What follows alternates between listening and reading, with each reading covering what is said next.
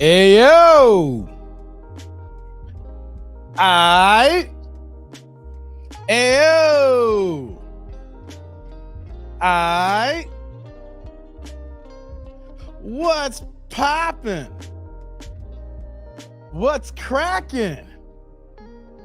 Did you miss me? Oh, snap! Where have I been for a couple of weeks? Oh! Y'all thought I was gone? You thought I wasn't gonna come back? What's happening, people? What's going on? Before we get this thing going, I know I've been gone for 2 weeks, but I'm back. And if you're wondering who I am, I'm that dude named Dave, aka TD&D. If y'all can hear me, I need to make sure because I haven't run any tests since I've been out of pocket. I need the ones in the chat. If y'all can hear me, drop the deuces. If you can't, Lego. I need my unos up. I need my ones up. I need my guns up. How y'all doing, guys? How y'all living? What's crack-a-lackin'? Did you miss me? Did you find somebody else to watch for 3 hours when I was dropping content? Did you go back and watch my old videos? Oh man, we're gonna get into it, guys. Don't worry. I'm not here for too much of the long stroke today. We here for the dick nanigans again. I know y'all miss me. I know y'all were craving this. You missed this environment. You miss your cheers where everybody knows your God Dizzle name. How about this, guys? We just hit go live.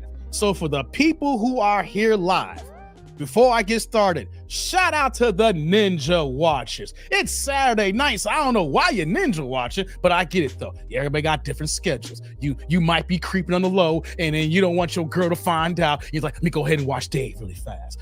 So I get it if you Ninja watch. I get it if you Ninja watching. Shout out to the replay gang early. You couldn't make it live. You didn't know I was back. And then you see a thumbnail. It's like, damn, Dave came on a primetime Saturday night. Let me go ahead and click this link. So shout out to the Ninja watchers who ain't here. Shout out to the replay gang. But I need to holla at the people who is live with me right now. The tribe, the AIC, the Ain't-ish crew. We in the building. We in the hizzy here. So let me get to the top of the chat.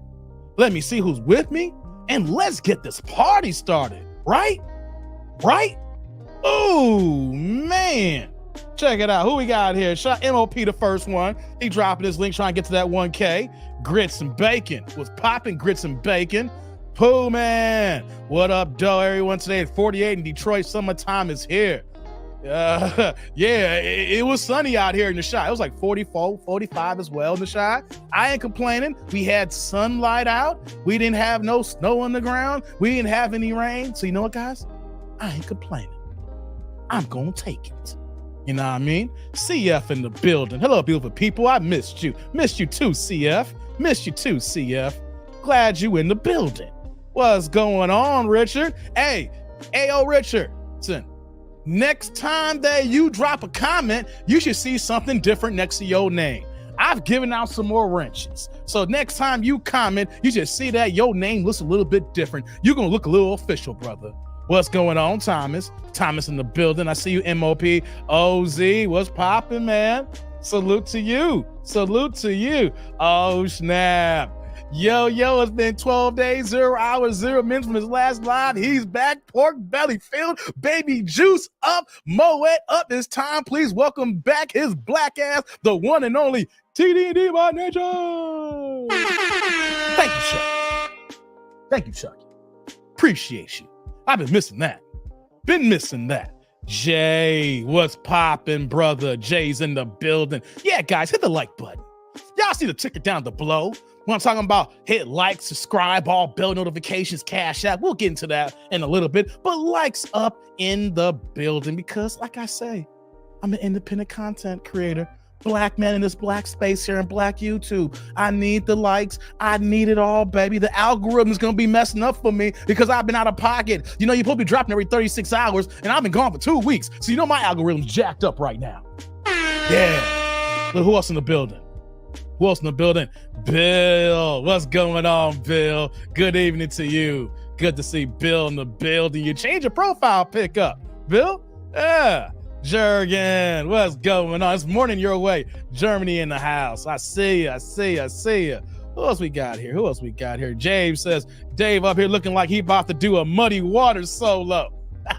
You know my original was a jazz musician, guys. I'm an artist. You may see me on the mic doing this YouTube stuff, but at the core, yeah, I know about Muddy. Boom, boom, boom. Oh, I'm feeling good. Pinball Rev Dave, I like that. Hey, Pinball, how you living? It's been a couple of weeks. How's that rehab? How you doing, brother? I hope you're getting better. Hope we ain't had no setbacks when I was gone. I hope you're back, baby. I hope you're getting back to what it is. You know what's going on. MOP said Dave came back with more gray. Hey, damn, y'all can see that? Lord have mercy. Man, I've been stressed. Hey, the grays are popping now, man. You can't, here's the thing, guys. You will not see no goddamn dark and lovely in this channel. I am not dyeing my hair. Y'all gonna see the full grays popping. I ain't afraid to showcase my maturation, you know, my growth, okay? So if there's more grays, god damn it, I'm gonna embrace these grays. Lord have mercy. Yeah, who else we got in the building? Kenneth, what's going on, Kenneth Jones? Thank you. I'm gonna tell y'all I've been gone for a second. I'll let y'all know. Let me see here. Yeah, I see the ones here. There we go. Yeah. I see them there. Yeah, what's going on, Thomas? Michael Goodwin, what's going on? I don't recognize the name, but welcome. Sydney Brown, what's going on? Thank you for having me back. You see the smile is radiating right now because I'm back, baby. You just don't know. What's going on, Peter? What's popping, Peter? Good to see Peter in the house. What's popping, brother? Yeah. Chucky's like, TD Films, not at all. We didn't miss you. We didn't miss your black ass. Stop playing, Chucky. You know you missed me. Stop playing. That's why you up in the middle of the night watching this right now. TD and D, you juicing again? I'm just getting back on the men, baby. I'm just getting back on the men. No juicing, just getting back. It's getting healthy, baby. Getting healthy. Who else we got in the building? Let's see here. Let's just see this going on. Terrence, what's going on? Dave went back to the J-Dubs for a week and said, shit. Hey, come on, Terrence, don't do that to me. The J-Dubs. Damn, man, you got me coughing over here right now. Don't do that to me, man. Why you do that to me, man? Chucky says, better get some Chicago L. Stop it, man. Stop it. Oh, man. Let me see here. Who else we got here? Tampa AIC presents Got You on the Widescreen and Surround Sound. Thank you, Pinball. I like to be on the big screen. I think I'm meant for the big screen. Yeah. Thank you. I appreciate that. Let's see here. Hold on. Let's see here. Man, the comments coming in. I'm just going to get caught up here and we're going to get started. What you saying here, Sydney? My Super Bowl predictions, 49-30, Chiefs 24, Super Bowl MVP, Brandon Ayuk. I cannot wait until the Usher halftime show. It's the first time I said that since Prince performance in 07. You know what, though? I ain't mad at you, Sydney. I'm actually kind of looking forward to an Usher performance, man. I've seen Usher in concert 2 times. So he going to put on a good show, guys. He going to put on a good show. So I ain't mad at that. You know what I mean? Yeah, thank you, Peter. Hit the like button. Millennial, what's happening? What's happening? Yeah, you mostly ninja watching. It's all good. Lou, man, quit playing and get some what? Stop messing with me, Lou. You know, Dave, I'm proud to say I got cleared to return to work yesterday. My healing is excellent according to the doctors. Yeah, pinball. Pinball back, baby. I like that. Jay, your baby girl's 9th birthday? That's dope, Kenneth. That's dope. You know, it was my mom's birthday this week while I was sick, man. My mom turned 81 this week, guys. Yeah, it's a blessing to still have my mom here for everything I got going on, man. Shout out to all the February birthdays. Shout out to the February birthdays out there. Salute to your 9-year-old, man. That's what's up. Can we talk about how Sukiyana is a rapper but got offended being called a musician? I saw that clip. That was horrible, Jay. That was bad. You gonna call me a musician? She thought she was being called a magician. God dizzle, man. Guys, I've been saying this. I don't know if you caught on to my innuendos, my logic, I have my own verbiage and things of that nature. I'm saying this for the record. I only deal in wisdom. Right, guys? We deal here in wisdom, not niggadom. Because we got black folks dealing in niggadom. And I'm only here for the wisdom. Let's get it popping, man. Yeah, we might have to bring that up in a little bit, man. MOP says, I heard you fought Microwave Head, Dave. I hope you won. Microwave Head? Nah. I'll tell you what happened to me, man. Hey, we need a Chicago L. Come on, man. Stop it, Shay. You always want to make me take L's, man. You know that. Illinois, too, since they want to separate it. Hey, come on, man. Okay, I see y'all, buddy. Let's see here. Yeah, no doubt, Kenneth. Yeah. Who else we got here in the building? Just getting all these here. Geez, she is something else. Musician. Man, we got niggas. God, can we just accept the fact that we're just dealing with niggas, more niggas than anything today? We're not dealing with black folks. We're not dealing with black men. We're not dealing with black women. We're not dealing with black girls. We're not dealing with black boys. We're not dealing with young black adults. Guys, we are dealing with niggas. And I'm gonna state this, and I don't give a damn who gets mad. I'm tired of niggas. But I'm here for my black people. I'm as pro-black can be. I am down for whatever. But you know what I'm not gonna be down for? For nigga talk, niggadom, niggadometry, whatever's nigga, y'all can keep that somewhere else. If you part of the nigga clan, keep that nigga clan somewhere else here. I'm telling you this since I've been gone for several weeks, and I'm stating this in the beginning. If you a nigga, get the hell out of my chat. Get the hell out of my live stream. Unsubscribe for me right now. Did you guys seen Bamboozled, right? That Spike Lee movie? And do you remember there was a scene when they were getting the show together with Mantan, and I forgot the one guy, he passed away. I forgot the actor's name, but he was like the host of the show with that minstrel show. And one of the things that got him the gig in that movie when he said, "Niggas is a beautiful thing." Remember that, guys? He was like, "Niggas is a beautiful thing. Niggas is a beautiful thing." No, that was a play on words. Basically, if you remember that movie, talk about nigga's a beautiful thing, it's basically saying like ignorance is bliss. And I'm not in that bliss. I'm not ignorant. Nigga is not a beautiful thing. Fuck you niggas. Video just got demonetized now. So I'ma need the super chat, super thanks, super stickers, and the cash app ticket below. I'm done with niggas. And if you a nigga, stay the fuck away. All right, I'm gonna get back to that in a second, guys. What's going on, Arvin? Good to see you back too. Yeah, talking about microwave head. My hair is long, guys. Talking about microwave head. How do you get microwave head when you got locks that come down to your shoulders with the lusciousness I got here? Man, let's see here. It says, we took a big hit out that day with her. And we ain't took no hits. She a nigga. MOP, we didn't take no hits with niggas. If you a black man, she is not a black woman. She is a nigga. So we don't deal in niggadom. So I don't need you guys saying, oh, she's bringing the community down. No, she's fucking it up for niggas. We're gonna be back on that. Let's see. Hey, shout out the Squeegee Kid being the first to come in with the $9.99 $10 holla, turn the chat colors here. Guys, I love it when you turn the chat colors here. And let's read this first super to be back, man. It feels good. Blessed salute to you, TDND, and welcome back, TND Kendra 2024. Hey, man, that's what's up, Squeegee Kid. Squeegee Kid in the building. Hey, brother, salute. Thank you for the holla. Thank you. Right back at you, man. I appreciate you, man. Ooh. I've been gone for too long, man. I've been gone for too long. Let me do this here. I got to cut the music, guys. We're about to get started now.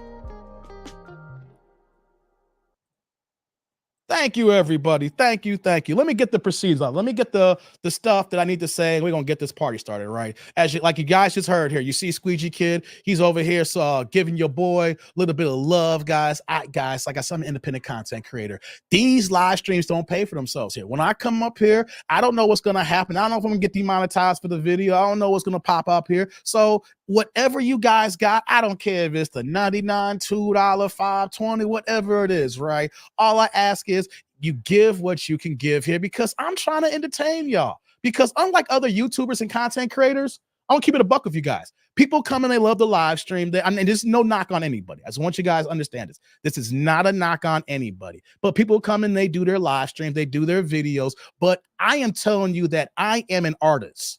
I am a creative. I'm an entertainer. And the thing is, I don't just come up here just to talk to y'all and we're gonna do it, have a good time. I actually curate an entertaining show along with education, things of that nature. You know what KRS-One said back in the day? What's that one album called? Edutainment with Boogie Down Productions. I am considering myself edutainment. So there's a lot that goes on with these live streams. So pour in, drop the holla, and if you are dead ass broke and you can't drop the holla, you can at least press the goddamn like button. That's how the game goes here, baby. Likes up, likes and supers or cash apps. Okay, baby? Thank you, Squeegee. I appreciate you, man. I appreciate you. Let me see who else here. Lou, a Chicago legend. Why doesn't Dave have his picture in the background? He somehow have my picture in the background. What, this background? Why would I have my own picture in my own background?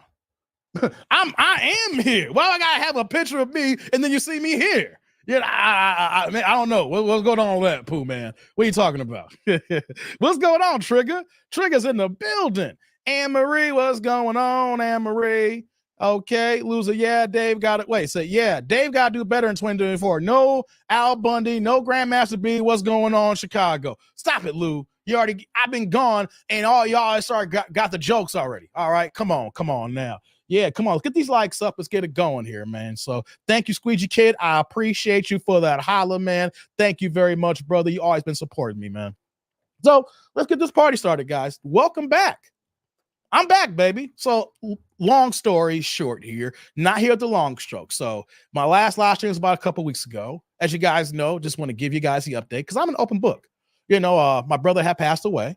So we had his funeral a couple of weeks ago. And after the funeral, I did a live stream, and then everything just happened at one time. My whole family got goddamn sick, guys. My mom's was sick.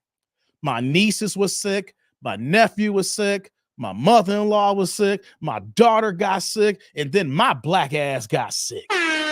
Oh, man, like it hit me right after the last live stream, guys. As soon as I got off the air, I hit end stream. And you know how you feel it and you're like, dang, I'm not sick, but I feel something coming on. And I jumped on it right away. Man, that was it. Cancel Christmas, baby. I was done. So just guys know that every time that if I've taken long extended breaks, it's because I got sick. You know, so I was down and out for a whole week. And I thought I was gonna be back earlier this week. But then next thing you know, like I'm basically Uncle Daddy right now. Like I said, my brother passed away. So with my brother passing away, I cannot make up for my nieces and my nephew losing their dad, but I'm kind of I'm in this hybrid changing status in my life here where I got my own family, but I'm also being there for my niece and my nephew. So I have like a new title. It's like Uncle Daddy. I'm the uncle trying to do daddy stuff here, trying to do the best I can because, you know, that's family's family. I'm not turning my back on my niece and my nephews. They're young, they're good kids, and I'm being there for them as best as possible, right? So after my live stream, then like I thought I was gonna be back early this week. Then my niece, she got sick, and then the nurse had called me saying, "Hey, you know, your niece is sick. Can you pick her up?" I'm like, "Yeah, I picked her up." So I picked her up and came to find out that she had COVID. So I made sure I got tested and I didn't have COVID, but then next you know, I got a goddamn stomach flu. Luckily enough, though, I do intermittent fasting, so I had no food in my system. As soon as I knew it right away, I was like, damn it, I can't eat for 2 days. So then I had to get through the stomach flu. After I got past my regular flu, then next you know, like my voice was in and out, things of that nature. So then I was like, let me just wait a few more days because I got to be honest. When I do these live stream, guys, I pour a lot into this here. I'm not just some guy in the mic saying, okay, let's go ahead and watch these videos. Oh my God, and then that's it. No, I pour a lot into the game, baby. So, I want to make sure I'm back and I'm back and I'm back. So I'm glad that I'm here, guys. And I know you guys miss me. So I appreciate, you guys, waiting around for me, and we back and we going to get this party started. You know what I mean? Let me see what you're saying here. Pooh Man says Al Bundy, 4 TDs in one game. Hell yeah, man. I did score 4 touchdowns in one game. Hooters. Shout out to Al Bundy, man. Yeah, Squeegee, you day one, man. You my day one, man. No doubt. I appreciate you, man. And thank you for saying hitting the like button. Monthly memberships are available on the desktop. That's right. Chucky says, feeling okay with your black ass now, Dave? Yeah, I am feeling okay with my black ass now, Chucky. I am feeling a lot better, And real fast here, before we go ahead and get to the dignanigans, right? I needed these 2 weeks off. I don't know if anybody ever told you guys this, right? But sometimes you gotta sit down so that you can reevaluate things in your life, so that you can see where things are going, and then make the proper changes so that you can do what you want to do, or not even really major change, or just updates, right? And this was a combination of me being sick and grieving at the same time. I'm just gonna be honest, have an open conversation real fast, because my brother, it's been a lot the last several years. I lost my father, I lost my best friend, and then I lost my brother, all within this short period of time here. And when you lose 3 people so close to you, where that, at any time, I could send a text message and have a text message conversation, or I can get on the phone and have a conversation, or if my pops, he was my golfing partner, so I spent so much time. So there is 3 major connections in my life that's been severed, and I cannot talk to those people, communicate with those people ever again. So you add the fact that I'm sick, you add the fact that, you're going through this process, and then there's changes in life, because the only thing constant in life is change. And then I couldn't do nothing but to sit in the bed and recuperate. So all I was left with was my thoughts and everything that's going on here, and what I need to do moving forward, not just on YouTube, but in life in general. And I needed this. I needed to sit my black ass down so that I can get some stuff together, so I can go and move what I want to do here. So, we here now, we back, and I'm happy to be back in the building, guys. And hold on, what's me? Damn it, StreamYard's acting funky here. Let's see here. Give me 1 second. Oh, Eric Jordan, we got Skip Master in the building. Shout out to EJ. Shout out to EJ. All right, yeah, he brought his black ass in here, like everybody say. Salute to you. So got that out the way. I may talk about some other stuff later. Also, before I get into the show, you guys know, if you saw on my community post yesterday, community tab, I am a huge Power fan. I watched the whole series, right? OG Power, Power Ghost 2 with Tariq's punk ass, then we got Raising Kanan that just finished last night, and then we got Book 4 with Tommy. I watched all the shows. Then, of course, BMF. I'm a 50 Cent fan. I ain't gonna front, guys. I'm a 50. But what did I say to you goddamn Power fans as well, who was trying to call me out saying I didn't know what the hell I was talking about, guys? What did I tell you? I said, I forgot. I know I need to go back to that last live stream and see who I was talking to in the chat, because y'all owe me $100-something. I told you guys. I told you that Unique was not dead. Did not say that. Chucky says, funny thing is, never seen Power. You need to get on it, man. You need to get on it. I told you guys who's going to be watching me live, or for the ninja watchers, or the replay gang. Y'all are coming into the chat saying, Dave, he's dead. Stop it. It's over. There's no Unique. Joey Badass is doing his thing here. And what I tell you, I said Joey Badass ain't dead, aka Unique. Unique is not dead. And you know why I said that? Because in the Power universe, if you don't have a body, then you don't have a dead man. And I gave you guys the information of how the show works. In OG Power, 50 Cent's character, Kanan Stark, we thought that he was dead in season. We thought he was dead when he was fighting ghosts in that burning building. We thought he got his black ass fried to a fricassee. And what happened? He somehow got out the building, got the DC, and rehabbed a jukebox before he came back to New York and wreaked havoc with Ghost and the whole clan. So that was the first comeback to life, right? Then now we got to add the fact that we go to Power Book 2, Lauren, one of Tariq's love interests. Man, we thought she was dead when Effie, knocked her ass out, put it in the car, and threw her ass in the river. But somehow someone found the car going to the river and got her ass out before she suffocated and drowned. That was the second death, right? We thought Tommy was dead at one time. And it was, I think that was actually in book 2 as well. We thought Tommy was dead. But you know what, though? Tommy faked his death, relocated to Chicago. Now we got the 4 spinoff series, right? Come on now. Come on. I think I'm missing one more person. Wait, I talked about Tommy. We talked about Lauren. We talked about Katie. Oh, yeah, and now Unique. I told you when Unique got hit in the head with them crowbars, I know several times. Here was the problem, though. Ronnie dropped his ass off into a ditch somewhere and didn't confirm death. We just saw Unique just laid out in the woods, and it's like, that's it. That was it. Man, what's going on, Sensei? Yes, it is me. I'm here. What's going on, Mine? Good to see you, man. Good to see you. So, I'm not staying on this long here. For the people who watch Power, y'all owe me a goddamn apology. Okay? Y'all owe me an apology. I told y'all. He was like, no, Dave. Man, don't you guys know that I am a pop culture connoisseur? How come people could come in the chat and y'all can drop lyrics? I'm not even talking to y'all. Y'all could just name drop stuff here, and I'll go ahead and start dropping stuff off the top of the head here, right? I told you he was not dead. And you know what you saw before the season finale last night? You saw Unique, aka Breeze.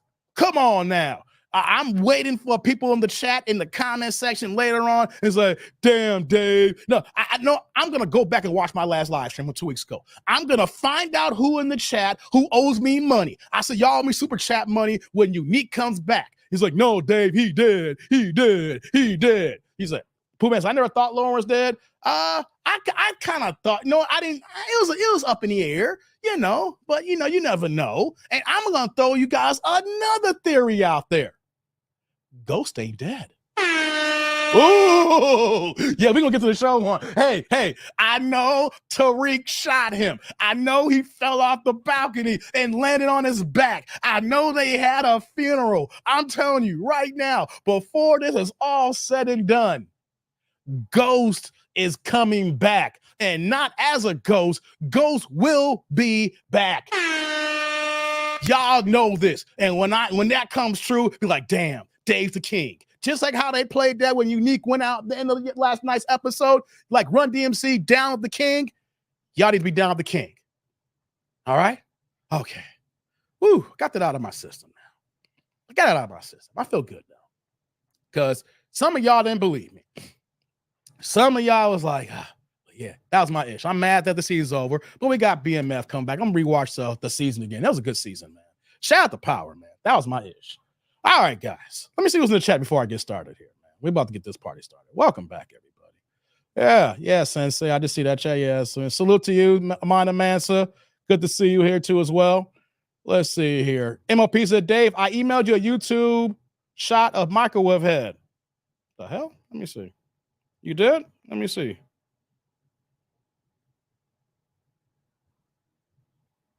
Let me see here.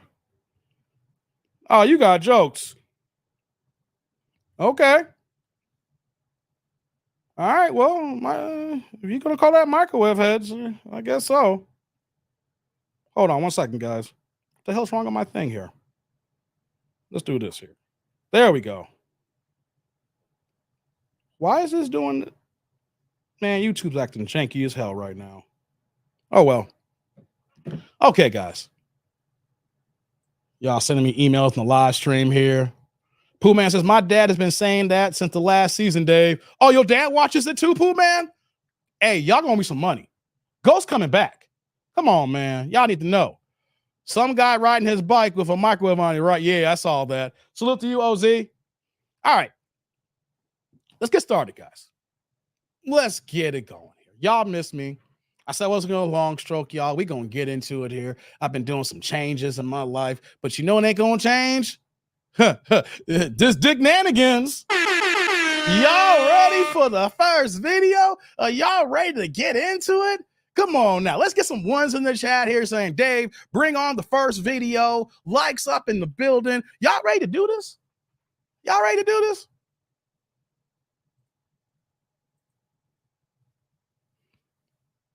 Just gonna wait. I need some more ones.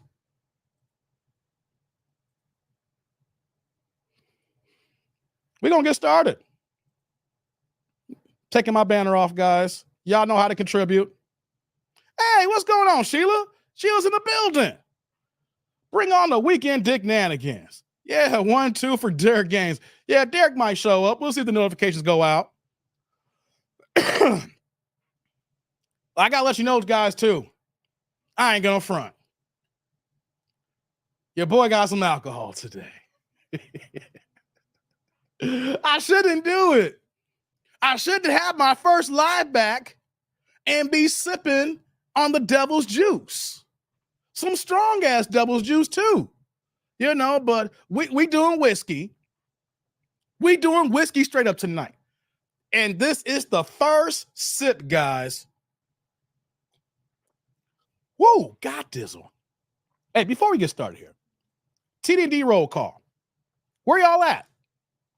City, state, zip, area code, rep where you from. You know where I'm at here. Chicagoland suburbs, 630 stand up. Where y'all at in the chat, guys? Let me get that going here for a second. I see Thomas is here from Maiden. I see you there, man. Man, it feels good to be back, man. It feels so good to be back. I know I be on the mic sometimes. I know I'm animated. I be loud as hell. You know, I be all over the place. You know, and me being sick and then grieving my brother, you know, and just doing all kinds of life stuff. Man, it's just changed the game. But when you back in your element, it makes you appreciate what you missed. You know what I'm saying? Bill, okay. What's it here? Sensei says, that's what I'm talking about, Dave. Pour up. Yeah. We do. Hey, guys, I shouldn't be doing this tonight. You guys know what happens when I get the liquor in my system. Ain't no telling. No, I'm not going to do no Jay-Z. But you know what I'm talking about here. That's right, Bill. I see you in Cali.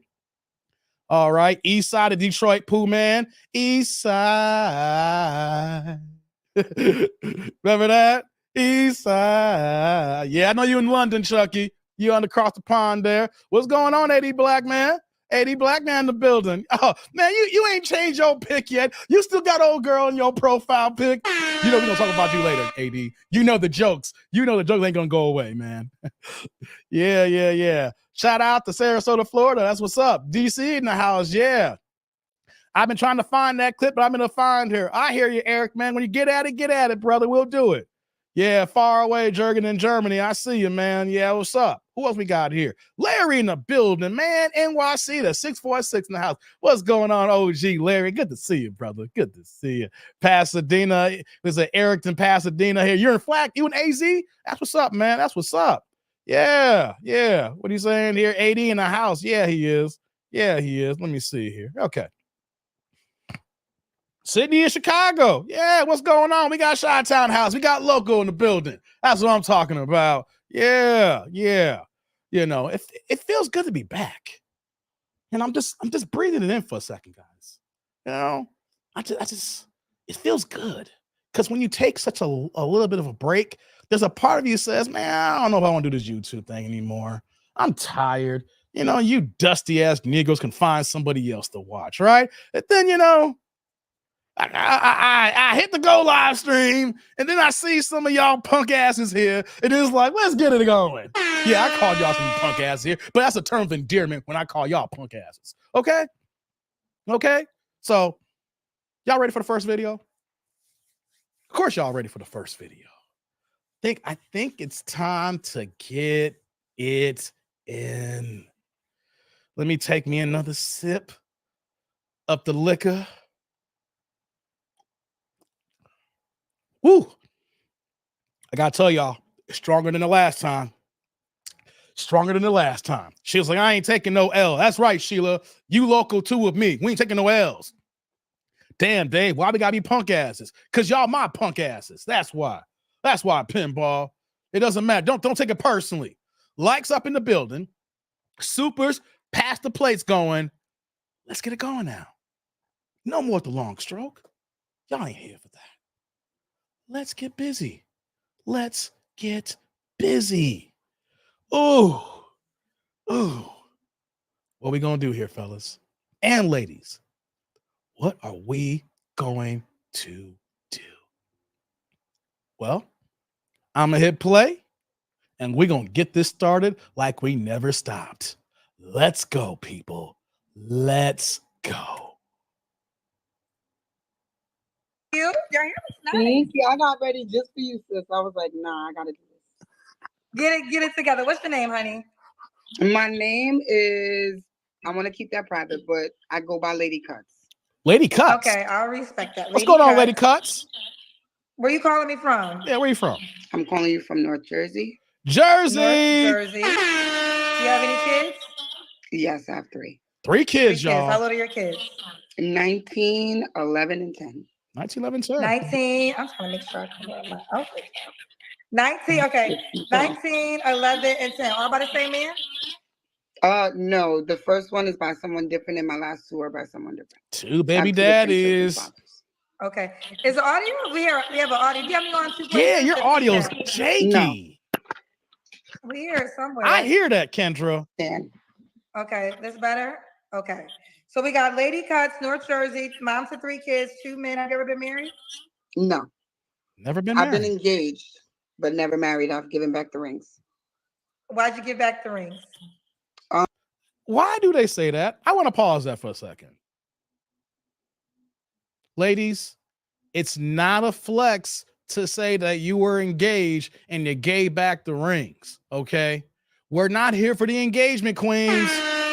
That's not a flex, ladies. Don't say, well, you know, I've been engaged 3 times. I've been engaged 4 times. I've been engaged 6 times. You know what that means?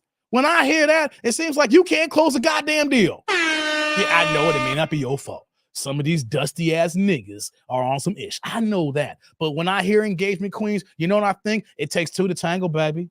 You know what I'm saying? So when I hear multiple engagements, you know what I hear? And guys, I want y'all to hear this too, that you can't lock down that man. Sometimes that man may be the problem. And sometimes too, you are the problem.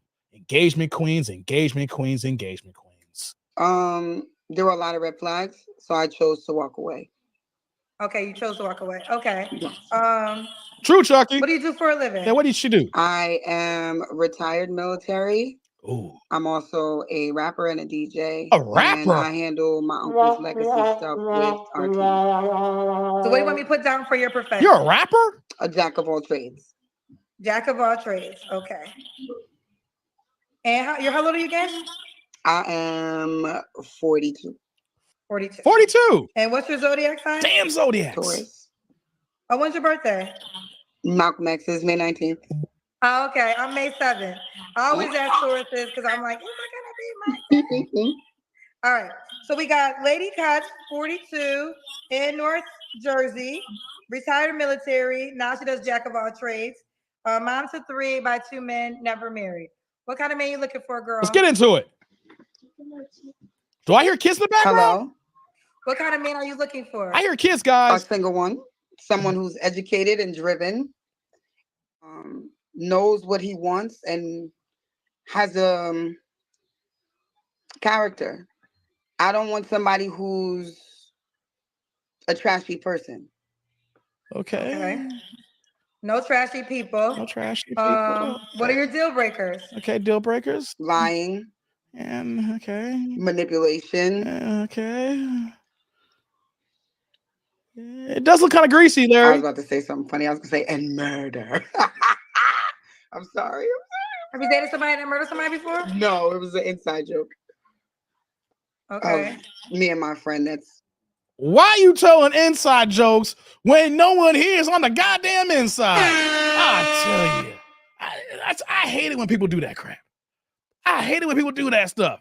What's popping, Derek? I was sick too, man. I hate it when people do that. Oh, it's an inside joke. I'm not on the inside. Keep your in. This is not just for her. This is for all y'all trash ass people, for all y'all punk asses in my AIC crew here, tribe members everywhere. I want y'all to know this here. You got me stuttering saying this here right now. I'm over here stuttering right now. You know we back now and I'm stuttering like this, right? If you got an inside joke, and no one is on there, everybody's on the outside, keep that shit to yourself. Oh, I'm cursing right now. I don't give a damn about monetization today. First day back, likes up in the building, supers, come on, baby, because we already know we getting demonetized today, because I don't give a damn on the first live back, baby. So you know what I'm saying? Guys, keep your inside jokes to the inside. When you come outside, I don't want to hear it. You over here laughing, saying, hee, inside joke, and we're over here like this. We ain't here for it. Keep your inside jokes to yourself. Watching the show. Hey, what's going on, Dank? Okay. Dank in the house. What about looks? We gotta look a certain way? Looks. I would like to be attracted to him, but no, I just want someone that's my height or, Your height. I'm 5'7.5". Oh, you ain't that. Okay. Okay. 5'7.5". What about money? We gotta make a certain amount of money? Here we go, guys. Money. Money. What we talking about? You don't care about money? Okay. He could be average? No. About money. No? Let's do the Kendra Cam, girl. Ooh, Kendra Cam. Let's get it going, guys. Wait, hold on. Big box. I don't know she if working? You can see. Whoa. This is Derek all day. Damn. Hey, Derek, this is I you. have to understand. Hold on. God damn. Let me put you back on the stand. Hey, Derek, where you at? This is all you, Derek. I always saw really nervous. I've been watching this show for a minute. They tore my. Ooh, what happened to her? We lost her. What happened? Lady Cuts, what happened now, girl? God damn it. And. What? Oh, there she is. Hello? There she is. Hello? Can you hear me? Yes. Okay. All right, come They on. tore my friend Rel up the other day, so I'm like, I gotta redeem us. You gotta redeem yourself? We gotta see your legs, honey. Damn. Hold on. Did the milk go bad? Ooh. Oh. Yo. My pause game is impeccable. Is that a black woman or is that a goddamn walrus? Guys, this angle is not flattering towards here. Look at Kendra's face. Let me make my box smaller so you can see Kendra's reaction. Look at that small box with that dude. Look at Kendra's face and look at that side angle, guys. We have just found us a walrus. God damn. Ooh, Derek, do you still want this? Booty. We're not seeing your legs, we're seeing your booty. You gotta bring the camera so we can see your legs. Better camera view, baby. Better camera view. Keep everything private. Hold on one second. I'm trying to keep things private. Private, girl, you caught a nation international. I know. Hold this. I got something to say when I pause, guys. Give me 1 second. Let's see if she get this camera down. I got something to say. This is a perfect example of what I'm gonna talk about. Okay, we see you, leopard. Guys, let me make myself just a little bit bigger. Bigger box. Okay, guys. This is a classic case. When you see a woman like this, she has like a pretty face. She has a nice smile. She, you know what? When you look at the face, her symmetry, it's pretty. I'm not saying she's fine, but she ain't butt ass ugly. But she is the type of woman that if you're doing online dating, she does not show you a full picture. You may see the boobs and that's it. You ain't gonna see the stomach. You ain't gonna see the legs. You ain't gonna see a full shot. All you see is head shot and head to booby shot. And you know why? Because when women like this are goddamn overweight like this, they're not gonna show you that they 262 pounds. No, they're gonna show you that they got a pretty face. They know they got a pretty face. But you know what though? They hiding all the rest of it until you see them in person. Fellas, this is what I'm gonna tell you. A lot of y'all do online dating. Nothing wrong with that. People ain't going out no more. You can't find women in the bars. It's hard to meet people, out in the street, things of that nature. So if you see an online dating profile and she got a cute face, just like her here, I know it's unbelievable. She weaving and sandling up. But when you just see the face in that there, you know that she is goddamn fat, guys. You know that she's at least 125 pounds overweight. So let this video be an example when you just see the face and then when you see the whole body, like, oh yeah, no wonder we see a headshot of you. Because if we saw the whole thing, we would say, goddamn, man. Goddamn. Let's continue. You was going out tonight. No, I put this on for you. I was in class today, so I'm a full-time college student as well. I did things backwards. I went Girl, into the you're all over the military. place. I know. Is it okay to focus on one thing or two instead of 7? Kendra on her As far case. as jobs, Yes. I know. So, long story short, I was a DJ. I'm the first female DJ of the Capital District of Albany. And at 26, I decided that I wanted to do something worthwhile besides just DJing and make sure I have something to fall back on. So I joined the military. Once I got home from Iraq, I went back into music and I decided that I wanted to go to college. You know, you have those things on your list that you want to check off, that you want to accomplish No, in life. I get that.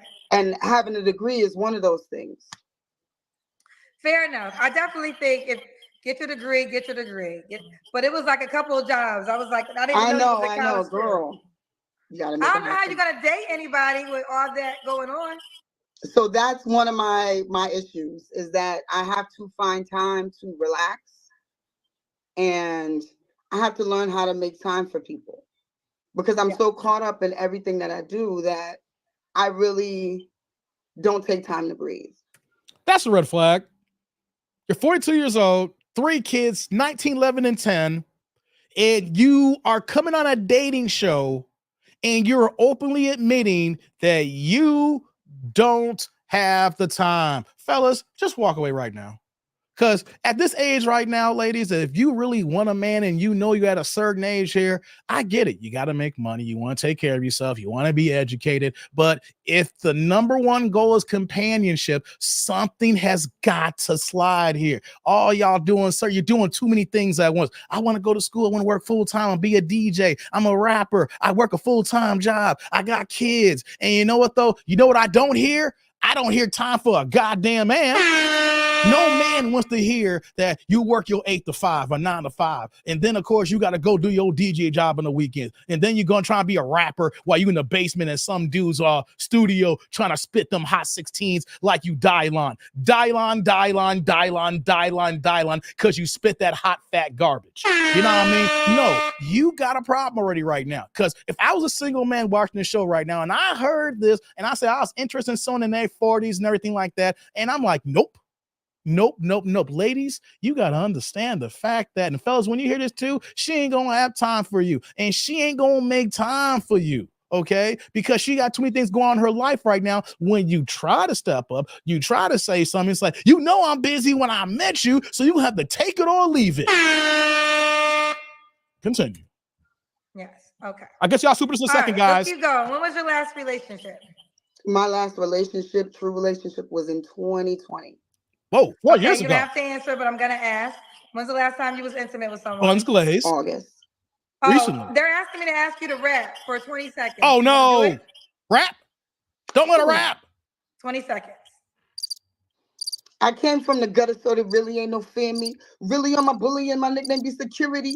I was on the ones and twos and had Giuseppe's on my feet. Now I rock some Picator, this shit becoming clear to me. Can't be with them silly bros, I need them hoes killing me. Focus on the finish line so I don't have a sanity. On my Rockefeller shit, and once it's done, then you gon' weep. Did it on my own with nothing, cocky roads of roses me. Off the rip, I'm taking mine, and I don't take no losses. Be Harlem is the borough, but that east side, it be calling me. Why they rhyme my mouth, be feeling trying to get a Grammy. We about to hit the very top to try and be a friend, and shit became irrelevant. Once you start to think of leap, I don't need a fancy chain, cause I am the dynasty. Put the bet up on myself, kind of like the Phantom Beat. Okay, girl. You get the point. Okay. I'm actually on a song called.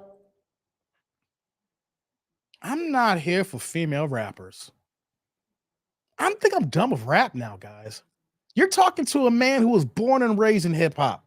I always like to say that I'm the backpacker who grew up. And I gotta say something. I think I'm done with rap. I think I'm done with this music genre. I can honestly say now the current state of music of hip hop and rap music is one of the biggest things that is destroying our community. And I never thought in a million years that you would hear a hip hop head like myself, the backpacker from back in the day, would say that the music genre that is created in America, it is an American art form. You don't get no more American, you don't get no more US than hip hop rap music. And you know what I'm saying right now to you guys? When I hear a woman like this trying to spit a hot 16, that hip hop is destroying our community. I'm saying it. I am saying it. Fuck hip hop. Hip hop is destroying our young people because they don't even see the way hip hop how it's originated. The cornerstones of it, the originators, what we had as far as the culture. Now we got women spitting bars like, yeah, you know, I got this. I jump hot on dicks, and then I get my gat and I go shoot you down and get you with the blicky and shit. Like, I don't want to hear no women talking about getting the blicky out or talking about she riding the dick hardcore while she got a hardcore gruff voice like, huh, wuh. Like you a mix between Jada Kiss and Biggie Small. Lord have mercy, man. Let's get back to the video, man. What's going on, Trust? I guess y'all in a second. Let's get back to the video. Rolling 200 Deep by my late Uncle K Slay. Okay. Okay, girl. I can hear you. All right, boo. All right, so let's keep going. So, okay, we got the rap. Nickelback forever. I'm down with Nickelback. When was the last time you was intimate with someone? You don't have to answer. She already answered it. August. She said August. that. Okay, I did ask you that. What are 3 flaws you have to work on in a relationship? I have to work on making time for not only myself, but my partner. You ain't got no time. Okay. Like downtime, no phone, no TV, no nothing. I have to learn how to not be so driven. What? To force somebody else to be driven. I have to let them be them and not try and push them to be greater and understand that some people can be comfortable where they're at. You one of those. And I gotta stop being so helpful because not every man wants a woman to help him. Let me stop this here. You ask, you know what though? I'm gonna say this here. I can appreciate Kendra for asking this question because you know we're finding out, family, tribe, that we are seeing women don't even know a goddamn thing what men want, just in general, what people want. You're too driven. No, you're too goddamn bossy is what it is. You go around and you date Pookies and Ray Rays. You mess around with Dusty Darrells. You mess around with hobosexuals, people who need a goddamn couch to sleep on. And you're like, I'm too driven. I'm trying to make them do better for themselves. No, you choose bad. You choose Pookie. And then you want to get on Pookie's ass to do better. But when you met Pookie, Pookie was never going to do better. That's got nothing to do about you being too driven. That's about you don't have the wherewithal to pick the right people in your life. Okay, ain't about you being too driven. You pick the wrong guys here who are lazy, who are no good, who are bums, who are niggas. That's your problem. You choose niggas and you want to elevate a nigga to a black man. I'm going to start saying this going forward here, family. Women's problem is they love niggas and they want to change them to a black man. Here's the problem. Pookie ain't gonna change. Pookie ain't gonna change. That's your problem. You love Pookie. You love you some Pookie. Every man wants a woman to help him, really? Not in a sense of dotting I's and crossing T's. Some people just want to handle things themselves. Okay. Not everybody's going to want someone to help them and walk them through that. I know there are people out there that do, but not everybody does. And I've encountered people who didn't want that. Okay. What's going on, quality guy? So why would a guy be lucky to be with you? I'm kind. I'm loving. I have a very good sense of humor. I am a caretaker. I'm educated. I'm understanding. And I'm a hell of a cook. She's a hella cook. Okay. And what's the age range you would date? You're 42. Leroy. I would say 40 to 45. And should he be in North Jersey? 5-hour flights distance. Okay, God. 5-hour flight difference. All right, boo, we gotta do it. We gotta go. How can the guy reach out to you? You can hit me up on any platform under LADIKUTZ if you're interested. You got it, guys. Lady Cut. And just be open. And honest. Honesty is key with me. A small lie means you can tell a big one. Got you. All right, baby girl. Keep me posted how it goes, honey. I will. Thank you. No problem. Bye, have a good one, love. Shout out to everybody. First video out the way, guys. First video out the way. Give me 1 second here, guys. Let me do this. There we go. All right.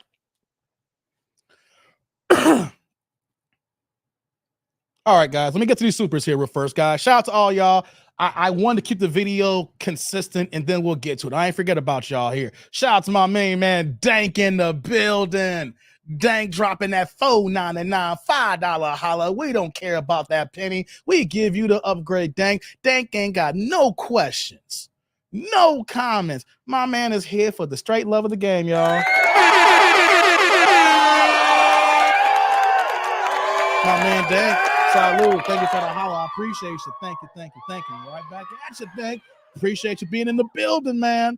Let's see here. We're going to get these out the way, baby. I appreciate you, Dank, man. Thank you. I like the green in the chat here. Keep these plates passing, guys, because you guys are in the church of TDND on a Saturday night. You got me prime time now. We ain't early. We ain't midday. We in the evening, baby. That's what we got going on here. I'm trying to bunch these up together, guys, so they're going to be a little bit out of order here. Shout out to my man, Mark, in the building. What's going on, Mark the Guardian? Good to see you, my main man, dropping that blue plate in the chat with the $2 holla.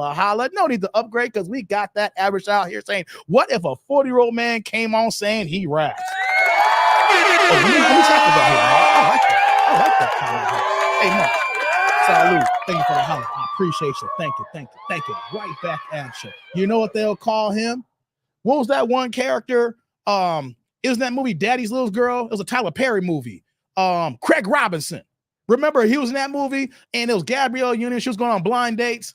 And the dude talking about he wanted to be a rapper. And she was like, yeah, how old are you? 40, shorty. And she was like, you're a 40-year-old rapper? Man, anytime you hear a 40-year-old black man, any man in your old ass age, and he ain't even got a deal, he ain't had no singles yet, he wasn't popping, he trying to get on. You know what we'll call him, Mark? We'll call him a goddamn loser. That's what we'll call him, Mark. We'll call him a goddamn loser.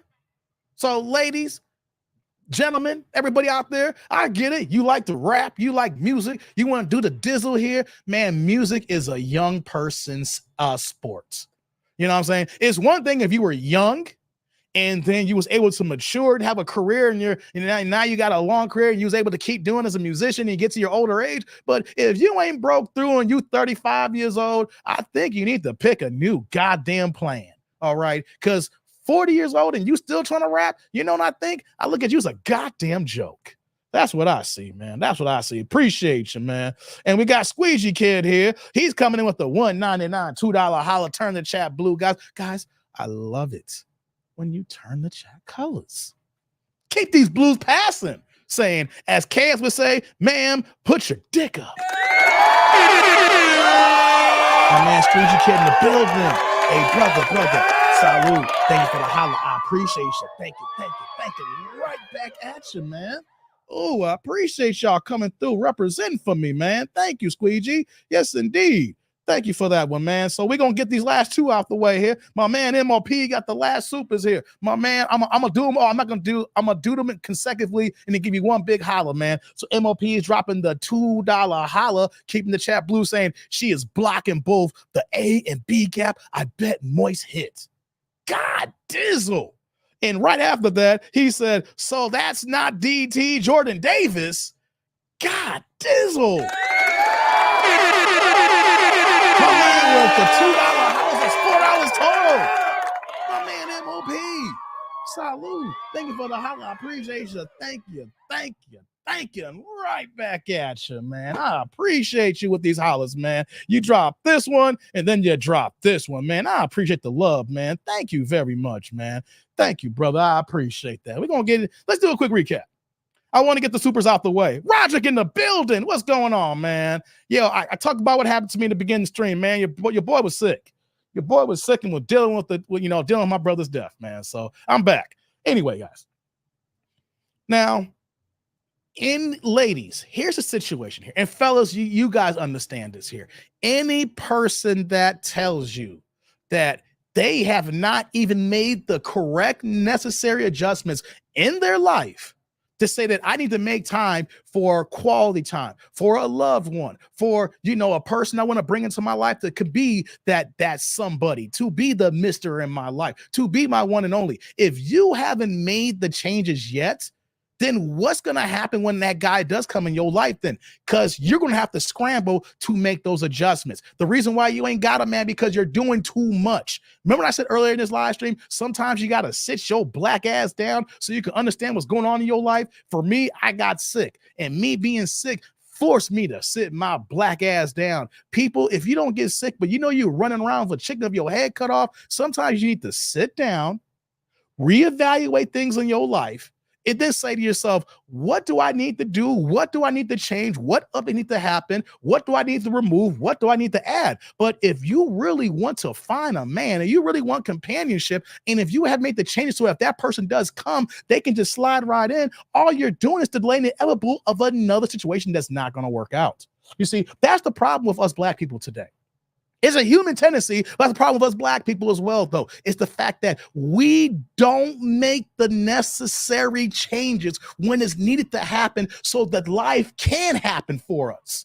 If we're not going ahead and being responsible adults and saying, here's what I need to do with X, here's what I need to do with Y, and here's what I need to do with Z. You just can't say, I want these things and things going to happen, and you're not making necessary change because in the past, the way that you was moving was not allowing you to adhere these blessings. So if you guys going to be out here, just keep doing what you're going to do in here, you're going to keep getting the same old damn results. Come on now. Come on. Chucky says, you're surprised EJ didn't skip? Nah, EJ's going to wait for that. EJ ain't going to drop the first skip, man. EJ respects the platform. You know what I mean? He respects the platform. He ain't gonna do the first one, but I guarantee you though, if EJ sees something he don't like, it's gonna be on and popping, and he gonna do his thing, man. What you saying here, Lou? Her IG is weird, like blue cheese pizza. Blue cheese pizza? Ugh. Who put blue cheese on their pizza, Lou?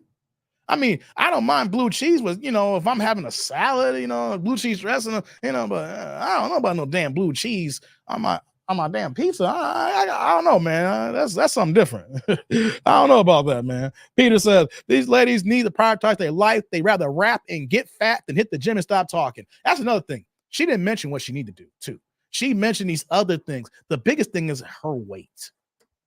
Man, ladies, if you are overweight, if you are obese, if you know not the size you are, then you know that you're setting yourself back for the guy you may want here. And y'all keep thinking, well, black men love big girls. No, pookies and niggas love fat women. I'm going to put that out there for y'all. Here's the thing, ladies. Pookies and niggas love overweight fat women. Black men want their women in decent shape so they know that they'll live to at least their 70s. We ain't trying to have a woman that's going to have high blood pressures and then going to be on a whole bunch of medication and is going to have a heart attack and die us at 58 years old, okay? We don't want high blood pressures. So ladies, you need to understand, come on, men love the pushing. They love the cushion. No, niggas love the cushion. Y'all ready for the next video? What's going on, Vince? What's going on? What are you saying here? Don't ever try to come between a man and his mother. Just be quiet. Oh, what the hell is going on in the chat, man?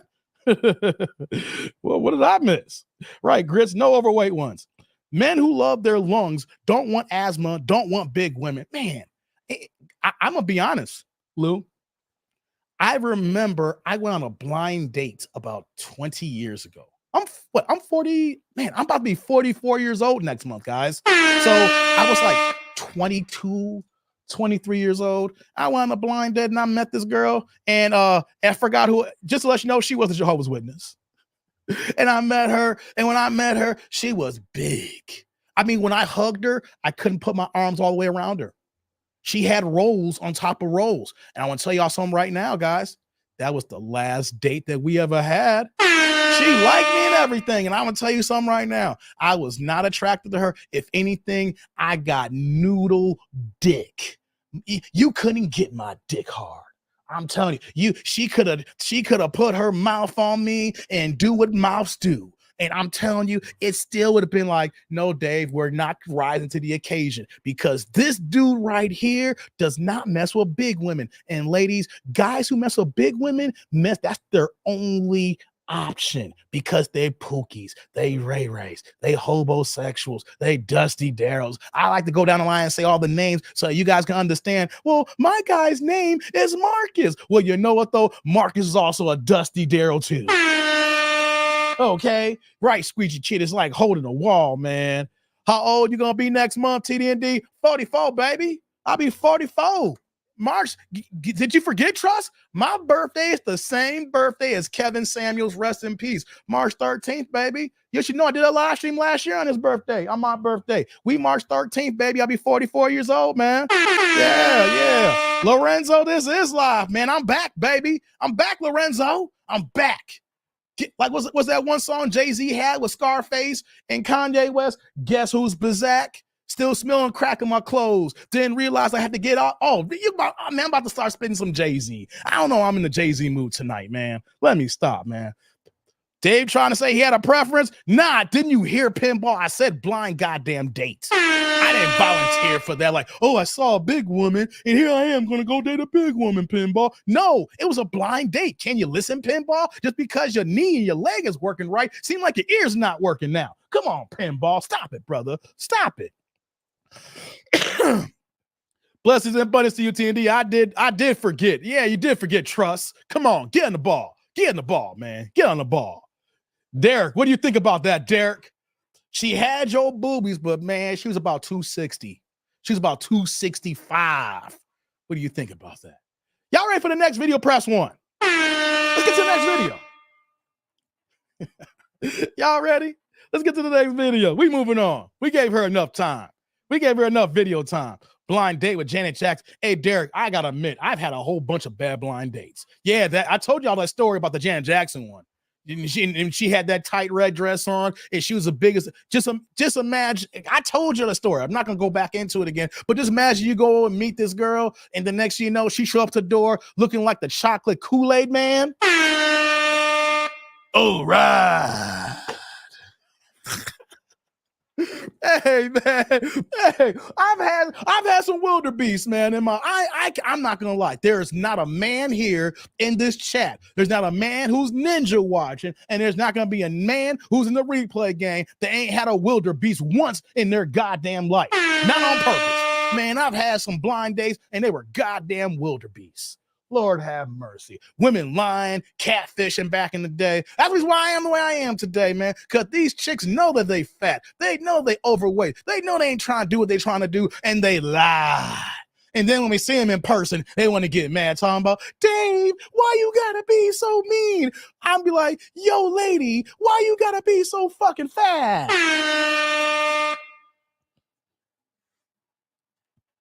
What's going on, Shantae? Shantae's in the building. Right, Squidgy Kid. Kool-Aid. Oh, yeah. Think about a girl that's 5'1", that's about a good 218 pounds, that was dark as Biggie Smalls, wearing a tight-ass maxi dress, hugging the curves, and you're seeing the rolls and things of that nature. And all she needed was a Kool-Aid smile to say, oh, yeah. That's what I dealt with. And I see that I'm giving y'all the truth of my shortcomings. I didn't hit, thank God. I couldn't hit if I wanted to. Y'all ready for the next video? Larry's like, Dave's going with his Al Bundy reference. I love me some Al Bundy, man. Al Bundy's the GOAT. Y'all need to put some respect on Al Bundy's name. Man sold shoes for 20 years and was able to afford that house in the northern suburbs of Chicago. I don't know how he was making that money at that shoe store, but damn it, salute to the G, the OG Al Bundy. You know what I mean? Thank you, Lorenzo. I had some hippos in my day when I was broke with a Jerry curl. See, Lorenzo can own his L's. How come y'all can't? I own my L's. Everybody, one of us here has owned the L. All of us have some wildebeest in our life. All of us have some chicks who are like, you know what? You don't want to be seen in public with her. You had a chick in your life, guys, where you didn't want your boys to see. You're like, and your boys see it, you be like, hey, come on, man. I'm just trying to get in where I fit in. What do you mean trying to get in where you fit in? Just leave me alone. Like Michael Jackson say, leave me alone. That's how it be sometimes. Hey, let's get to the next video, guys. That's right. 4 touchdowns in a single game. Shout out to he's the Don. Al Bundy's the Don, man. Shout out to Al Bundy, man. MOP says Lizzo put you on the payroll, Dave. Man, Lizzo couldn't put me on the payroll, man. Some guy like Dave, stop lying. If Lizzo came of all that money, you'd be on it. I'm like, nah. Guys, I have dated entertainers in my past. I have dated musicians, singers. I've dated some badass chicks back in the day who's in the music industry. If you saw who I messed with in the past back in the day, you'd be like, damn, there's no way Dave can mess with a goddamn Lizzo. I ain't gonna kiss and tell. I ain't gonna put their bitch on the street who I used to mess with. But just because before I was a YouTuber, you thought I was just a regular dude working IT, dude. Yeah, hey, I was that dude for real. Come on now. Nah, Larry, I ain't gonna do that. I ain't gonna do that to them. You gotta know me personally to get them pics, man. I want to hear more of Dave's fat girl stories. Stop it, Derek. Maybe later. But the fat stories only lasted one date. There was never a second date with these big chicks. There was never a second date. What's going on, Reggie? Reggie in the building. Okay, let me see here. Yeah, hey, what's going on? Chris is cracking up here, man. Let's get to the next video, guys. Y'all ready? Y'all ready? As I'm sipping this whiskey here, it's kicking in, guys. It's kicking in. Woo. It was not Angie Stone. And you know what? My wife would have jokes if I mess around with Angie Stone. Because she'd be cracking jokes, man. I couldn't fuck around no damn Angie Stone. My wife would be on my ass for days. Yeah, ain't no sunshine. Hey, come on now. Man, my lady would kick my ass. Like, Dave, you mess around with Angie Stone? She'll have jokes. She'll have jokes for days. Well, you know what, though? If you want to get on Angie Stone, get on D'Angelo. He made a baby with her. Shout out to D'Angelo. Okay, guys. Let me see here. Let's do this next video. Y'all ready? Let's do it. Next video. Likes up in the building, guys. Supers. Double check, make sure I ain't got no cash apps coming in. All right, guys. Let's do it. Next video, guys. I tell you, we ain't messing around today, baby. We an hour in the game, baby. Hope y'all enjoying yourselves on this Saturday night, man. It feels weird to be, late night like this, but I like it. I actually appreciate being later right now. I'm so used to doing early stuff. Man, I like being prime time with y'all. Ain't nothing really on TV right now anyway. Rock with me. Y'all ready? Let's do this next one. Let's go, baby. Let's go. Are you in the hospital? The hell's wrong? No, I'm in my bedroom lying down sleeping. I was just trying. My name is Judy K. Ramos. How are you, Sandra? What the hell she say? Okay. Did you hear that? Sandra. Who are you? I'm speaking to you. Who you? My name's not Sandra. So what is your name? Kendra. Okay, Kendra, how are you? Oh, okay. Girl, I'm hosting a damn show. Are you trying to find a man while you lay down in the bed in the dark? What you want me to do with this? God damn, Kendra. Okay, maybe I can put the light. If you want to be. We got Demon Kendra coming out here. How are you? I actually like it when Kendra gets pissed in off. The bed, child, with no lights on. Don't know my name, but it's all good. It's okay. What's your name? Is Julie? My name is Judy K. Ramos. Julie, where you calling me from, love? I'm calling from the Netherlands. Where? Netherlands. Do you have any Netherlands? kids? Yes. How many kids you got? How many kids, honey? I have 6. 6? Yeah, you gave birth to 6 people. Yeah, 6 children. Okay, how old are your 6 kids? One is 35, one is 24, one is 27, one is 30, one is 17. Wait, hold on. Her connection you gotta sucks. speak clearly. How old are your children? Speak clearly. 35. 24. What the hell is she saying? 33. 33 or 23? 31. What? You got some old ass. 25. What? That's 17. What? I forgot to ask you, how old are you, Julie? Yeah, how old are you? I'm 52. Oh, you Okay, okay? look You in younger your than 50s. 52. Are all your 6 children by the same man? No. How many men? How many? How many? It's personal to myself. I cannot say because I do not want to be so What? much emotional. What the fuck? Well, you have to answer the question. It's not Are you a serious? question you can't answer. You better answer this damn question. No, it's something that I cannot answer because I don't want to be more traumatized. What? Okay, well, do you want us to hang up right now? If you want me to, I mean, it's up to you. I mean, you have to answer the question. If you don't want to answer, I respect that, but you do have to answer it. So if you, in order to proceed. Tell So us how I many totally baby daddies respect you got. If you don't want to, Stop but if you lying. want to proceed, you have to answer. How many niggas you dealt with? okay, I try. The What is fuck? that? What? What are you saying you want to do? What? You asked me a question. If all of my children from the same father, I said no. No.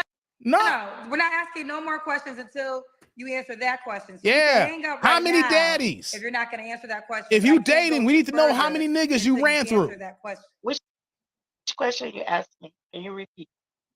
How many baby daddies do you have? You know the question. 6. Okay. Have you ever been married? What? Whoa, whoa, whoa, No. whoa, whoa, whoa. Whoa. 6 baby daddies.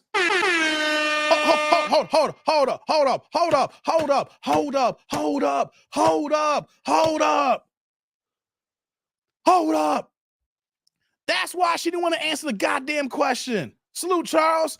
That's why she didn't want to answer the question. She got 6 kids by 6 different men. You fucked up your life, and then you want to hide it from people. You got to own that, ladies. If you gonna mess around with me raw dogging these pookies and then give them a baby every time, and then whatever happens, y'all don't work out, and you get with the next Negro, he's not even a Negro, the next nigga, and then you raw dog him, and then you bust it down like that. Nah, you can't hide that. Boy, I tell you, 6 for 6, right, man, Peter? 6 baby daddies, yeah. Trust 152 behavior. I feel she's trolling, sis, Chucky. Hey, if she's trolling, it's not a good troll. See, let me add this here. Even when you're trolling, this ain't even the best look of trolling. You look like a goddamn fool. Ladies, 6 baby daddies, and you want the next Negro to be number 7? You've already found your man. Double back and find one of those 6 men who got you knocked up, and try to lock that down. Why try to bring someone else in this goddamn mess, man? Imagine this is a guy here. He said he had 6 kids by 6 different women. No. What do you do for a living? I'm a businesswoman. I'm a caterer. Okay. Do you believe in zodiac signs? Oh, damn zodiacs. Pardon me? Maybe not. Not everybody believes in zodiac signs in different countries. So let's get it. We got Julie, Netherlands, 6 children. I'm drinking on this, guys. By 6 men. She's a business. You own a business? Yeah.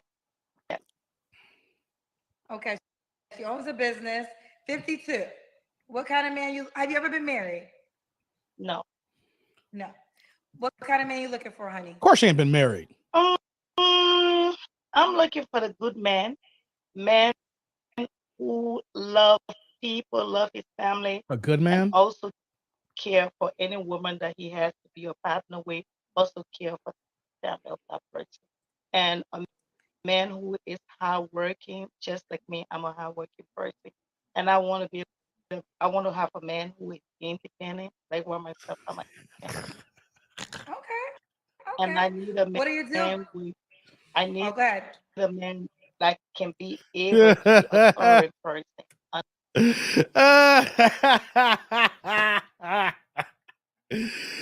We know we back. You know why we know we back? We are back because EJ's in the building. The Skip Master's in the house. Hold on, EJ. Hey, we got to find the Kendra cam. We got to find the cam. Chucky says no need for the cam. You got to pay extra for no cam. Okay? Let me see here. I got to see there's a cam for this one. Here we go. Check it out, Chuck. Check it out, y'all. We're going to show the Kendra Cam, and then we're going to move on. I'm going to read EJ Super. EJ's back in the building. The Skip Master's in the house. Yo, let's do it really fast, guys. Hold on. Oh, I thought I got. No, I it's thought me, God, Judy, again. I thought God did it. I thought God, why didn't you do it? God, okay, let's do the Kendra Cam. Move back so we can see your. What the body. hell? All right, Julie, let's see you, girl. We see you, girl. Yo, y'all see this? Okay, I'm gonna let it ride, guys. I'm gonna let it ride. Girl, okay, we see you. We don't see much with some pajamas Come on. on. Back. All right. Okay, hold on, guys. The reason why we ain't doing the video anymore is because of this super right here. Shout out to EJ in the building. Eric Jordan, we Jordan got together, brother. Shout out to EJ, the Skip Masters in the house, saying, "What the wait? Let me do this. Set this up right. It's been 2 weeks, so it's been a while since I've done this here." EJ, the Skip Master, back with the $20 holla, turning the Chad orange here with the skippage. What you got for me? Oh, ship is Tyrone Biggums. Oh, hell to the gnaw. 6 kids, 6 baby days. It's over, chick. Get your loose box, Pookie lover, the funk off my screen because it's over. Skip, skip, skip, skip, skip, skip, skip, skip, skip, skip, skip, skip, skip, skip.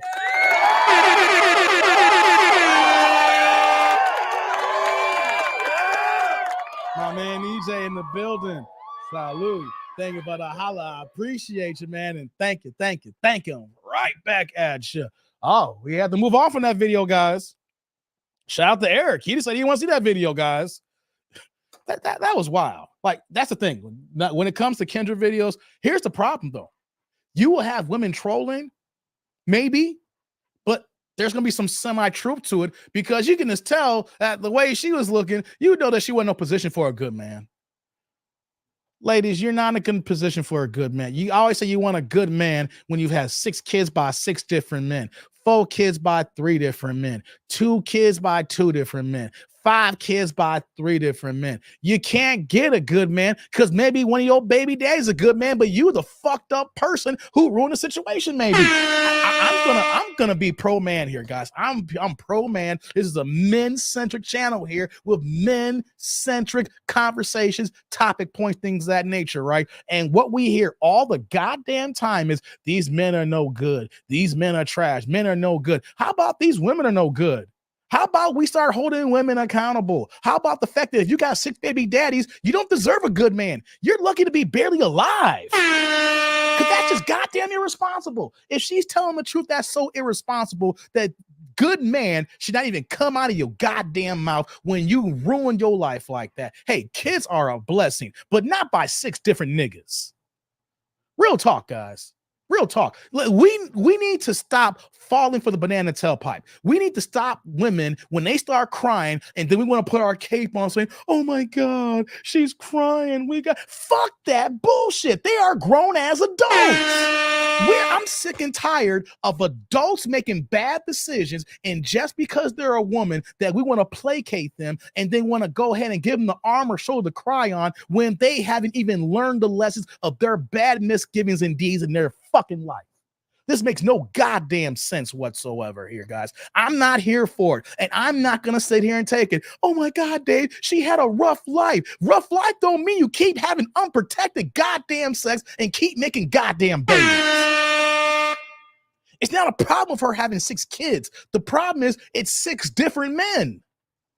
6 different men. And then we're supposed to have compassion for that? If that was a black man who was 52 years old with 6 kids by 6 different men, what do we say? We say that is a horrible person. This man does not need to be around any women. This man needs to get his goddamn tubes tied. He needs to go ahead and find one of those baby mamas and make it right with them. But when it comes to women, it's like, "Oh my God, we got to show some compassion. We don't know the hurt that's going on in her life." And that's a possibility. But you know something here? We all go through crap in our life.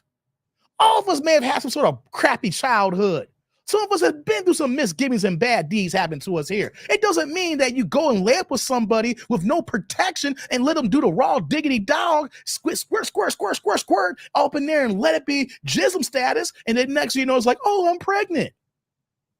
It's irresponsible. And we're just as fucked up in the head to say it's okay. Say no, it's not okay. It's not okay. I'm done with it. It's not the liquor talking making me tell here. You know where I stand on this, guys. I am sick and tired of people being irresponsible, and then if they shed a goddamn tear, then we're supposed to fall all over for it. No, how about you be a goddamn adult and own your shit? Thank you for the skip, EJ. We got to move on to the next video. 6 kids make a difference. It's time for the normal 6s we get. I know, man. Vince says, that would be a miracle, Dave. I know, man. I know. Hit the like button, guys. Hit that like button. Man, oh, man. Let's see here. What we got here? Let's do this. Sorry, guys. Stuff is happening here. 1 second, guys. There we go. Okay. There we go. Taking Bex on the next L, Larry? Okay. I mean, reason why I'm saying it's emphatic as I am, guys, because while I was out sick, I seen a couple of scenarios like this in real life. I watched a couple of reality shows. I watched some dating shows. And the one thing that I saw, what's going on, Big Natty? Appreciate you. And one thing I saw is that when a woman cries, you'll find a whole bunch of punk ass, simp ass, dumb ass, punk ass, black motherfucking dudes who will say, oh my gosh, he's crying. Look what you're doing, guys. Like, that's why your black ass don't know what the hell's going on here. You fall for the tears. Why y'all falling for the tears? Women been using tears since day one. Shout out to my daughter. My daughter be doing that same crap. I see where it starts when they're little kids. My daughter is 6.5 years old and they try to pull them tears out. You know what I say to her? I mean, she's a girl, so I know I got to work with her. And you know what? When stuff is real, I'm like, girl, stop that goddamn crying. This is daddy here. And you know what she do? Because I ain't going to be raising no daughter to use tears as a goddamn weapon. And that's what happened to a lot of you dudes here. You allow crying to be a positive reinforcement weapon for these women to get what they want. Just raise your voice a little bit. Stand on your 10s. Stand on your toes and say, I ain't having it. And then they're going to feel some type of way. How could you do this to me? It's like, no, fuck you. You a grown adult. Be an adult and then stand on yours and be responsible.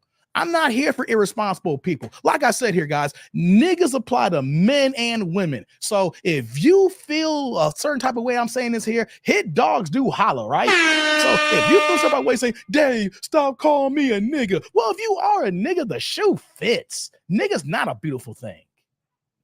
Lord have mercy. Y'all ready for the next video? What's going on? What Peter's saying this here? Facts, Dave. But there is no point rationalizing their actions and normal. No, we ain't gonna rationalize them. We ain't gonna normalize it. I'm just gonna keep it a buck with you. Be like, man, what the hell you doing? Because I can only imagine if I did that, even when I made minor mistakes in my life and I got held to fire from it wasn't even close to having 6 baby mamas. Like, goddamn. Ooh, I can tell y'all right now. I'm gonna tell y'all right now, guys. The hell? Hold on 1 second, guys. Who is sending me an important email while I'm trying?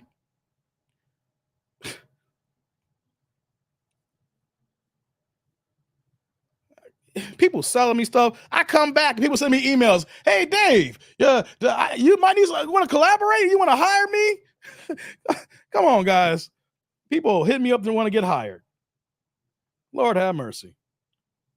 All right, I got to be honest, guys. It's kicking in.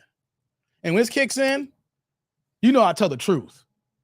But then the truth serum goes up about 100 notches, and then it gets a little bit vulgarity here. So you know what that means? We've already been demonetized. Have I been demonetized yet? Before we get to the next video, have I been demonetized yet? This is all I got to see something here, guys. Have we been demonetized yet? Give me 1 second.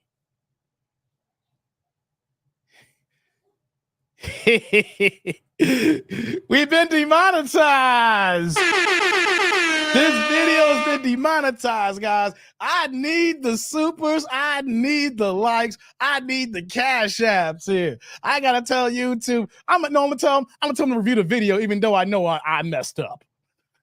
I know I messed up. I'm gonna tell them to review it anyway. All right. Yeah, I'm telling YouTube right now. I know I messed up here. And you know what? I still gonna make them do their job and review this video. Come on, guys. Likes up in the building and the supers here. This video's demonetized now. I already knew that was gonna happen. I already knew where it was going. I see my attitude and first day back, and I say, you know what? I'm telling you, I don't give a damn. This is for the people here. Y'all getting unfiltered Demon Dave with no red on. Oof. I don't know, man. This is by the time this live stream ends, it may not be safe. It may not be safe. Chucky said, Dave, this business lady is sending you email already. And I get crazy emails all the time, man. Ready for the next video? Let's get this next video going, guys. I ain't drunk, but I'll tell you one thing. The whiskey is kicking in. It's burning. Ooh, it's hot. Firewire day. That's right, Renee. You must have forgot. Ooh, it's burning. Okay, guys. Let's get to the next video. Shout out to EJ. My last skip here. Who is she here? Got another one here. All right, guys. Let's do it. Y'all ready? I'm ready. Ready? Where's the light at? I'm sorry. Have you been I keep moving. Before? Yes, I can hear you. Jack Daniels, No, I Larry. haven't been Okay. here. See that light next to you? Turn around. Have that figured light some in your JB face. There we go. That's better. You ready? Yes. Okay. What's your name, honey? Soleil. Soleil. What is it? Soleil. Soleil. Like Genuine's ex-girl? Soleil? Soleil. Yeah. Soleil. Hold on.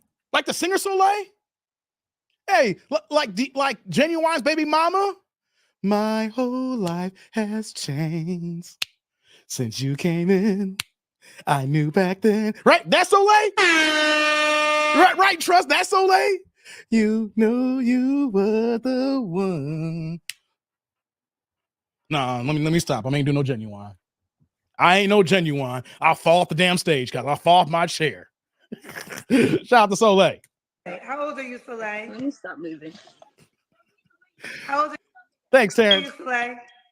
22. Oh, she young. 22. Young Oh, you girl. just made the cut.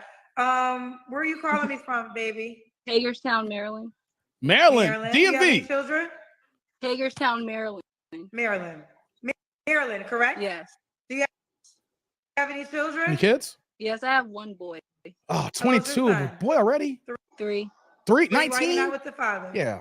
He's incarcerated. Okay. Is that why you guys broke up? Yes. We wasn't together before he got locked up. What? was- Not together before he got locked up. No. No. Okay. She do look like the girl from Drumline, MOP.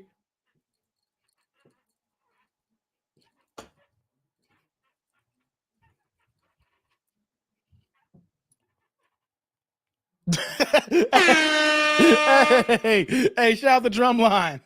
She do like the girl from Drumline. Come on, 22 years old, got a 3-year-old, means that she got knocked up at 19 years old. Baby daddy is in jail, and she wasn't even with the baby daddy when she got knocked up. So you know what that means? Situationships, friends with benefits, just having sex just to be having sex. And now you a single mama at 22 years old, and you got a kid who ain't got a daddy incarceration here. You're already behind the 8 ball. This is the stereotype. Tonight is stereotype night, right? When women do this janky stuff like this here, where you go ahead and do the dumb stuff here, having raw dog, unprotected sex. And here's the thing. How about y'all? I know there's 30 plus forms of contraception for women here. Make the dude wrap it up, and then you get you on something. Because now you 22 years old raising this boy a boy or girl all by yourself while this dude's behind goddamn bars. Once again, they're picking niggas. They're picking niggas. And I'm sick and tired of niggas. I'm going to tell you that. I don't care. Come to my comment section. But, I'll drop a link if you a nigga and they want to fight back saying, Dave, you wrong about niggas. I'll I wish someone would say, Dave, I want to combat you, and there's nothing wrong with niggas. Niggas is destroying the black community, and niggas is destroying the world. Black people are holding this shit down. Lord have mercy. Okay. Have you ever been married, Soleil? No, she ain't been married. No. You know she ain't been married, What do Kendra. you do for a living? I go to school right now. How do you turn your TV off? They're telling me to turn your TV off.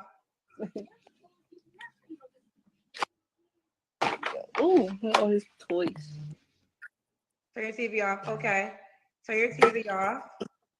You said you go to school right now. How do you pay your bills?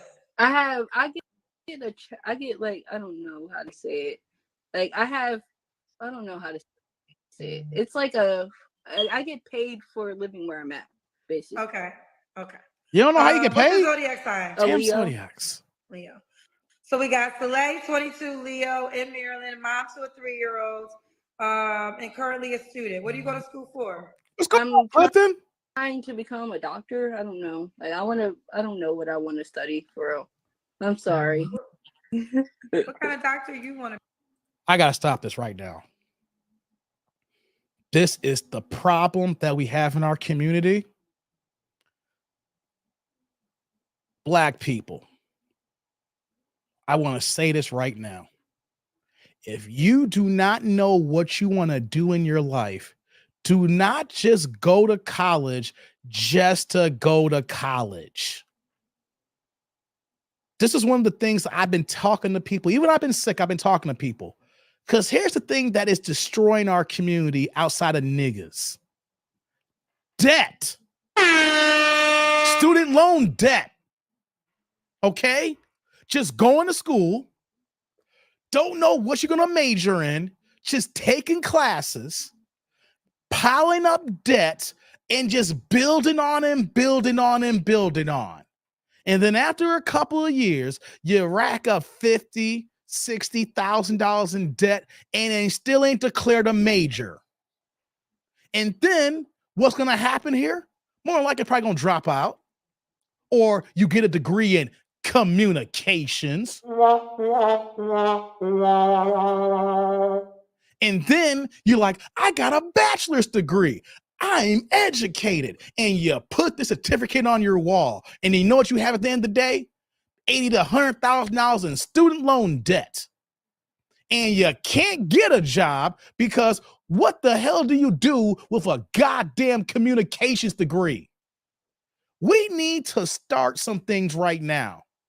Stop telling our young people to go to school just to go to school. If you don't know what the fuck you're going to go to school for, don't go to school to pile on this debt, because by the time you figure it out right that, then you're going to have to pivot and you took classes that were a waste of goddamn time. If you don't know what you're doing, get a job. Get a job, work, stack some money, and then figure out what you want to do. Go to the colleges, talk to counselors, talk to other people who you may think you want to do here. Don't say, I think I want to be a doctor, or I think I want to do this here. And then you go ahead and take a whole bunch of English classes you don't need, take a whole bunch of math classes you don't need, take a whole bunch of science classes you don't need, or you declare undecided major, and then whoever your aide is start putting classes to make sure you get a full schedule so you can go full time. And then next you're saying, I got an associate's degree in what? In what? What do you got associate's degree? In what? Zookeeping. We're going to get back to the video here. I'm sick and fucking tired of hearing so many young people get led astray by making adult decisions, even though they're an adult, but technically kids here. 17 and 18-year-olds taking out $100,000 loans and not even going to work in the field that they're studying in, or don't even know what they're doing in. And like I said, in the chat here, get a liberal arts or go get a communications degree. And what do they do after they graduate from college? They're working at goddamn Best Buy. You could have been working at Best Buy without even getting a goddamn degree. The biggest issue in the Black community is wealth distribution. And you're never going to be financially secure if you go ahead and get a whole bunch of student loan debt, and Daddy Biden may only forgive $10,000 while you're still on the hook for $70,000 plus $80,000. And you know what's next? Here's the thing here. Uncle Sam don't give a damn, because the only thing that's true in this life here is death, taxes, and student motherfucking loans. Shantae says, I never use my degrees. Waste. Clifton says, just go get a cosmetology degree and get it over with. That's not hey, Clifton, that's not even a bad idea, Clifton. I'm gonna put that on the screen here. That's not even a bad idea. You know why? Because going to cosmetology school, I've seen certain situations only cost you like $10,000. And then after you pay that $10,000, if you're going to work full time in a salon somewhere, you'll make that $10,000 back in the first year. And then if you say to yourself, you know what, though, I don't want to do hair no more. I figure what I want to do. At least you invest in something that can make you money and pay off that debt dividends right away here. We're going to get back to the video. And I want to talk about this later. We got to stop telling our young people to go to college, get student loan debt, rack up $100,000, even $200,000. Then they have this degree, ladies, and you put it on the wall saying you're goddamn educated and you're not even working in the field that you studied in. And then now you got all this debt that you gotta pay back, and it's gonna hold you back from all your wealth that you could be using for future in life here. It's messed up, guys. Let me get back to the video here. I know I went off on a tangent. I know I went off on a rant, but how are we supposed to get where we need to when we have young people being told wrong ideas and then they're stuck in debt for the rest of their lives? It's another form of slavery. They figured out that they can't keep us in chains and bondage anymore. So what do? They enslave us in the mind. And so how do you enslave us in the mind? We showcase ignorance, not having the proper people around us. And then we say, we're going to put them in financial hell or debt, bankruptcy, whatever the case may be, so that they can't even live their true, full lives. And then it's like, we don't even need to put them in shackles because we're going to allow them to shackle themselves. Yeah, man. Biden is trash, man. Biden is goddamn trash, man. I will say that. Hey, before I move on, shout out to Mark the Guardian, man. He dropped this $5 holla. It's been going on for a minute. I want to move on before I drop this here. Dropping this green in the chat saying, Smoke Detector Bay is instant red flag. She doesn't value peace, can live in chaos, doesn't care about the little things. Man, dude. Crazy, man. Crazy, Mark. Hey, brother. Salute. Thank you for the holla. I appreciate you. Thank you. Right back at you. Oh, okay, guys. I know I went off, guys. Cosmetology. I know, Renee.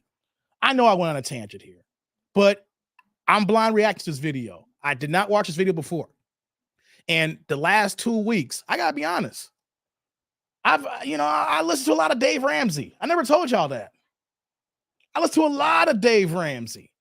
And some of y'all may agree with Dave Ramsey. Some of y'all may not. But you know what though Dave Ramsey teaches? Fuck debt. Know what he says in a basic level here? Pay your student loans, pay your car note off, pay your house note if you got a mortgage, pay all your credit card debt off, and cut your credit cards up, and then stack your money in mutual funds and build your money and wealth slow and steady. There is no get rich quick schemes, and college can be a trap for you if you go and take the wrong major, or you're just going for the wrong reasons to finance it and party. That's right, Richardson. Better than I deserve. Yeah, you watch him too. Better than I deserve. I ain't gonna front, guys. I watch Dave Ramsey. And you wanna know something? Dave Ramsey is goddamn right. There might be some principles that you may not agree, but you can't disagree with pay off all your debt and don't take on any unnecessary debt. Because your biggest tool for wealth creation is how you make money, not by incurring more money than put it on the back end of a credit card or a student loan and thinking it's going to be okay one day. Debt is slavery. And they have figured out how to keep us in slavery without putting us in chains, guys. Wage slaves. Thank you. Go to college to get woke. Exactly. Yeah. I listened to Rant and from that. Yeah, I hear you, man. Shantae says, I don't even know where my degrees are. That's a crazy thing, Shantae. That's wild. Right. New slavery. It is, man. We can't physically put you in chains. We can't have you work on the fields. I've been working on the chain gang. Don't you know that's the sound of the men working on the. They figure it out. We're going to allow them to put themselves into their own slavery, and we can just walk away now. I will, trust. I will. Thank you for that. I will. Hey, man, I'm all about wealth building and for us to get out of goddamn debt. Let's get back to the video, guys. We got to remember, I know I apologize. I apologize, guys. We're going to get back to the video. But when I hear a 22-year-old who busts down a guy in jail now and is going to school and don't even know your major, let me say this again, and then we're going to get back to the video. If you're a young person watching my video, if you're an adult and you got a kid and they don't know what they want to do in life here, don't let them go to college if they don't know what the hell they're going to do. Let them work. And then when they know what to go, then go to college. Or, not even or. We don't need debt. Okay? Let's get back to the video now. You want to become? I want to be I don't know. I want to just help people, honestly. Okay. All right. You hear that? I don't know what I want to do. I just want to help people. Well, you know what you're doing right now? She is incurring debt as we speak, not knowing what she want to do. So in the next 10 years, guys, she's going to be so far in goddamn debt, she ain't going to be able to help her goddamn self. You see how that works here? I want to help people, but how can you help people when you can't help yourself? It's a goddamn shame. All right, honey. What kind of man you looking for? Here we go now. Smoke detector. I have just somebody that wants to, somebody honest, somebody open, just somebody real, for real, honestly. Okay. Y'all hear this? What are your deal breakers?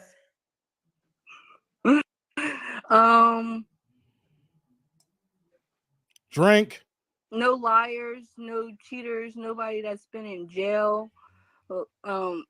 Yeah, that. Okay. What the hell's in the Who's background? in the background? Who's in the background? I'm sorry, that's my mom. Who's she cussing No. out? She's reading the comments. She's reading the comments. I'm not. What did your mom say about Reading the comments?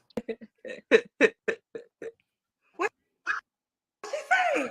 Mama, what you say? Mama, you watching the show? Yeah, she's on the show. She's watching. Mama, what did you say? I hear you, Dank. Do you live with your mother? No, she's staying with me right now. Okay, make sure your light is good. I'm trying to see. I'm sorry. If it. What's your mama cussing out? Let me see if the light is me. You need better. Okay, I guess I can. Another beat. You want the light to be in your face. Well, You want me to go in the bathroom? Yeah, if you can. That's always the best light. Y'all better. Her mama watching y'all, so or get your asses cussed out again. Look. All right, so Soleil, 22, Leo, Maryland, mom to a 3-year-old. Okay, what are your deal breakers? No cheaters, no liars, nobody that's been incarcerated. Okay, your child's father is incarcerated. How long is he gonna be in jail for? About 15 years. 15 years? I mean, you don't have to tell us, but do you want to tell us what he did? It's like he was running the streets. Okay. So you don't want no more men like your child's father? No. All right, does the guy have to look a certain way? No, he doesn't. Okay, what about money? Should he make a certain amount of money? No, as long as he can provide for himself, I'm fine, because I can provide for myself. Okay. Let's do the Kendra Cam. Let's see what she's working with, guys. Yeah, my phone's gonna fall. Another beat. Okay, we see. Okay, I got no. I got my. of the bra, yeah. Okay. All right, we see you, baby girl. Okay. So Soleil, 22. What's the age range you want to date? I say 21 to 25. What the hell? 21, 25. Should he be in Maryland? No, he doesn't have to be. Okay. Could he have kids? Yeah. Guys, here's the reason why I'm saying like this, because my demographics show that even though they may not be in the comments section, they may not talk, I do have a nice section of 21 to 25-year-olds who watch me. Stay away from this bullshit. If you're a man that's 21 to 25 years old, you do not need to be involved with any woman that got kids. Know why? Because you can't afford to take care of yourself, because you're only 21 to 25 years old yourself. I'm taking a talking point from Kevin Samuels, and I'm giving credit where credit's due. What did he say? If you're a man between 18 to 30 years old, you shouldn't even be thinking about no women. I get it. You get horny, your dick gets hard, and you got to get off from time to again, right? But you shouldn't be thinking about no serious relationships, no marriage, no kids, no raw dog, and no deputy dog bullshit. Okay? So when she says 21 to 25, I'm telling y'all mofos to run right now, because you are not only going to be stepdaddy, you're going to be daddy to this 3-year-old. He's going to be locked away for 15 years. You know what that means? He don't get out of jail till this kid graduates high school. So the next man in his life means that you're going to be the full-time daddy. And I hate to say this here, right? I understand kids need fathers in their lives. We need more black fathers. But what happens when you got a woman who messes up badly, chooses the wrong man? So we don't want the next man to come in to ruin his life, to take care of another man's responsibility, unfortunately. That's where it is. We got to be selfish, man. We got to take care of ourselves before we take care of others. So when she says, I want a guy 21, 25 years old, no, you don't. No, you don't. You need to sit your ass down and stay away from guys. Take care of your kid. If you're going to go to school, figure out the hell you're going to go to school. At least then, if you don't really know, then switch your major to like a businessman. At least get a business degree or something, so you can at least understand how the business runs from that standpoint, if you're going to waste money. But if that's not the case, you need to take your ass out of school and work full time. But fellas, you 21 to 25 years old, even 25 to 30, run away from her, unfortunately, because all you're doing is setting yourself up for stepdaddyism, which then in this situation here will make you a full-time half daddy. Because the real daddy is behind a glass wall. Yes.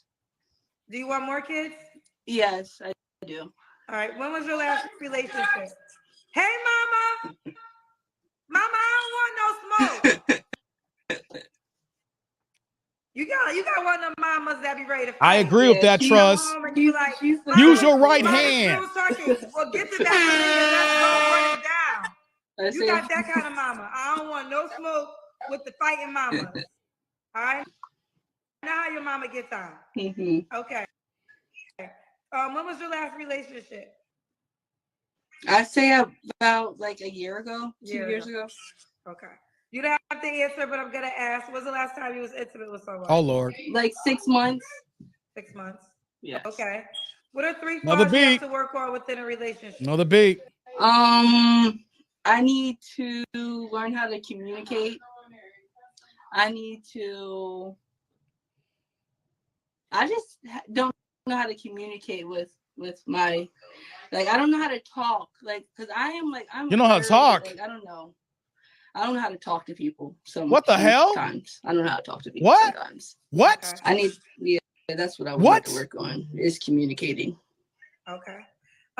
If you got the wherewithal to say that I don't know how to talk to people, then why the hell are you making babies?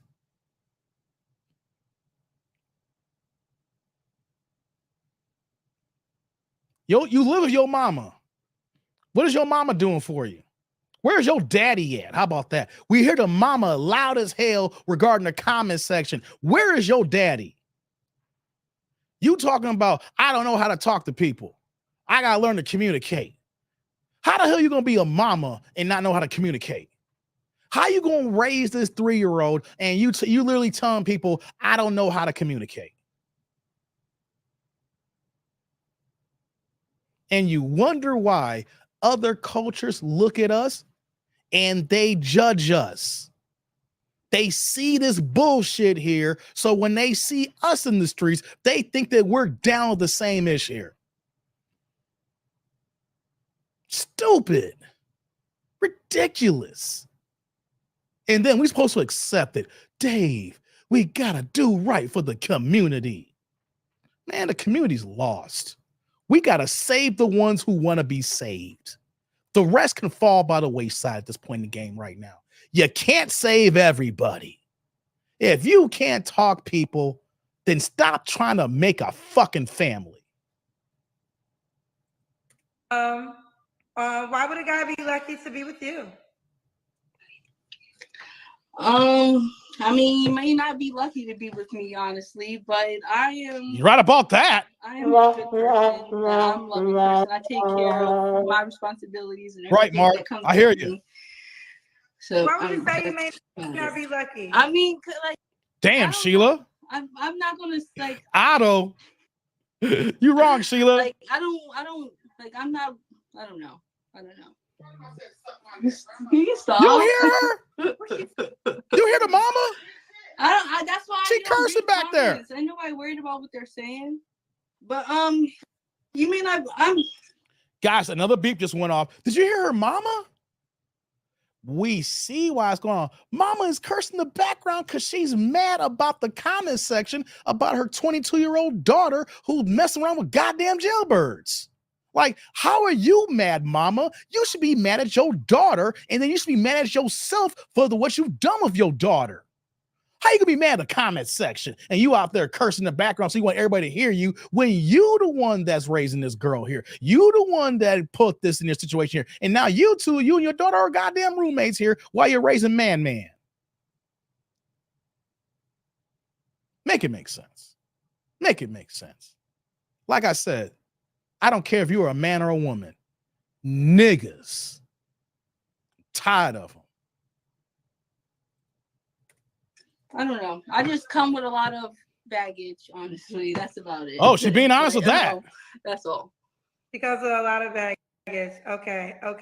Well, listen, honey, I will say this. You're 22 years old. You still have a lot of life ahead of you.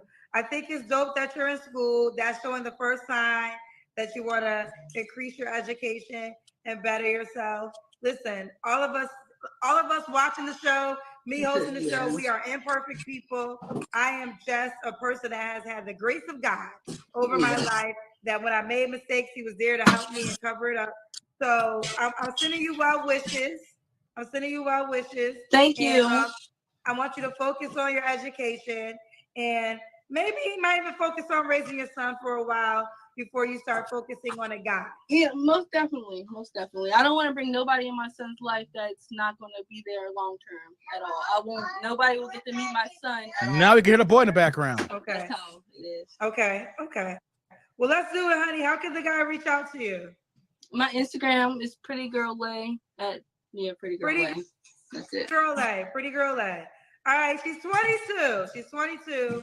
Graces have to be given. And again, I want you to design the story of your life. And that's your son. Arm babies.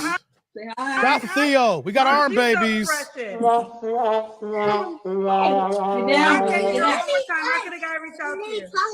You're sure. No, you can't talk. I'm sorry. How can the guy reach out to you? My Instagram is Pretty Girl Lay. Spell it for the people. PRETTYY.LAE.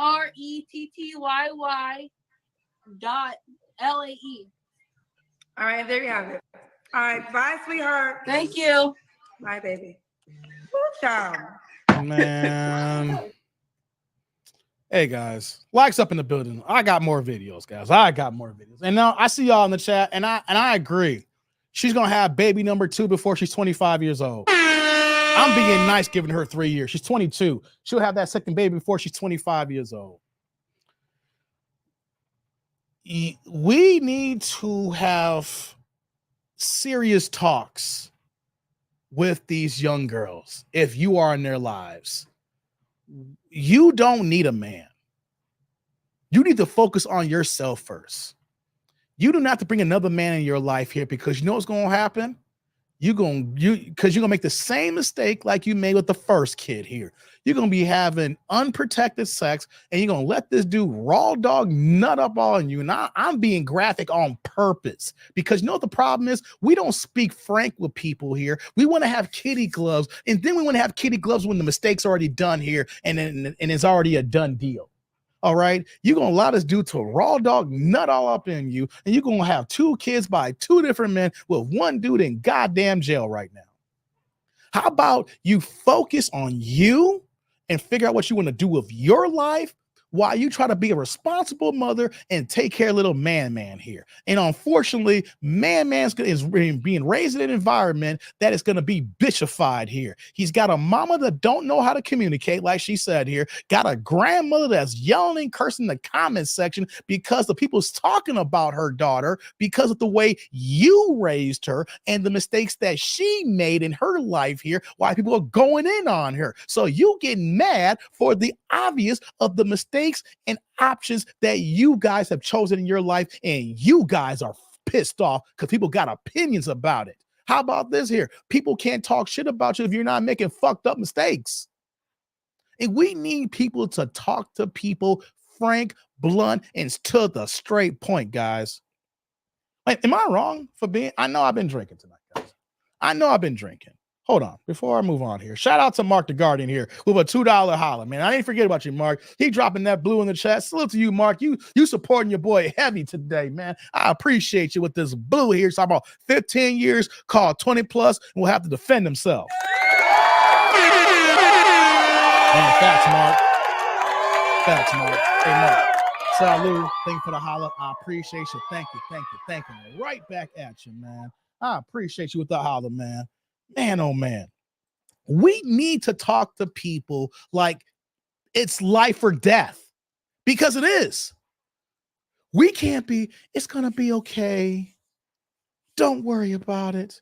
We're going to make the best of it here. We're going to figure it out. Nah, it's life or death. The decisions that you make now is going to impact you for the rest of your goddamn life. So how do you choose to move and maneuver? Do you want to keep making the same mistakes over and over and over and over again? Or do you want to make that change? Like Michael Jackson say, that man in the mirror, make that change. You're 22 years old. Why is your mama co-signing you to go on the Kendra show to look for a new man? If your mama was a real mama, she'd be like, you need to sit your fast ass down. That's the reason why we got a little man here in the house anyway, because his daddy's a no good jailbird in prison for the next 15 years. He ain't gonna get out till you graduate. If we lucky, if you get out on good behavior, he gonna get out by the time you get his driver's license.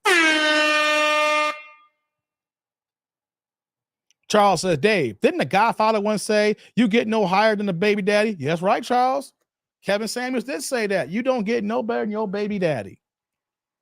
So if your baby daddy's in jail, then let's say that there's a good man that comes around and he wants to get to know you. And he may say, you know what, though, I'm cool with the kid, because some people don't look at stepdaddy season and stepdaddy isn't like I do. Some guy may say, hey, you know what? I may want to take you on. But as a quality man who's taking care of himself here and has done right by his life here, why would he want to be family with a goddamn jailbird on purpose? What am I talking about here? I'm saying that, guys, if you choose to be with women like this here, and if you choose to marry them, hell, if you don't even marry them, even if you knock them up and that's your baby mama, you are family now. You are family. That is part of your extended family because your kid is going to be half siblings with this other kid that's daddy's in goddamn jail. So if you done right by your life, let's say you did go to college, and let's say you did go for the right degree and you got a good job, and then you paid all your student loan debt off here, and then you go ahead and you stack your money up, get yourself a nice car, a nice place, you have zero debt, and you're taking care of yourself here, then why would you volunteer to add niggas into your family? Why would you volunteer to be associated with jailbirds if you don't have to be. Ladies, that's how men like me think here. You choose a man and this man goes to jail, and then you want to find another guy, and this guy's going to say, this is what my life's going to be. This is who I'm going to be associated with. And I don't know about you guys. I'd rather be a home alone in my goddamn house than be related on purpose to fucking prison jailbirds doing nigga shit.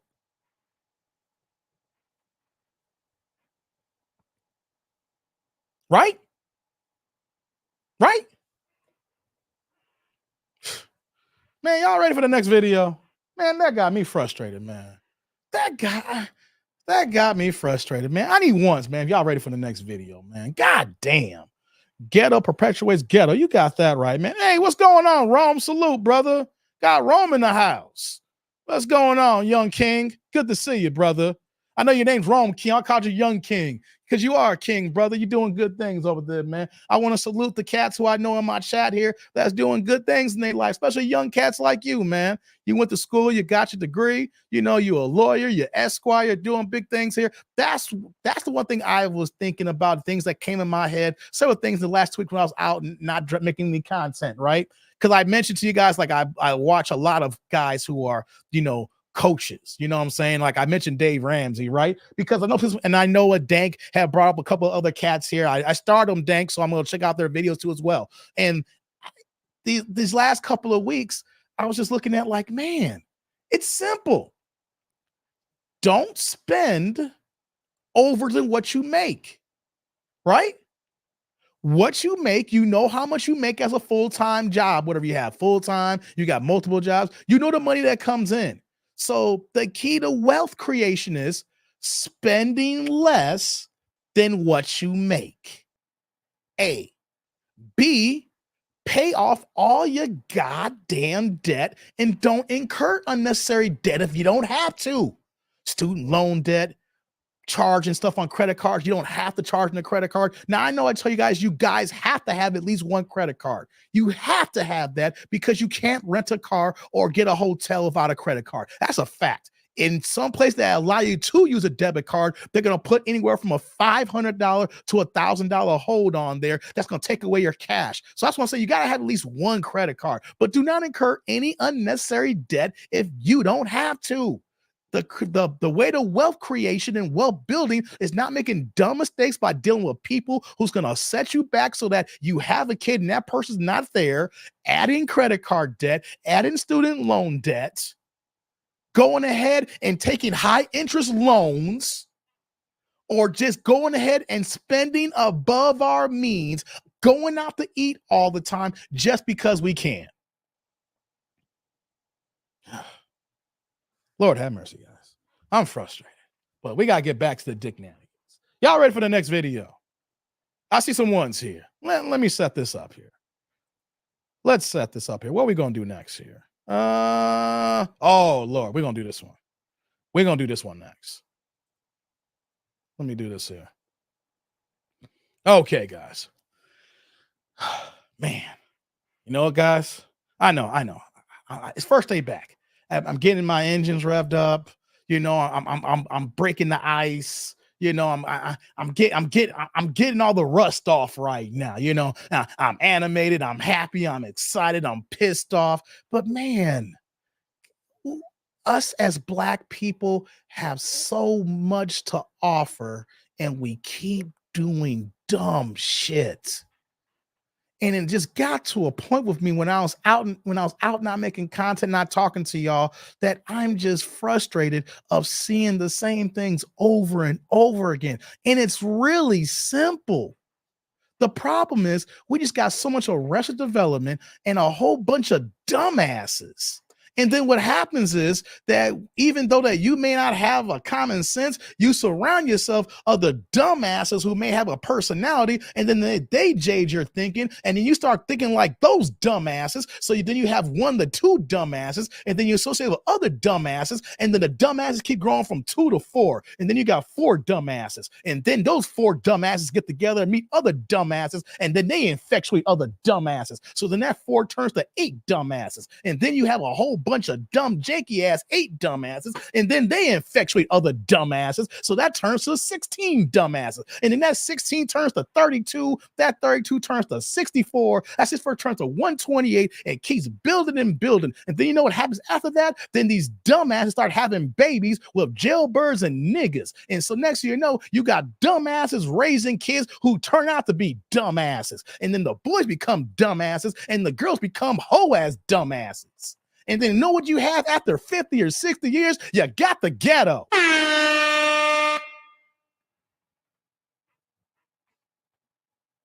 Does that make sense?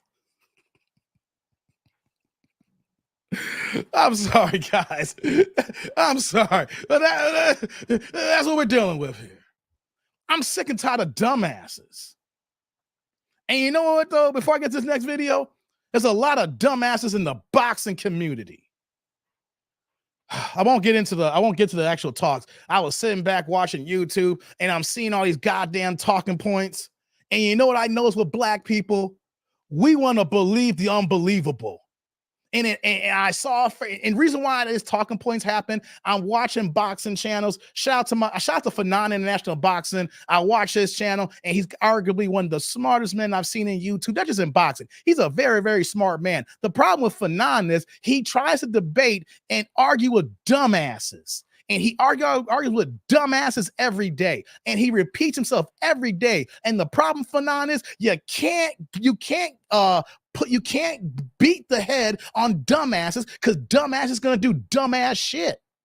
When you're smart and they're dumb, they can't tell that they're dumb. And that's the problem with the black community. We got a whole bunch of dumb niggas who think they smart. And you know what happens when you got a whole bunch of smart dumbass niggas? You got the black nigga community. That's a rant. I know. You said economics. I say nigganomics. Nigga, it's niggadom. Like wisdom dank, I call it niggadom. Not no wisdom, I call it niggadom. I'm sorry, guys. I mean, I'm frustrated. I got jokes coming up, guys. Don't worry. These next videos, we'll bring it back to the funny, man. I'm just tired of niggas. They're everywhere. And you want to know something? You might think someone who's smart as hell, and then if you actually have a deep dive conversation, you're going to find out you got a whole bunch of nigga dumbasses in your own circle. And the only way that you stop acting like a dumbass and when you remove the dumbasses out of your circle. Exactly, Richardson. You can't argue with dumbass because dumbass think they smart. A dumbass thinks he's a smart ass. You ever heard that before? I'm telling y'all. You call them a smart ass, but actually they're a dumbass. Oh, man. What's going on, Zick? What's going on, Kenny709? Zip says, yep, they think they're smart and think that they're intelligent black folks and green and gullible. Man, I mean, yo, I'll be watching Fanon's channel and just seeing so many. I don't care who watches me, and you may think it's a hit dog holler. It's a whole bunch of y'all niggas who are boxing fans who is dumb as shit. Y'all can't deduce 1 + 1 is 2. Y'all do 1 + 1 = 11.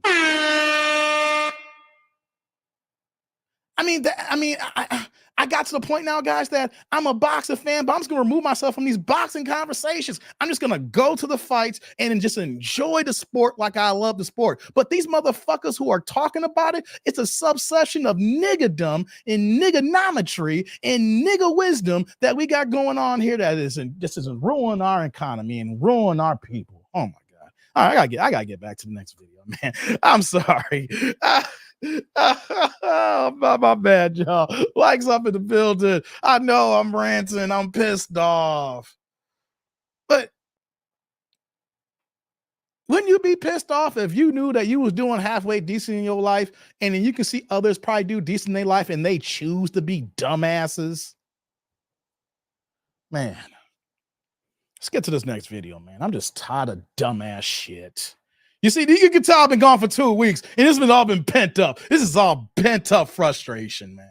It's pent up. And that girl I blind reacted to, I was like, God, she's the epitome of that. You know what, though? When she's young, it's not totally her fault because she's 22, young and dumb, and we can see where she got it from. She got it from her goddamn mama, and there's no daddy yelling in the background. Yeah, Renee. Woosah. Woosah. Woosah. Woosah. Man, what? Before I get to this next video, do you hear white people bigging up rednecks and hillbillies? Real talk. Real talk, guys. Before I get to this next video, do you hear white people, our white counterparts, our white brothers, our white sisters, our paler complexion associates? Do you hear them say, yeah, that's my hillbilly. That's my redneck. Yeah, even cats who ain't even niggas say that's my nigga. You don't see well-to-do white people say that's my white redneck. That's my cowboy. That you know what I'm saying? That's my toothless, you know what I'm saying here. I have never, ever heard any white people say that's my redneck. That's my hillbilly. No. Only our dumbasses. That's my nigga. Fuck you. For all you guys saying that's my nigga, you ain't my nigga. Rome says Georgia's always done that with the degenerate ones. Yeah. All right, guys. I had to get that off. Because I don't see why people say, well, look at my redneck brother right there. What's going on, Mark? Hey, you know, Mark's my redneck. Shout out to my redneck. Oh my God, man, we got pickup trucks and overalls all day, every day, and Ford F-150s and Chevy Silverados. That's my redneck. Right, Dank, that's my honky. That's my redneck. That's my man. Where the hillbillies at? Where the overalls at? Where the long backs at? Where my long backs? Where my Taylor Swifts at? Never. All right, guys. I ranted. And Rome says, hey, stop it, Rome. Stop it, Rome. I needed that, Rome. Thank you for Rome bringing me back. Thank you for bringing me back. Thank you, Rome. Right, pinball. Shout out to Kid Smithers the third. Yeah, you don't see Kid Smithers saying, that's my redneck. Thank you, Rome. I needed that. He gonna hide his lifted truck. Rome's like, let me get out of here. All right, guys. Y'all can see I'm back. I'm back and I'm ranting on a Saturday night. Okay, next video. Let's get it going. Let's pull this next video up. We are back. Hey, before I put the video up, Lorenzo just came in real fast. Hold on. I don't want this to wait, Lorenzo. Since you just pulled up and I just saw it here. Shout out to Lorenzo with the $5 holla. Turn the chat green here. What you got me, Lorenzo? Preach, Dave. Here's my tithe to Saturday church. But Dave, that looking must be getting you because you sound like Preacher Paulie, vampire in Brooklyn.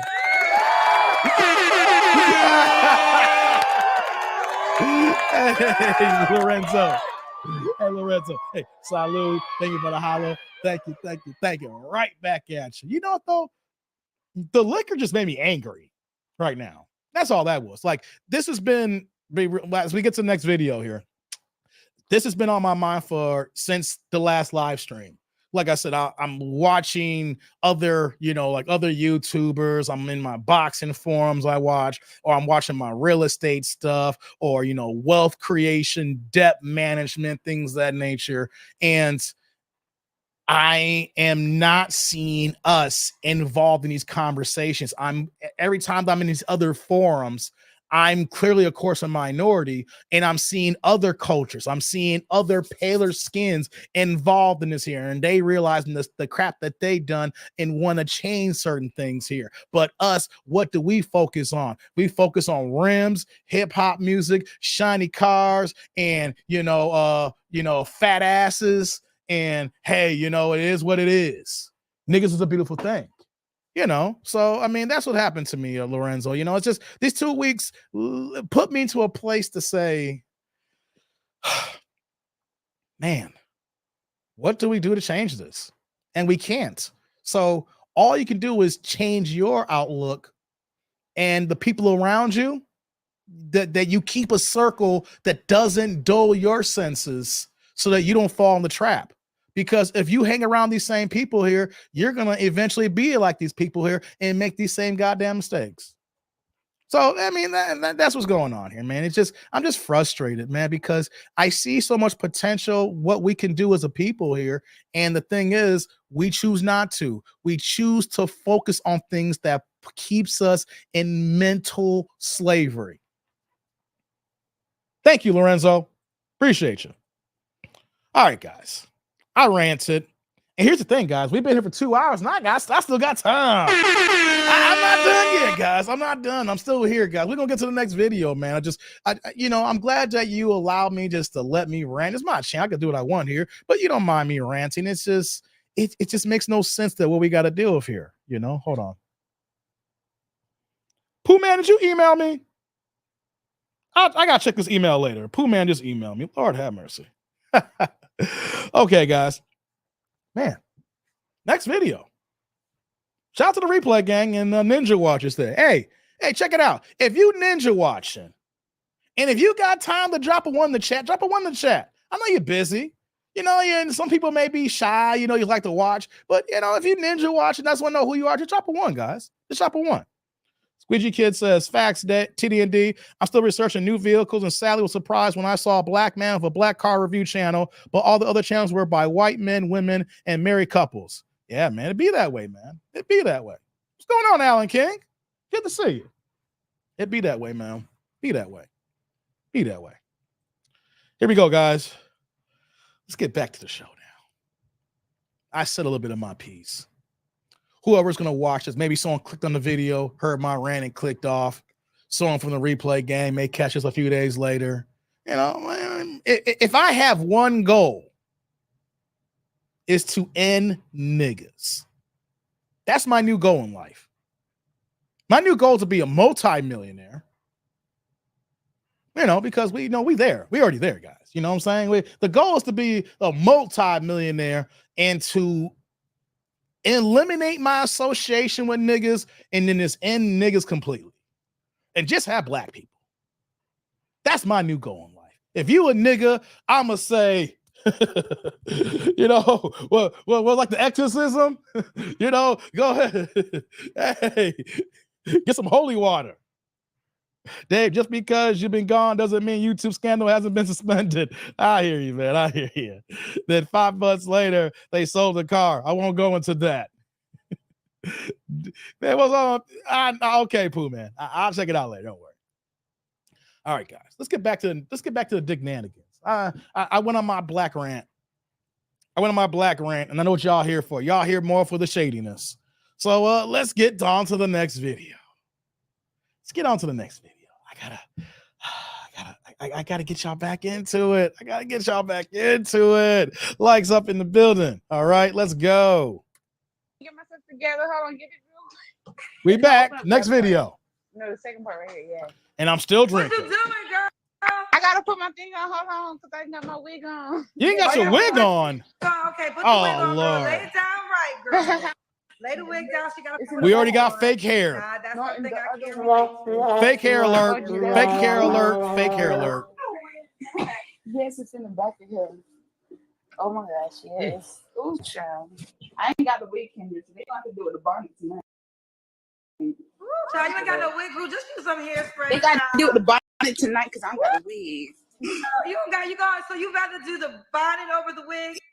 Yes, because I don't. Ooh, child. Hold on. Girl, they gonna talk about you. You fine with that? That's okay because you know it's nighttime over here. They be all right. Well, We got a goddamn bonnet and mic check 1, 2, guys. Can y'all hear me? My mic just got unplugged. That's why I'm pausing right now. Press the 1 in the chat if y'all can hear me, guys. Mic check 1, 2. My mic got unplugged. My mixer just went unplugged for a second. Mic check 1, 2. Ones. Can y'all hear me? Ones, can you guys hear me? Okay, thank you guys. The mixer got unplugged. Guys, we got a what am I doing here? I'm blind reacting here, guys. I went on a rant, and what's the next video I pick? We pick a goddamn bonnet. Help me. Help me. When they listen, okay. Look, my I wig is done off. gave you the fear. Wait, let me see the wig. That's the. You don't got time to put it on. What the Why are you hell? laughing at me? But my friend over here, she beautiful. Not JJ What's Fish, your name, Rome. baby? You know What's it's from your name, bro? Rome. You know it's from my Hi, neck of the my name's woods, right? Naomi. Naomi, how old I'm are you? 24. 24. What you do for a 24. living? Well, right now I work with the city. I don't want to really give too much information. Okay, you work but yes. with the city. I'll respect it. Do you have any kids? No. No kids. Do you believe in zodiac signs? Damn Zodiacs. No, but I was born in November. Okay, that's fine. I'm a Scorpio. Naomi, what city you calling me from? Where you live? I'm in Fort Lauderdale. Fort Lauderdale. Dang, Florida L. I'm back into it now, guys. My rant. I did my rant on the black folks here. Dank, if you still in the building, okay, I see you, Dank. Florida, Dank. Dank. Dank. Where you at, Dank? Dank, where you at, Dank? You got bonnets in Florida, Dank. Dank, you got bonnets in Florida. How far are you from Fort Lauderdale, Dank? Dank. And pinball, too. I forgot about pinball. You in Florida, too. Dank and pinball. Dank and pinball. Naomi, Fort Lauderdale, 24, works for the city. No kids. I think I got it all. What kind of man you looking for? There we go, y'all. First, one that loves God, because my parents are pastors, and I go to my mom because I am not making a mistake. I was married before, and I'm divorced. I was married for a year. A year? It was crazy. But you get married because of your religious beliefs? I was forced into it. I was young. What? Hello. How you get forced into it? How old was you when you got married? 19. Why was you forced? Yeah, why were you forced? Were you pregnant? Because of the mom there. Because the mom was in it. He's a mama's boy. What? Because she had certain standards she seen herself as, and she didn't want nobody talking about her, I guess. So. Okay, so what made you guys get a divorce ultimately? That makes no sense. Because she should have known that her son. Wait. No. I'm okay. We're gonna break this down here, guys. This is a blind react again. Something ain't sounding right here. You got married at 19 by force, but you're saying that it was the guy's mother who was a mama's boy. But you're making it sound like it was your mama that is the force factor here that made you get married. How does the man's mama force you to get married? I can understand if your mama's in your ear and you got peer pressure because you got pregnant. So, okay, we're going to get into it here. Right, Kenny? I hear cap in here, right? But how does the man's mother forces you to get married if you're not pregnant? That don't sound right. All right. I can understand if your family and you come from a religious household and you doing wrong and they're like, you can't be doing wrong in God's house. And then they want you to get married. How does his mama make you get married unless you living there with him? Right? Were you living there? Son was crazy. He put his hands on me. So I said, I'm not staying in this. Understandable. Okay, so you're divorced. Okay. Let's keep going. So what other requirements do you have before we get to your deal breakers? Well, you said my deal breakers? Before we get there, do you have any more requirements? What else you want in a man? One that, has to be a certain height because I'm tall. Uh-oh. So how tall are you? I'm 5'9". Okay. She wanted to be taller than you. Do you wear heels? I do wear heels in this. I'm like 6 foot in heels. I'm telling you, because I wear some heels that's high. So, and I'm a church girl. So, Okay. that's nice, you know. Right now I'm crazy, okay, but please don't come for me, guys. I usually look proper, but because it's nighttime, you know, yeah. But I gotta come from you. I already told you that at the top. I'm nervous, and I'm nervous too. I'm really shy, but yeah. Okay. Now let's get to your deal breakers. What are your deal breakers? My deal breakers, a guy who doesn't have confidence, not family oriented, and who's abusive. Yeah, someone that knows that they're abuser, but they know they're abuser, but they want to put it on someone else. So know they're abusive. Another thing. Okay. Okay. Does he have to look a certain way? No. Me, I'm more of, I didn't see that come in. It's about the heart. Okay. You know, as long as I know that your heart is in the right. Damn, dang. Let me, Eric. Wait. I was going through the comments and that happened by accident. Okay. Hey, hold on, Eric. Hold on, man. Stop. Hold on, man.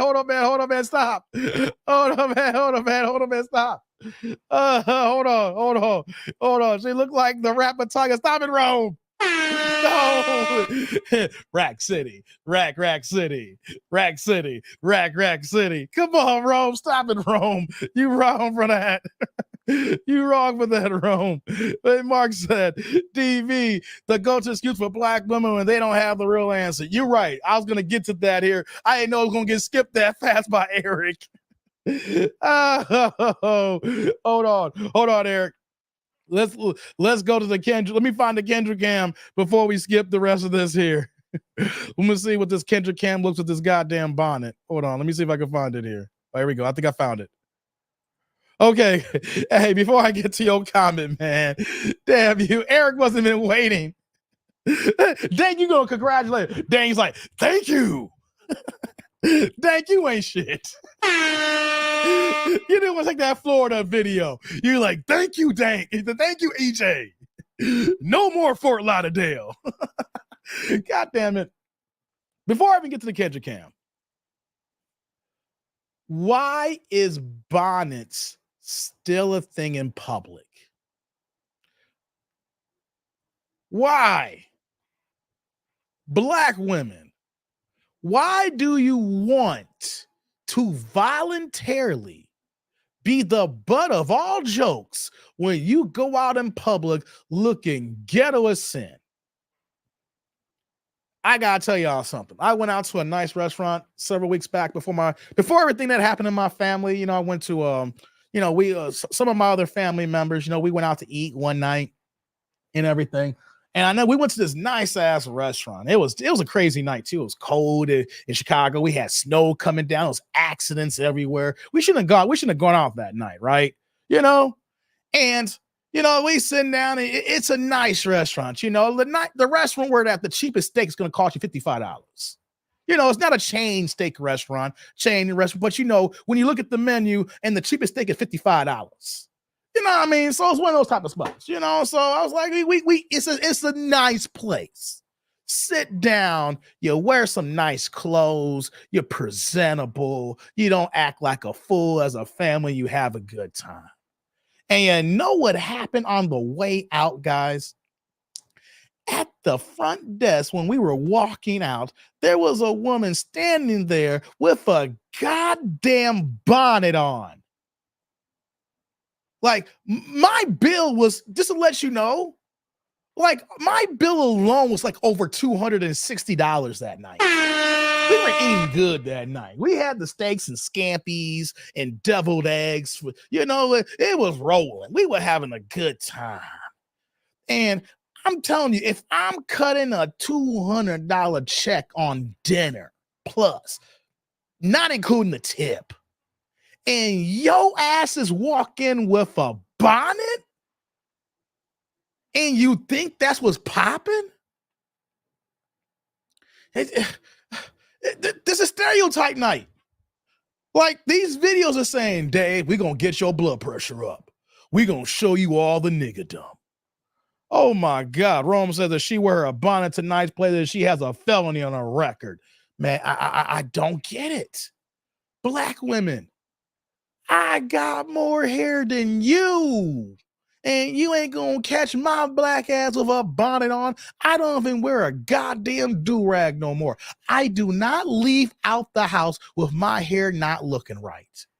I'm in a different course in my life where I actually got a lot of hair. It's not just faded on the side where I can just go ahead and just get a brush. You know, there's maintenance. You know, it may just lay, but you got to do things when you got a lot of hair. You got to trim loose hairs. You know, I do my own retwisting at times, you know, and things of that nature. How is it that I'm a black man and I have all this hair and I refuse to walk off the house with my hair looking disheveled, but y'all ignorant asses will walk off a goddamn bonnet?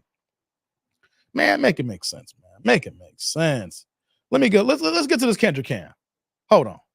Let's do it. And I'm gonna get to his super. Girl. Well, you got to show it to us, honey. We got to see. What's she working with, guys? I'm skinny, you know. That's the game plan. We gotta see the Kendrick Cam. Now I'm skinny, but it's getting there. We gotta see your leg. The hell? So you say you're tall, right? Huh? Okay, yeah, you are tall. I mean, you are, yeah. Okay. All right, we see you. So Naomi, you're 24. What's the age range you would date? The age date is between 30 to 40. That's it. 30 to 40. Okay.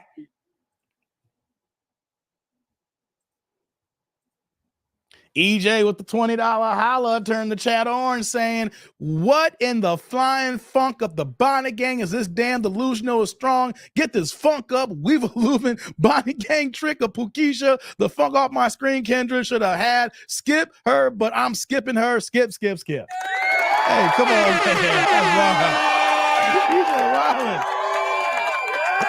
EJ Wildin'. Hey, Eric. Salute. Thank you for the holla. Thank you. Right back at you, man. Ooh. EJ for the win. Kenny says WNBA build. Oh my God. Don't get me started WNBA, man. All this WNBA talk I've been seeing lately. Don't get me started on them. Average at best. Lord have mercy. Oh shit. She's a toothpick. Yeah, she's skinny, EJ. She's skinny. Skinny with sagging. Room dirty as hell. That was a dirty ass room, guys. Like common sense, right? You got a dirty ass room. You're not dressed. Your hair is not right. And you're wearing a bonnet and you decide to come on a dating show. These are the options of our black women. No common sense and no understanding of reading a room, even though you're online. Like, you're putting yourself on a platform that she has over 200,000 subscribers, and you know people are going to react to these videos, and they're going to take snippets and react to these videos. So you're going to be seen by millions of people, and what do? You come on camera with a dirty-ass room with a bonnet on. If the room is dirty, guess what else is? Hey, Squeegee Kid. Hey, Squeegee, you ain't lying. You ain't never said a lie on that one. If the room is dirty, you know what else is dirty. That box is filthy. Oh, God. Okay, I'm gonna get back on track, guys. Shout out to EJ. It's time to get back on track. What's going on, Hopkins? Good to see you. Yeah, saggy, skinny, looking awful, Sheila. She was. Shout out to you, EJ. Lord have mercy. Hold on. Let me do this here, guys. Give me 1 second. What do we got here? No, let's see here. Hold on 1 second, guys. Oh, Lord have mercy. We're going to do this one. Give me 1 second, guys. 1 second. There we go. All right. We're set up for the next video. Hey, guys. Woo.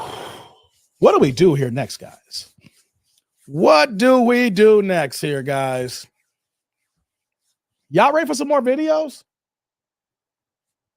I know I've been ranting tonight. I ranted for like a good 40 minutes on niggas. Sorry.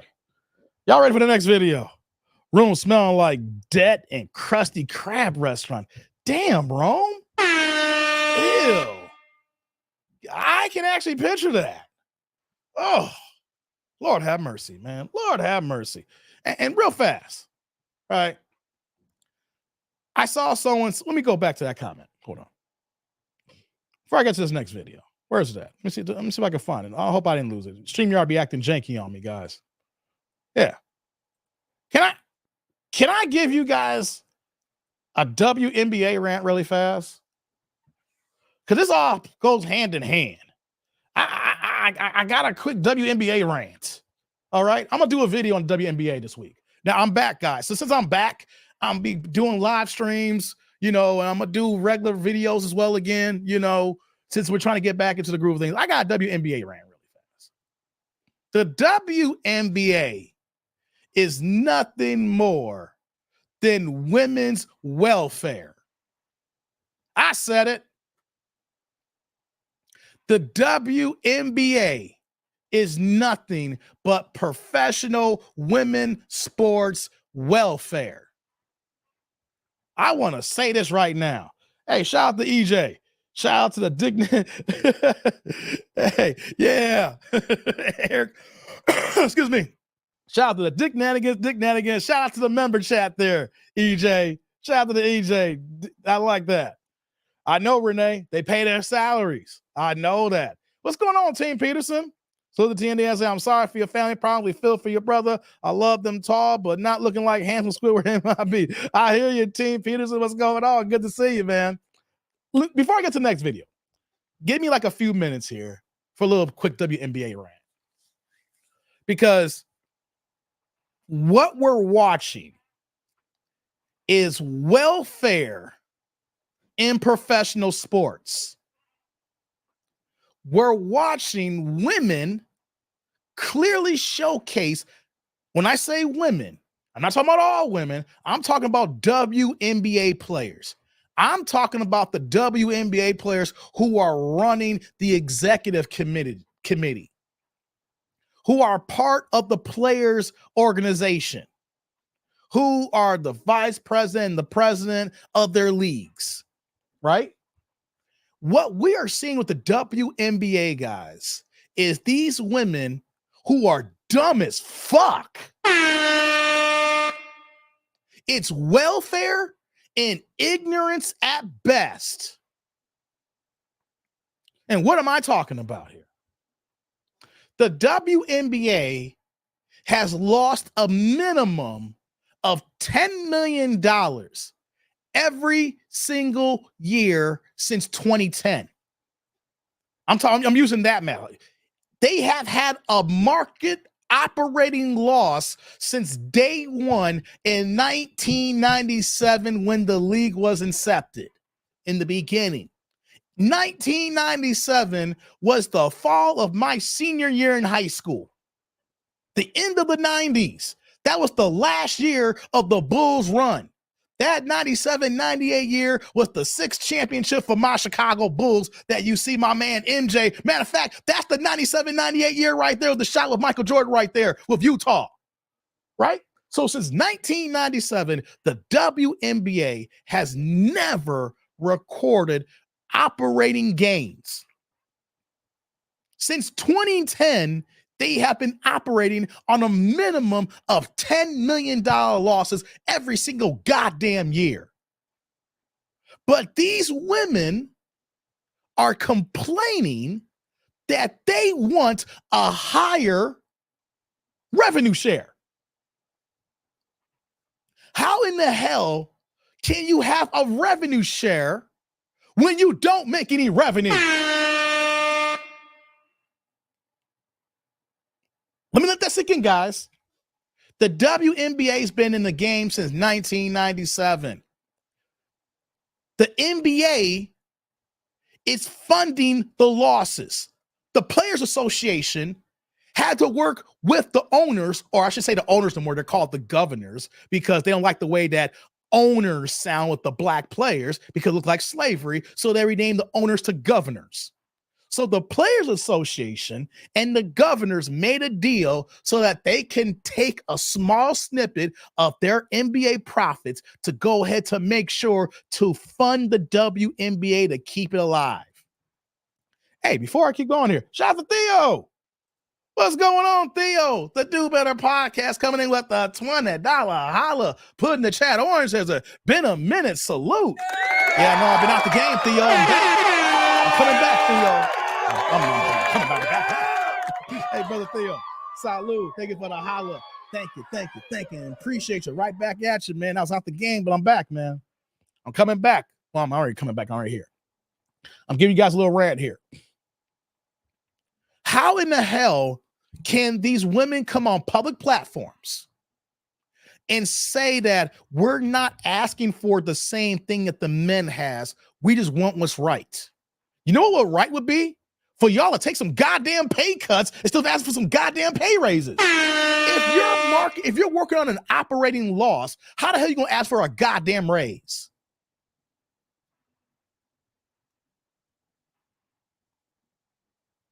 Did y'all hear me? These women are asking for a fair wage. You literally got men caping and trying to fight for them, saying they're only making $200,000 a year. These women shouldn't have to go overseas to make a decent living. Well, how about this? Or how about we tell these women in the WNBA to start helping to market their own company, to market their own sport, so that other women will want to be involved to help them fund their sport here, so you can get more people watching it, so you get higher ratings, get people more going through the turnstiles to go to the games, so you can increase revenue. And then once that happens, and then eventually when you get to working not at an operating profit, can you guys break even? How about you guys break even first? Figure out a game plan to get the peoples in the crowds in the stands that come to the games and people to watch the games, so you can get to a point of breaking even for a year. And then maybe you break even for the next year, get some consistency going, get some momentum. And then eventually, then if you can start making profits so that the men can stop funding you. I was watching the shop from a year ago, and Lisa Leslie had the audacity to talk to Draymond Green about that. And Draymond Green is like, we already cutting you a check. What the fuck do you want now? We literally are trying to make an argument that just because these women have good basketball skills, they deserve to get paid millions of dollars. Do we say the same thing for skateboarders? We don't hear skateboarders in the X Games talking about we ain't making no money. They just figure out like, yo, this is what we love to do. We're going to get paid how we get paid, through sponsorships. And then this is our life that we chose. We know it's not going to be a big time profession that's going to make us multi-gazillion million dollars. But I have a skill set that makes me a dope ass skateboarder. So I'm going to try to get this sponsorship and get the money and make it work. That's how it goes. How is it that you guys can try to manipulate the public to say that you guys want to be on equal footing with the men when you're not even marketing your own sport, and the men is funding you to stay alive, and you're begging for more money? Careful, Dave. You keep talking about the end of the day, you might get another email from the woman like before. Man, I don't give a damn pinball. I'm speaking facts here. You want to know something, pinball? I worked for jobs that didn't, when I was young in my IT career, I worked early in the .com bubble back in the early 2000s. You know what happened? All the companies I worked for that were really good companies that were, they were working on operating loss, but then they got to a point that they couldn't work on an operating loss no more. You know what happened? We all got laid off. That's what happened. I never forget the first year that my very first full-time job in downtown Chicago, I was working the merchandise mart. And I never forget that we had a company meeting, and like for the first year in company history, we were operating at a profit. It had been negative every single year. And you know what happened after we got a profit? They laid us off. We was like, yo, we got to maximize these profits now. We finally making some money now. Let's cut overhead and figure this out going ahead here. The WNBA is the only company that could be around for 30 goddamn years, have losses every year, and people complain about getting raises. I am sick and tired of welfare. Mm-hmm. I understand in real welfare, some people may need it because they need that help in that transition in their lives. But professional athletes, women talking about we got next. We're just as skilled as the men. We're doing this. We got handles. We can shoot. Nobody's watching. So since nobody's watching, that doesn't mean that you deserve to get paid because you see the men doing their thing and then you're jealous. Do you know that the NBA is working on a $3 billion profit every year? Because people want to watch the men play. We do not want to watch y'all women play. You know why? Because the game sucks. I'm going to say it. People are talking about it's good basketball. It is horrible basketball. You're talking to a diehard basketball fan who tried to watch the goddamn sport, and I'm watching some horrible ass basketball. I'd rather watch Oak Hill Academy high school boys basketball than watch the WNBA. When the ESPN showcases high school athletes and when Oak Hill Academy is on and they're playing against another powerhouse high school, I'd rather watch high school boys than WNBA any day of the week, guys. Owners simping to keep something alive that doesn't need to be. Hey, Hopkins, you know what it is? It's a write-off. Because think about it. If they're operating on a $10 million loss every year, that means that the NBA is saying we're making $3 billion profit. We got to go to the owners or the governors and the Players Association and say, you know what, guys? We need to take $10 million minimum and we need to divvy that up between the 30 teams. And then y'all just cut that out. Now, of course, no, 10 million is a lot of money, but if you take a corporation that's make $3 billion and you separate that by 30 companies or 30 organizations, that's nothing, right? They might even do a round robin. Hey, Chicago Bulls, it's your turn this year to pay the $10 million. So Jerry Reinsdorf could have checked for $10 million this year, right? And then next year, Cleveland Cavaliers, your job, you're up for $10 million. And then the Cavs write a check, right? And then the next year, Brooklyn Nets, you're up now. So you write a check for $10 million, right? Then the next year, Atlanta Hawks, you're up here. You write a check for $10 million. The next year, Boston, you up now. You write a check. I don't know if they organized that. They split it up by 1/30. But how the hell are y'all motherfuckers complaining about making more money when you ain't making money? Make that make sense, man. Make it make sense. I wish that a woman who's a WNBA player would try to come and talk to me saying why you deserve more money when you work in an industry that doesn't make a profit. I don't know about you, but I'm a capitalist and we live in a capitalist society here. And I thought that if you make money, then you can thrive. You don't make money, you don't survive. So Dave, do you think the best high school basketball team can beat the WNBA champions? Wait, let me put this on the screen here, Mark. So Dave, do you think that the best high school basketball team can be the WNBA champion? Someone put $1 million on it that they haven't responded. Yeah. You know something, Mark? You give me any Oak Hill Academy team from any year, and they would mollywop the Las Vegas Aces. Hell, not even Oak Hill Academy. You take any top 15 high school team. I'm not going to say top. I'm going to say the top high school team. I'm going to say the top 15 in the nation. It could be some team in California, some team in Florida, or like Oak Hill and in the DMV. I think they're in Virginia or whatever, right? Hell, back in the day, I'll go back to 1995 when we had Kevin Garnett and Ronnie Fields back in 94, 95 up here in Farragut Academy in the west side of Chicago. You take that squad of and the rest of the cast in Chicago on Farragut Academy would molly about the best WNBA team ever in history. I know you're saying, Dave, that's Kevin Garnett. I'm saying give me a 17-year-old Kevin Garnett and a 17-year-old Ronnie Fields. You give me a top 15 high school basketball team, boys, and they will whoop the Las Vegas Aces. And they're the best team in the WNBA right now. Hell, I think Candace Parker just re-signed with them.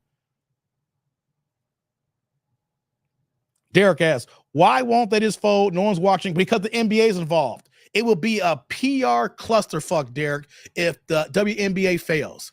because the NBA is invested in it. Think about it, Derek. If the NBA has covered operating loss of a minimum of $10 million a year since 2010, it's 2024 right now. We're talking 13 or 14 years. So we're talking about a minimum of $150 million investment. That's why they can't let it go.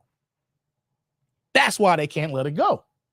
You drop 150 million, you got to try to make it succeed, even though it's a losing cause. And here's the thing, too. It's a PR nightmare when say the women's league failed. All the commercials, all that we got next, and you see like that, right? But the problem with the WNBA is, this is my last part, and I'm gonna end here, and we're gonna get back to the regular show. This has been on my mind. The problem that we have with the WNBA is the fact that they can't get out of their own way. They already have certain rule changes in the game that is designated for women. But when we make suggestions for ideas that can help the game, they want to take it as a slight or as a slap in the face. For instance, the women are use a smaller ball. They don't use a men's ball. That's a problem right there, right? You want to be equal on par with the men's basketball, but you are using a smaller basketball. I get it. The average WNBA player is 5'11", 6 foot, and the average NBA player is 6'7". So you're taking size in the equation here. So you want to use a smaller ball. I get it, but I don't want to hear this crap here when you're already using a smaller ball. The game is shorter. I think a WNBA game is 40 minutes compared to 48 minutes. So you're not even playing a full-length NBA game. You're already a shorter game, which means that it's shorter content. That means that it's shorter outcomes. Right there, right? The three-point line is already shorter, guys. Right? They don't shoot from NBA range. The WNBA shoots roughly around college or a little bit closer than college. Their three-point line is like 20 feet. The longest three-point range in the NBA is like 22, 23 feet. It's a 2-3 feet difference from the three-point line. So you already got a shorter three-point line, smaller ball, shorter games. Right? You know what changed the game? See, here's what I want to give a clear, concrete idea of lowering the rim. And not just because of dunking. You see, lowering the rim will change the game for the WNBA. Know why? It's not just about women yamming and dunking. If you have the ability to dunk, that means that if you have the athleticism to, do certain things to dunk, that means that you have the athleticism to do other things outside of dunking, which means that it's going to make it a more creative game. It'll make it more high flying. For instance, Michael Jordan didn't dunk on everybody all the time. What was one of Michael Jordan's signature moves? The up and under reverse under the rim. Like that, right? Remember Michael, he'd do his Dr. J, but he made it even looking more silky smooth with his arm moving his legs when he'll go under the rim like that and like that. That kind of creativity happens when you're able to sky and dunk. But when you know you're not able to dunk, you use your creativity to do other things around the rim so you can score or you can charge or draw a foul. Right? So if you go ahead and say, we're going to bring the rim down to 9 or 8.5 feet. So you're going to see a lot more dunking, a lot more exciting. But then these girls are going to go to the rim and do a lot more crazy layups, a lot more reverse layups, things at the rim that you're right there and doing things that is creative, that is special, that is entertaining, and then that changed the game. So when the offense changes, and you see that excitement, what's that happen then? That means that the defense has to change and coincide with that to combat that. And then when the defense changes, then that makes the offensive player got to even up his creativity even more to go against that defense as well. It's a counter effect. I do this, then I counter that. I do this, then I counter that. And you know what happens when that happens here? Then the defender becomes a better defender and gets creative. The offensive player becomes more creative. And then you have a more expansive game, more creative, more exciting.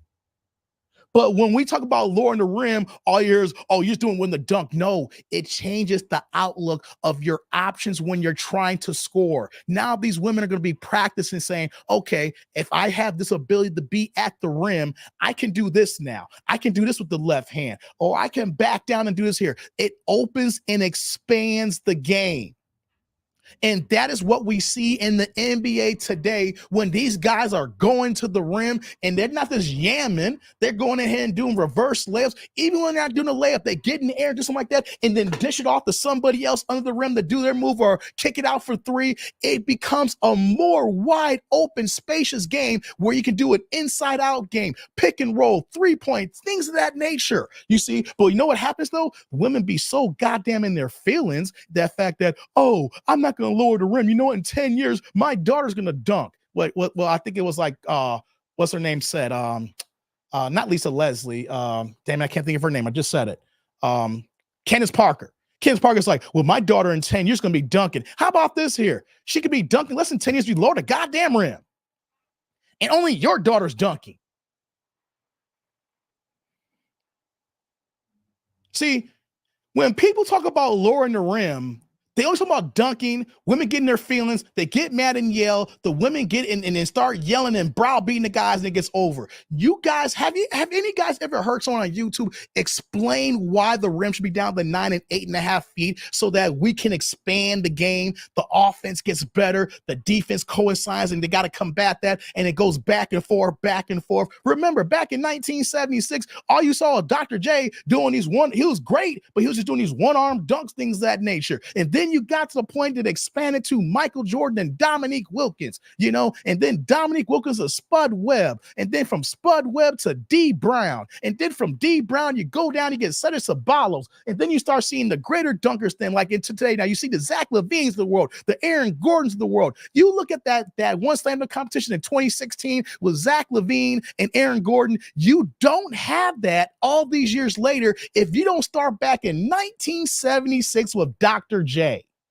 It's a progression that's got to grow and build and build and build. So that's why the NBA is a $3 billion profit industry today, right now, because you don't limit the game and you expand it. And the women are stuck in quicksand, want to act like the men when you average less than 6 feet and that only 4 or 5 dunks happen a year. Renee says, Coach Dave. Okay, guys. I had to get that off my chest. Sheila says, the only women's sport I watch Olympics is gymnastics. Yeah, I do the same thing. I only watch gymnastics too in the Olympics.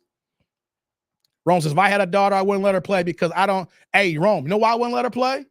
Because if my daughter's not a lesbian, I don't want her being around a whole bunch of lesbians that are going to try her. It's a lesbian, and that's another thing too. It's a lesbians league. No diss to the lesbians. Shout out to the queer folks. But if you're going to be a lesbian league, you need to appeal to the audience who wants to watch basketball. And you know some lesbians? Women don't want to watch y'all. It's the men who's funding y'all. You need to cater to your audience. And you guys got so much goddamn hubris that you don't want to cater to the audience. You just want to do what you want to do. And you know what happens in business when you do what you want to do? That's a business that don't make no goddamn money. If you don't cater to the customer, who gives a fuck about you? Right? Thank you, Pooh, man. I forgot about Vince Carter. I jumped. I went past 2002. Sorry about that. Yeah, Vince Carter in there. I didn't mean to skip past Vince Carter. But they are a lesbian league. You see how they dress up? I don't see no women dressed up looking fine and nice. I know they're tall as hell, but I don't see them in skirts or dresses looking sexy. You ain't gotta be, I ain't gotta be like, you dress a certain way, like it's gotta be like a runway show and a number of Victoria's Secret models. But can y'all dress in a way that the people who's buying your product actually wants to see you watch and pay for your product? Like with the NBA here, you see what the fellas do? The fellas know that the guys want to watch basketball and the women want to fuck the ball players. And these NBA players know that they go to the court and they show their swag and they appeal to both audiences. The women come to the game and they know that the women are watching them and they balling out for the women. And the fellas go because they know they're seeing good basketball. But in the WNBA, lesbians, what are y'all doing? Y'all ain't doing a goddamn thing but appealing to your own self because you want to play basketball. And that's fine. But if you want to make money in this business economy of 2024, you got to appeal to the customer. And if you ain't going to appeal to the customer, then I don't want to hear nobody say they deserve any more revenue sharing when there is no revenue. I'm done.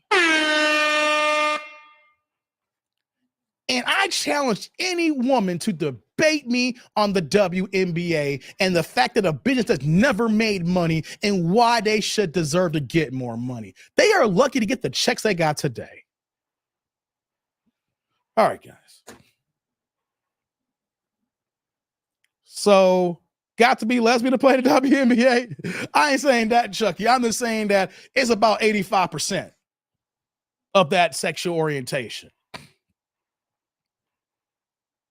It's about 85% of that orientation. And I ain't got no problem with lesbians. My thing is, you're selling a product. Learn how to be saleswomen.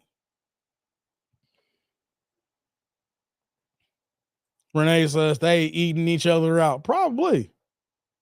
They are. Men's NBA 2K is worth almost $2 billion. No, Rome. The NBA profits $3 billion a year. They make more than 2-3 billion.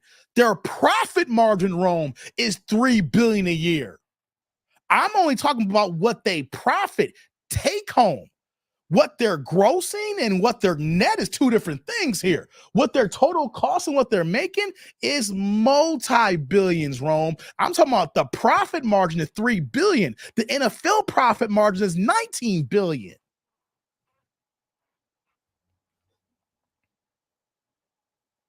Pooh Man says 95%, to be honest. Hey, Pooh Man, you might be right. I'm talking about the video game. Stop it, Rome. I'm done with you, Rome. Go somewhere. Stop it, Rome. You got me choking over here. Okay. I've been gone for weeks, so I had a couple of rants tonight. Okay, that rant's over, guys. I'm done with my WNBA. It's going to come back in. I'm going to do some videos on that because at the end of the day, it's simple economics. If you want more money, then that means that you have to be in a company that generates profits. If the company does not generate profits, you can't be an employee asking for raises because the people who is cutting the checks is not making money. So if they're not making money, then why do you deserve to make more money? What makes you special that you want to get checks closer to the NBA players? And you're never going to make that, but you want to get closer to that when you're not making money. One last point here too. The stadiums that they play in, they're not even playing in NBA stadiums anymore. They have been consolidating till they gone from NBA stadiums, then they gone to like the sister stadiums in certain cities. Man, some of these places are playing in community centers now. Hey, Rome, what is I don't know if you noticed or not, what the Atlanta franchise, I believe Atlanta has a franchise, right? Do you know what stadium they play in Atlanta? They play in a stadium that holds 4,000 people. Last time I checked. They're not even playing in NBA arenas. You know why? Because they lose money just by turning the lights on and having a game in there. Because when they had a game in these NBA arenas, you would have like 3,000 people show up for a 19,000 stadium arena that they're operating on losses just to turn the lights on these stadiums. So you know what most of these places are at now? They're playing in community centers and 4,000 in like 4,000 stadium spots. They're not even playing in the same size stadiums of college basketball. Guy,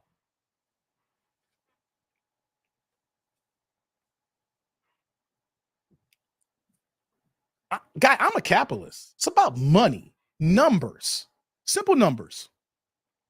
What makes money? What doesn't make money? After all revenue is divvied up, then people who are working get paid. And then what's left? But if you ain't making no money, you can't ask for more money. Sports is derived on what? TV contracts, people paying for tickets, concession sales, concession stands, merchandise. All that goes into play. And if you're not operating at a positive net, then how in the hell are you going to ask for more goddamn money and complain about you got to go overseas? I'm shocked of how anybody overseas is making any money, or if they're just tax write-offs because they're sports washing. That's what the Saudis are doing right now in boxing and in golf. Sports washing. How's anybody making any profits in those small ass gyms? Have you guys even watched any European games with women across the country? They're playing in high school gyms. How the hell is Brittany Griner was making $1 million in Russia and the stadium that she was playing in was holding no more than 2,000 people? These are questions that the men are not asking to shut these women up. I mean, come on now. Go ahead and Google where Brittany Griner was before she got that Russia case 2 years ago. When she was playing in Russia, and if you see those old videos, man, those look like some janky-ass high school gyms that may hold 2,000 people. How the hell is she making $1 million when the stadium holds 2,000 people? The ticket sales are not even covering the cheapest person who's on the bench who's not even getting in the game. So my WNBA rant is, y'all need to make some money before y'all can start asking for more money. And until y'all start making more money, you should be happy that you're getting a welfare check by the men. You should be happy that the men has cut over $150 million so you guys can live your dreams to play 30 games in the summertime. You should be happy that Draymond Green and LeBron James, Jaylen Brown has got a $305 million contract. You should be happy that the NBA is making record profits, because without the NBA, you ain't playing in America from May to May, June, and July. You should be happy for the men. And what do we have? These women shit on the men. Once again, you shit on the people who help you get to where you get to. And that is the whole concept of life today when we deal with women and feminism. You shitting on the people who help you in a sense for equality. But how is it equality when someone's got to cut the check every single year and no one sees a profit margin in sight?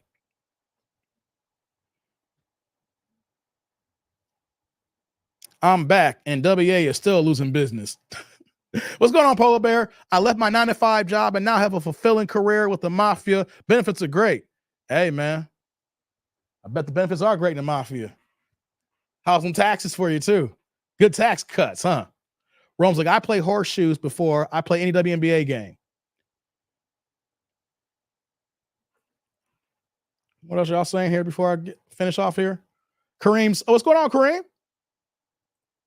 They give out tickets at my nephew's high school in LA for LA Sparks games. It's pretty sad because people won't even accept them for free. Kareem. I can't remember who's the NBA player, but not this past playoffs, but last year's playoffs. This one NBA player, I can't remember, it wasn't Derek Fisher, but it was a point guard. He bought every single ticket that was available for a playoff game and gave them away for free because the game wasn't sold out. Like, you got NBA players for playoff games buying them all out and giving them away free. If that's not a handout in welfare, then what is? They're giving away playoff tickets, guys. I'm gonna make some videos on this. When you're saying here, Dave, that's just the way it is. Tupac voice. Yeah, that's just the way it is. They'll never be the same. Okay. I'm glad I got that off my chest. Now I'm gonna move on. You can tell I've been gone for 2 weeks because I'm just going on rants right now, but these ain't really rants or diatribes. These are actually well thought out ideas in my head, and I actually have the opportunity to talk to you guys about it. And you know what? I think that we need to have more people to talk on it. And when I say we talk about it, it's not to diss the WNBA. It's a lot of spark on their ass saying that what we're doing is not working. We need to hire new leadership, and then we need to work with the men to say, hey, men, what can we do to get the fans out? You guys got the fans. You guys making profits. The whole world watches the NBA finals in June. The world stops to see Steph Curry when he was in the playoffs. The world stops to see LeBron James. The world stops to see whoever's going to be in the NBA finals. The world stops to see Denver Nuggets and Nikola Jokic to get that first ring, right? Go see Boston, to see Miami. Even though Jimmy Butler didn't get a ring with Miami and gone to the finals, they pay to see the Miami Heat. They pay to see the Lakers. Hell, as bad as the Clippers are, they may win the chip this year. And people's gonna pay to see James Harden, to see Paul George, to see Russell Westbrook, to see Kawhi Leonard go ahead and bust whoever's ass in the Western Conference playoffs. What the women need to do is get off their high horses, sit down with the men, hire new leadership and say, hey, what do we need to do so that we can move in a positive movement going forward here, so that not only can we start to break even first, fuck profits, can we just break even? $10 million loss every year, guys. You know what you got to do to make up $10 million? What do we got to do to break even? Then once we break even, then we got to take these steps so once we start breaking even, to start operating in profits. And when we start operating in profits, we got to pay back those debts back. But you know what's going to happen? They ain't paying the NBA back those losses. That's just me thinking responsibility. When you begin the welfare check and people been giving you money away, that you should say, hey, you know what though? How do we pay the men back? They're not going to do that. What they need to figure out, of course, is how do we break even, and then how do we make profits? And then once we make profits, then we can start talking about revenue sharing so that the people can get raises. But you can't get revenue share if there is no goddamn revenue. That's my God. That's my time on that, guys. TND is challenging his inner Theo and Michonne rant right now. Oh, no, I ain't challenging them. No, those my peoples, but no, Team Peterson, no, I got my own shit. No, I was ranting before them. They my peoples, but it ain't my inner Theo and Michonne. No. Don't, I mean, no disrespect, but don't do that to me. Don't do that to me. I got my own voice. I'm my own entity. You know what I mean? There's no shade to my peoples, but no, when I talk, you know when I talk. You know what I'm saying? Theo's my guy, Messy Michonne, I love her. But no, I'm my own entity, guys. Don't put me like that. You know what I mean? What I'm saying. Average turn rate for WNBA is 30x a game according to the stats, and majority of those turnovers are from poor dribbling. What the fuck is really going on? Man, dude, I've seen some janky-ass plays where it makes no sense. Right, they can't dribble. Yeah, they talk about how much they dribbling, and by themselves when you see them dribbling, watch the damn game. I've never seen so many shots hit off the backboard and no rim in my goddamn life, man. This is Demon Dave, and I'm here for it. Thank you. Chucky says, Dave, I'll say it again. Cut out lesbian, and you get parents encourage their daughters to go into basketball. Here's the thing, Chucky. Here's the thing. Take out sports in general or lesbianism. If you're a parent and you have a daughter, I feel that you are a fucking dumbass. Go back to the beginning of my show about dumbasses. You are a dumbass to encourage your daughter to be a professional basketball player. And that's part of the Black community teaching our young people to go into fucked up careers that don't make no money. We're tying this all in now, guys, right? Remember the beginning of this live stream here? I was talking about dumbasses and Black people, and we're incurring all this student loan debt, and only thing that debt has done now, because we're enslaved to monetary things now, because they can't enslave us anymore, because we're no longer in bondage and change like we were when we first came to this country of our ancestors. They found a way to keep us in slavery in the minds here, and the WNBA is another form of that. Why would you be a responsible adult and have your daughter go into a career, into a field that's not made a profit since it started? That is the same thing as getting student loan debt and putting your kid in debt. If you are a parent and encourage your kid to be your daughter to be a professional basketball player, you should have your kid taken away from you. If you are a parent and you want your daughter to play in the WNBA or encouraging that, or you have a plan or focus and giving them that drive, they should take your fucking kids away from you. The same way, if you make your kids take out $100,000 student loan debt to get a goddamn communications degree, you are in the same thing here, and you're committing child abuse. You are committing child abuse to encourage your kids to go into a field that don't make no money or work for a company that don't make no money. Are we really that fucking stupid? Are we really that dumb as black people? Are we really that goddamn ignorant? Do we really look as stupid as we look? Because that's how they look at us. You're as stupid as I think you look. What is the point, people? I thought that when we have kids, the goal of children is to raise them to be responsible adults and that one day they become greater than us. That's what I thought kids were. That's why I thought the process of raising kids and having your own family, that one day that you instill values, virtues, and that they're raised with respect, and that you teach them in the way that they're not only responsible human beings in society, but one day they become better than you. And if your kids don't become better than you, then you did a shitty job as a parent, unless the kids did things on their own that they didn't want to follow your own ways.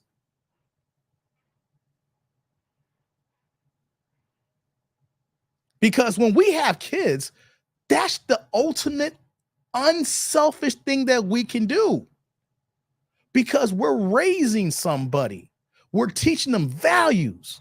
We're instilling virtues. We're trying to teach them how the world and life works. And then eventually we want to steer them in the direction where that, because it's a newer day, they have more things than we had when we're coming up. And then we provide them with opportunities so that one day, they're the remix. If I'm making 80,000, I want my kid to make over 100,000. If I make over 100,000, I want my kid to make under 150,000. If I made a mistake and I got all the student loan debt and I pay all the student loan debt, I understand it now, and I don't want my kid to go to student loan debt and find the best way possible to wealth management. But no. What are we doing? What are we doing?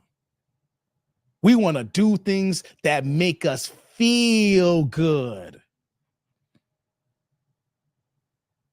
We want to do things because they feel right. Because it's a good thing. Fuck your feelings. Your feelings suck. And your feelings is making you and your family broke, poor, destitute, and in debt slavery.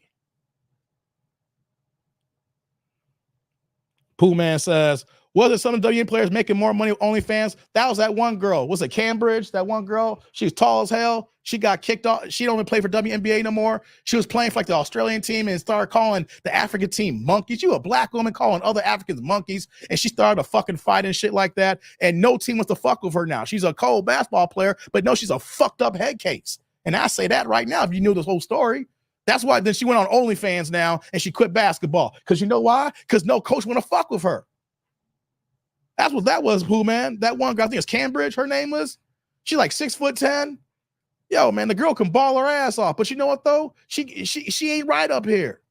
You are black. I don't care what country you're from. Your skin tone is black. You are black.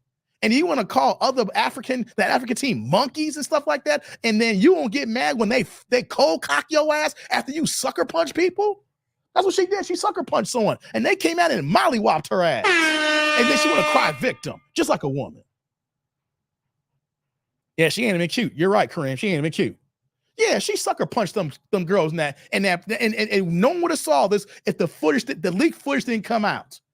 She was sucker punching people, throwing elbows in the back and stuff like that. Not in a practice, not even playing. You're the best player in the court, and you acting cheap like that. And so when someone comes back and say fuck this shit and slap the shit out of her, and then she want to act like oh my god, man, please, don't throw rocks and hide your hand. That's what she did. She was throwing rocks and then hide her hand. And now she's on OnlyFans right now. Rome says, I'm sorry. Basketball for daughters is a setup for long-term disappointment. There is track, volleyball, swimming, gymnastics, soccer. I can go on. WNBA is a dead end, plain and simple. Hell yeah, man. I can't make one female baller but soccer. Yep, I hear you, man. Oh, see, got the knock. And yeah, it was the Nigerian team. Thank you, Chuck. It was the Nigerian team. Yep, it was. Mark says, that light skin privilege. She's like, yeah, it probably was. I think she's really from Australia too. So you know what that means? She has that mentality of an Australian. Correct me if I'm wrong. I think that her nationality, where she's originally from, is from Australia.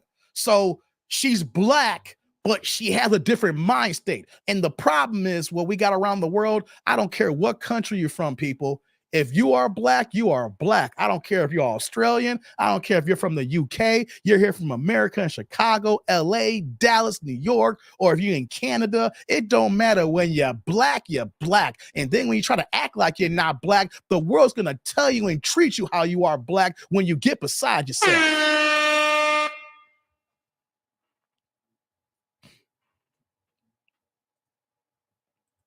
Who's paid for the Mutant X Gene Liz Cameron's OnlyFans? Hey, Rome, there's some cats out there who want to see a tall ass woman busted wide open. Hey, man, everybody got fetishes, Rome. Some people want to bust down a 6'10" woman, or they want to see a bucky naked 6'10" woman. I mean, everybody. Hey, man, people got kinks, man. Got to remember, people like chicks with dicks too. So you don't think that people ain't gonna like a Liz Cambridge? Hey, it is what it is. Just keeping a buck here. You know what I'm saying? I'm just saying. People like chicks with dicks. So you know someone's gonna go ahead and pay for Liz Cambridge. Man, I'm on one tonight, guys. I'm on one tonight. I know it. Let me go ahead and plug this other earpiece in. Hold on, guys. Hold on 1 second. Whoops. All right. Get my other earpiece in. Sorry, guys. Oh my God. I didn't know we here for 3.5 hours and we're still cooking, guys. Likes up in the building. I did that little rant. You know, I see people still here. Okay, I'm done, guys. I'm done. That's my WNBA spiel. I'm gonna be making videos in WNBA. You can tell how that's impacted me. Like some people may say, Dave, it's not your business. Who cares, right? And it's just watching people act freaking delusional. People are delusional, and they think they're entitled to something that's not theirs. And that's the problem with today's society. People's entitlement, thinking they deserve something that's not theirs, thinking that there's money that's owed to them that they didn't work for. Hard work in the right disciplined fields will generate monies and profits. But you want to go ahead and do what you like because of passion projects and thinking that the money's going to come. Just because it's a passion project doesn't mean that people pay for that. The WNBA is a passion project at the end of the day. The WNBA is a passion product.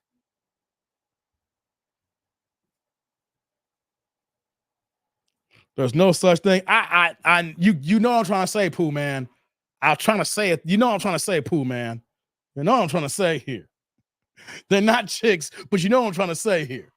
I'm just trying to make a point. Dave, let's talk about the WNBA.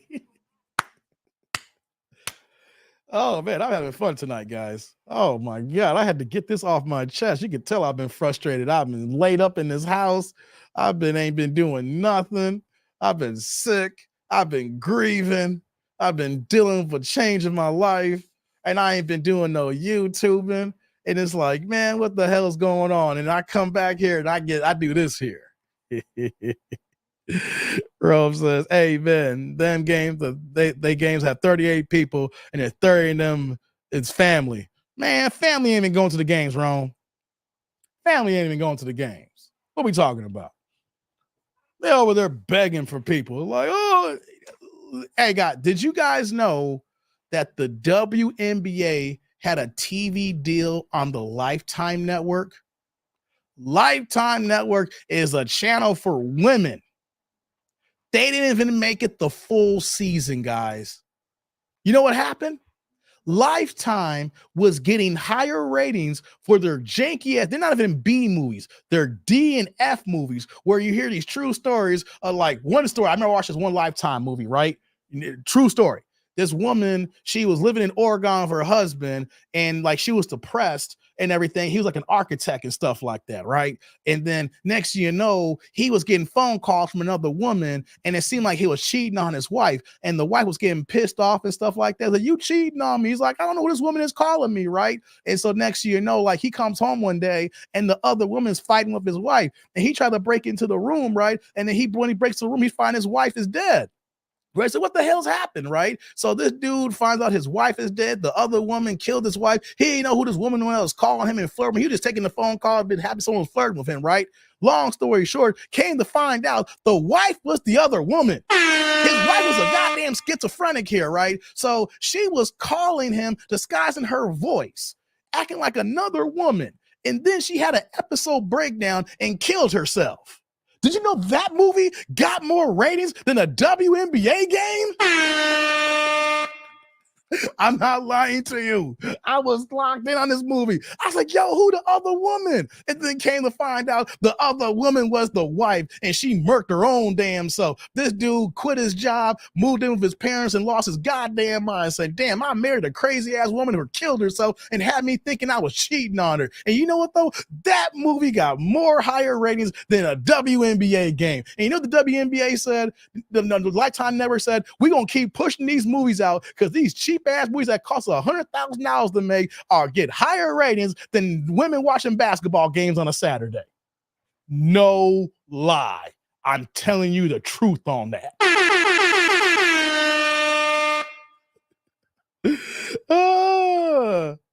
Okay.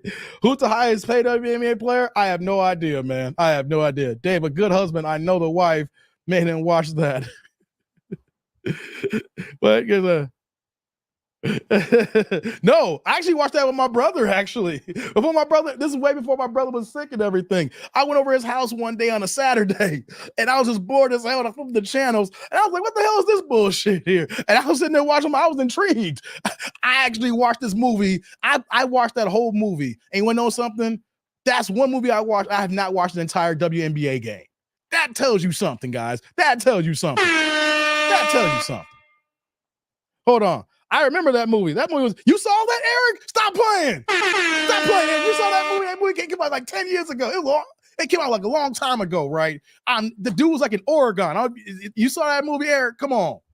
He was like, baby, I'm not cheating on you. Who you cheating? At the end of the day, he actually went to the bar and came to find out. It's like, this is my wife. My wife's the other woman. Hell no, Eric. I'm glad someone saw that movie. That movie got high rating in the WNBA game. You saw your wife? Okay. Rome says I'm crying. It's the truth, Rome. Janky ass movies like that get higher rate than WNBA. You know what the Lifetime Network said? They canceled playing games they didn't finish the season. Lifetime said, nah, we good. We gonna keep putting out these janky ass, cheap ass movies. Y'all can keep the WNBA. Women ain't watching this stuff. Women on Saturday afternoons are cleaning their house, watching these janky ass movies, and they're not watching basketball. That's what the Lifetime Network said. Renee's like, I'm watching WNBA on the 8th day of the week. Oh man, you're a true fan, Renee. You're a true fan. Oh, that's my WNBA talk for tonight, guys. I'm not done though. We'll bring it back again. You know why we're gonna bring it back again? Because we're in February right now, and the season's gonna start in a couple of months. So best believe we're gonna see some commercials. We're gonna see a little bit of advertising talking about we got next. So in about a few months, we're gonna see some WNBA advertisements, and we're gonna see a whole bunch of empty stadiums. Highest paid is Erica Wheeler. Oh, for real? 240 a year. I know they made about 240 now. Well, at least she makes 6 figures, so a black woman will date her. Yeah. I think Brittany Griner makes about 225. That's why I didn't want to say who makes more. Because I remember at one point Brittany Griner make about 225 a year. You know. They anybody getting a pay raise February 32nd. Oh, hell no, man. You wild now. Hey guys, we're at the 3.5 hour mark. I'm done with the WNBA talk right now. Do y'all want to see one more video before we get done? We're gonna get to 4 hours tonight, guys. You know, y'all want to see one more reaction video? I'm done with the WNBA right now. Y'all ready for one more video? I got time. I'm making up for lost time. Y'all want to see another video, or y'all want me to drop the link? Y'all want to cam up? What do y'all want to do? I'm making this viewer's choice here. Eric says one more video. Do you want me to drop a link if someone wants to cam up? Or, y'all want another video to react to? I'm done with my rant. Well, my little soliloquy, my diatribe. Dick Nanigans. Okay, I'll bring back the Dick Nanigans, guys. It's all good anyway. Got female beach volleyball to watch. Hey, I'd rather watch volleyball. Hell yeah, Chucky. Give me volleyball. At least the volleyball player is real feminine.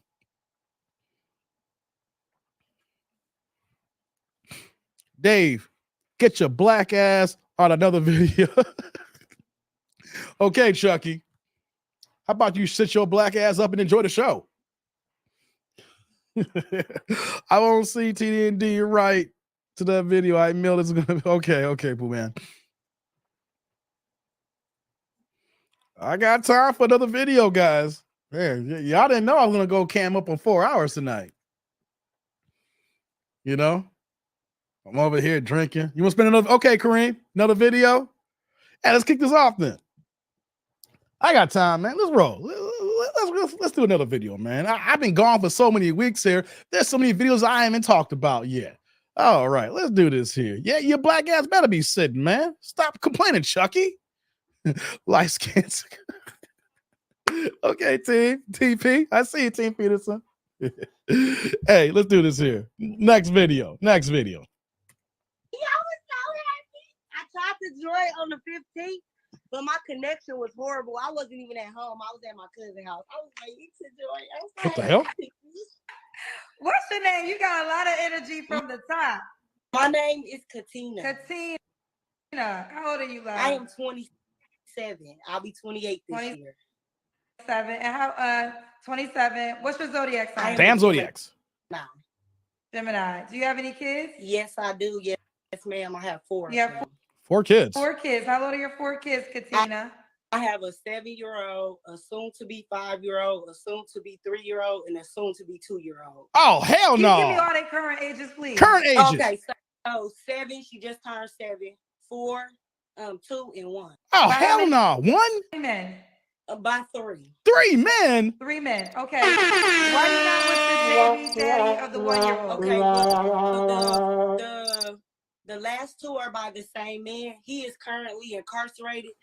Narcissist. If I can say to summarize it, that is Satan himself, honey. So why you have 2 kids by Satan? Hold up. Before she answers that goddamn question,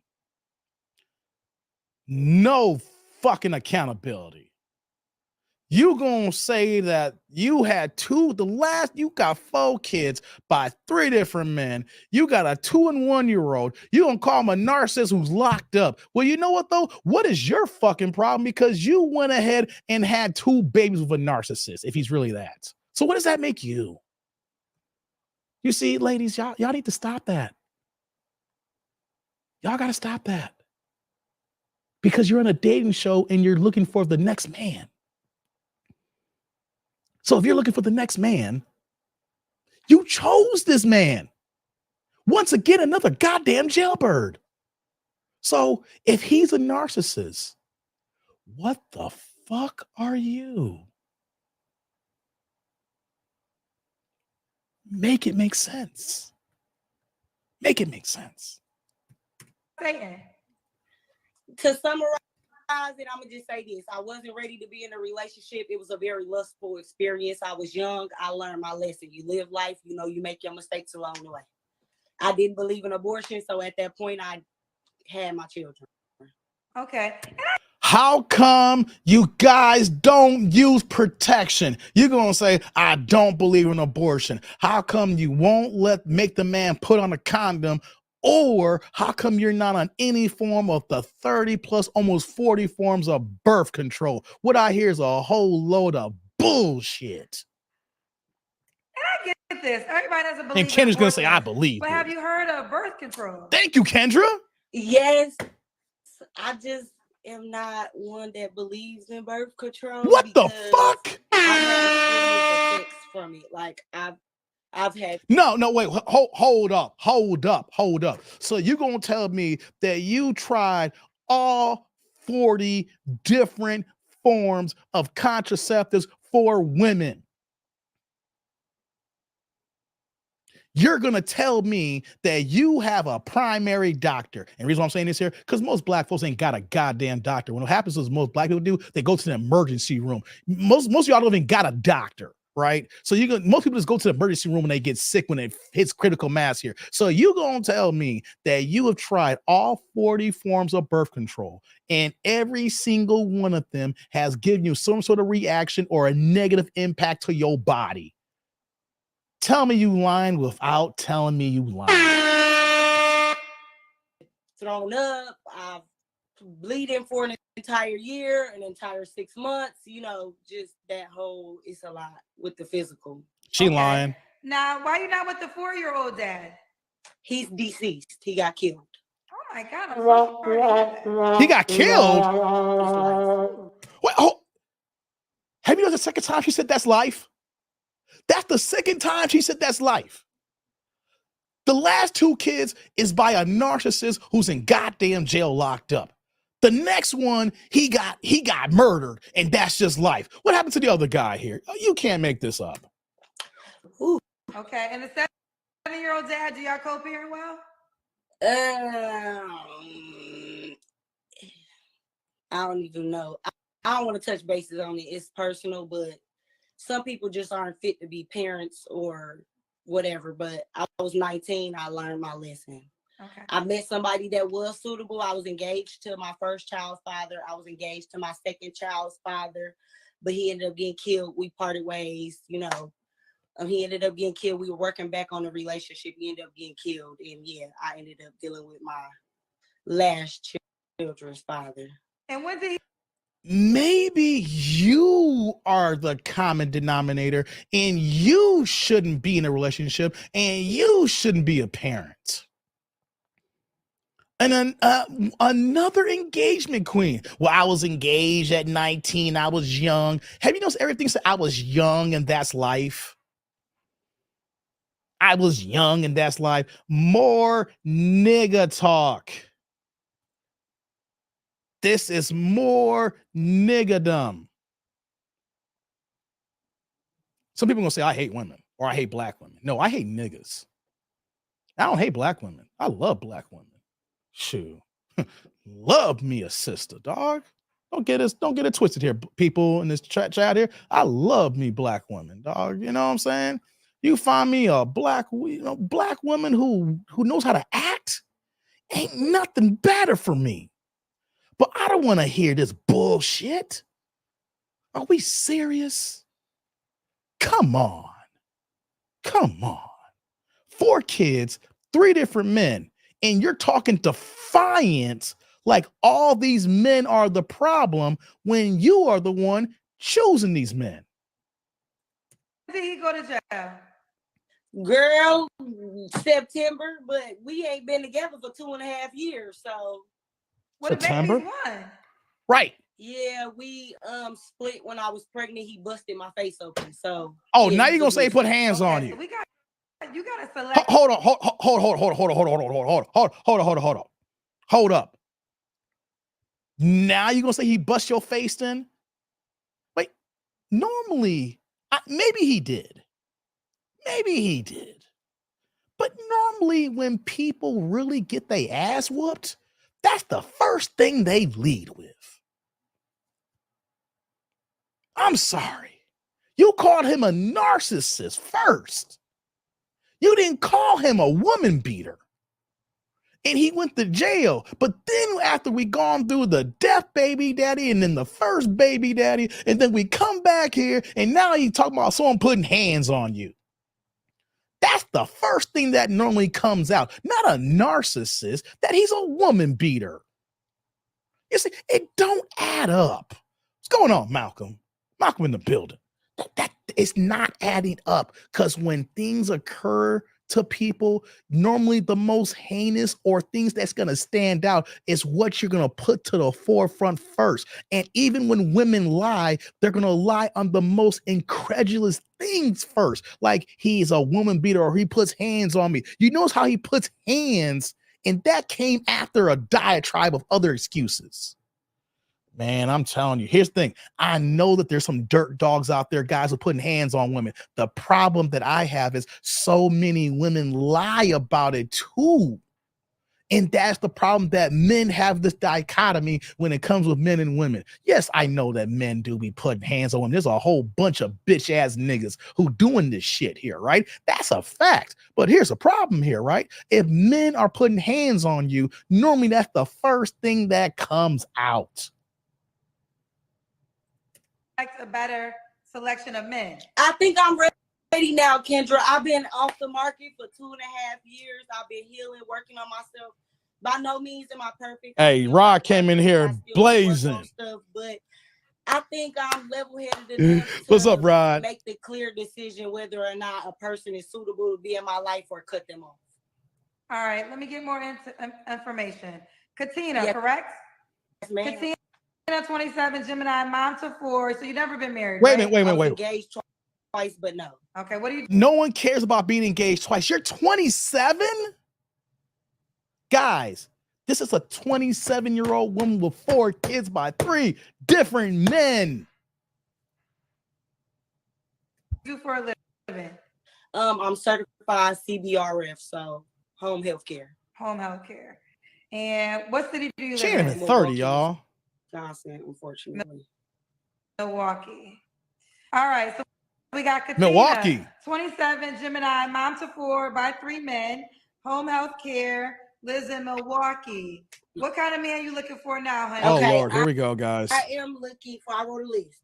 I'm looking for a man that's clean, good hygiene, respectful to women, educated. I really don't care about a past, because everybody has a past. As long as you learn from it, you're walking in your truth. Somebody willing to learn and that's capable to teach. I have a deep desire for learning. And then I love a man that will help cook, clean, step in at home, wants marriage, 1 or 2 more kids, because I'm not done. I want 6 kids.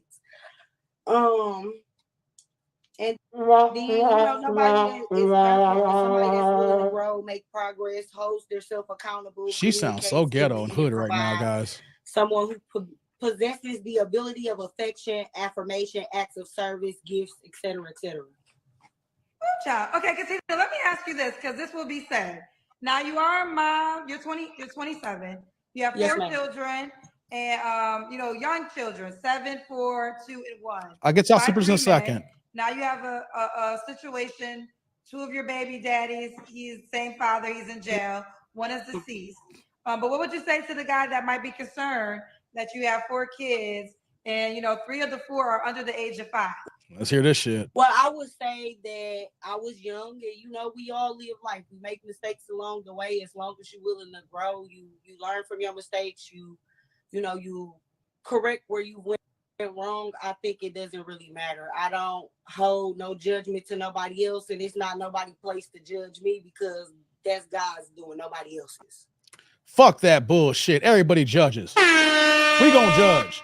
You need to stop that here. You see, people who say don't judge because you got some judgment that's gotta happen here. You are already 27 with 4 kids by 3 different men. Yeah, we gonna judge you. Yeah, we gonna judge you. Because all you doing is making fucking excuses. And you are an adult. So I ain't here to hold your hand. If this was a dude, I'd go even harder. You 27 years old with 4 kids by 3 different women. What the fuck are you doing, Pookie? You see how that works? Let's reverse engineer this here. Let's reverse engineer it. We got a 27-year-old light-skinned dude who's tall with good hair. Talking like, yeah, shorty, you know what I mean? Talking about he got 4 kids by 3 different men, 3 different women.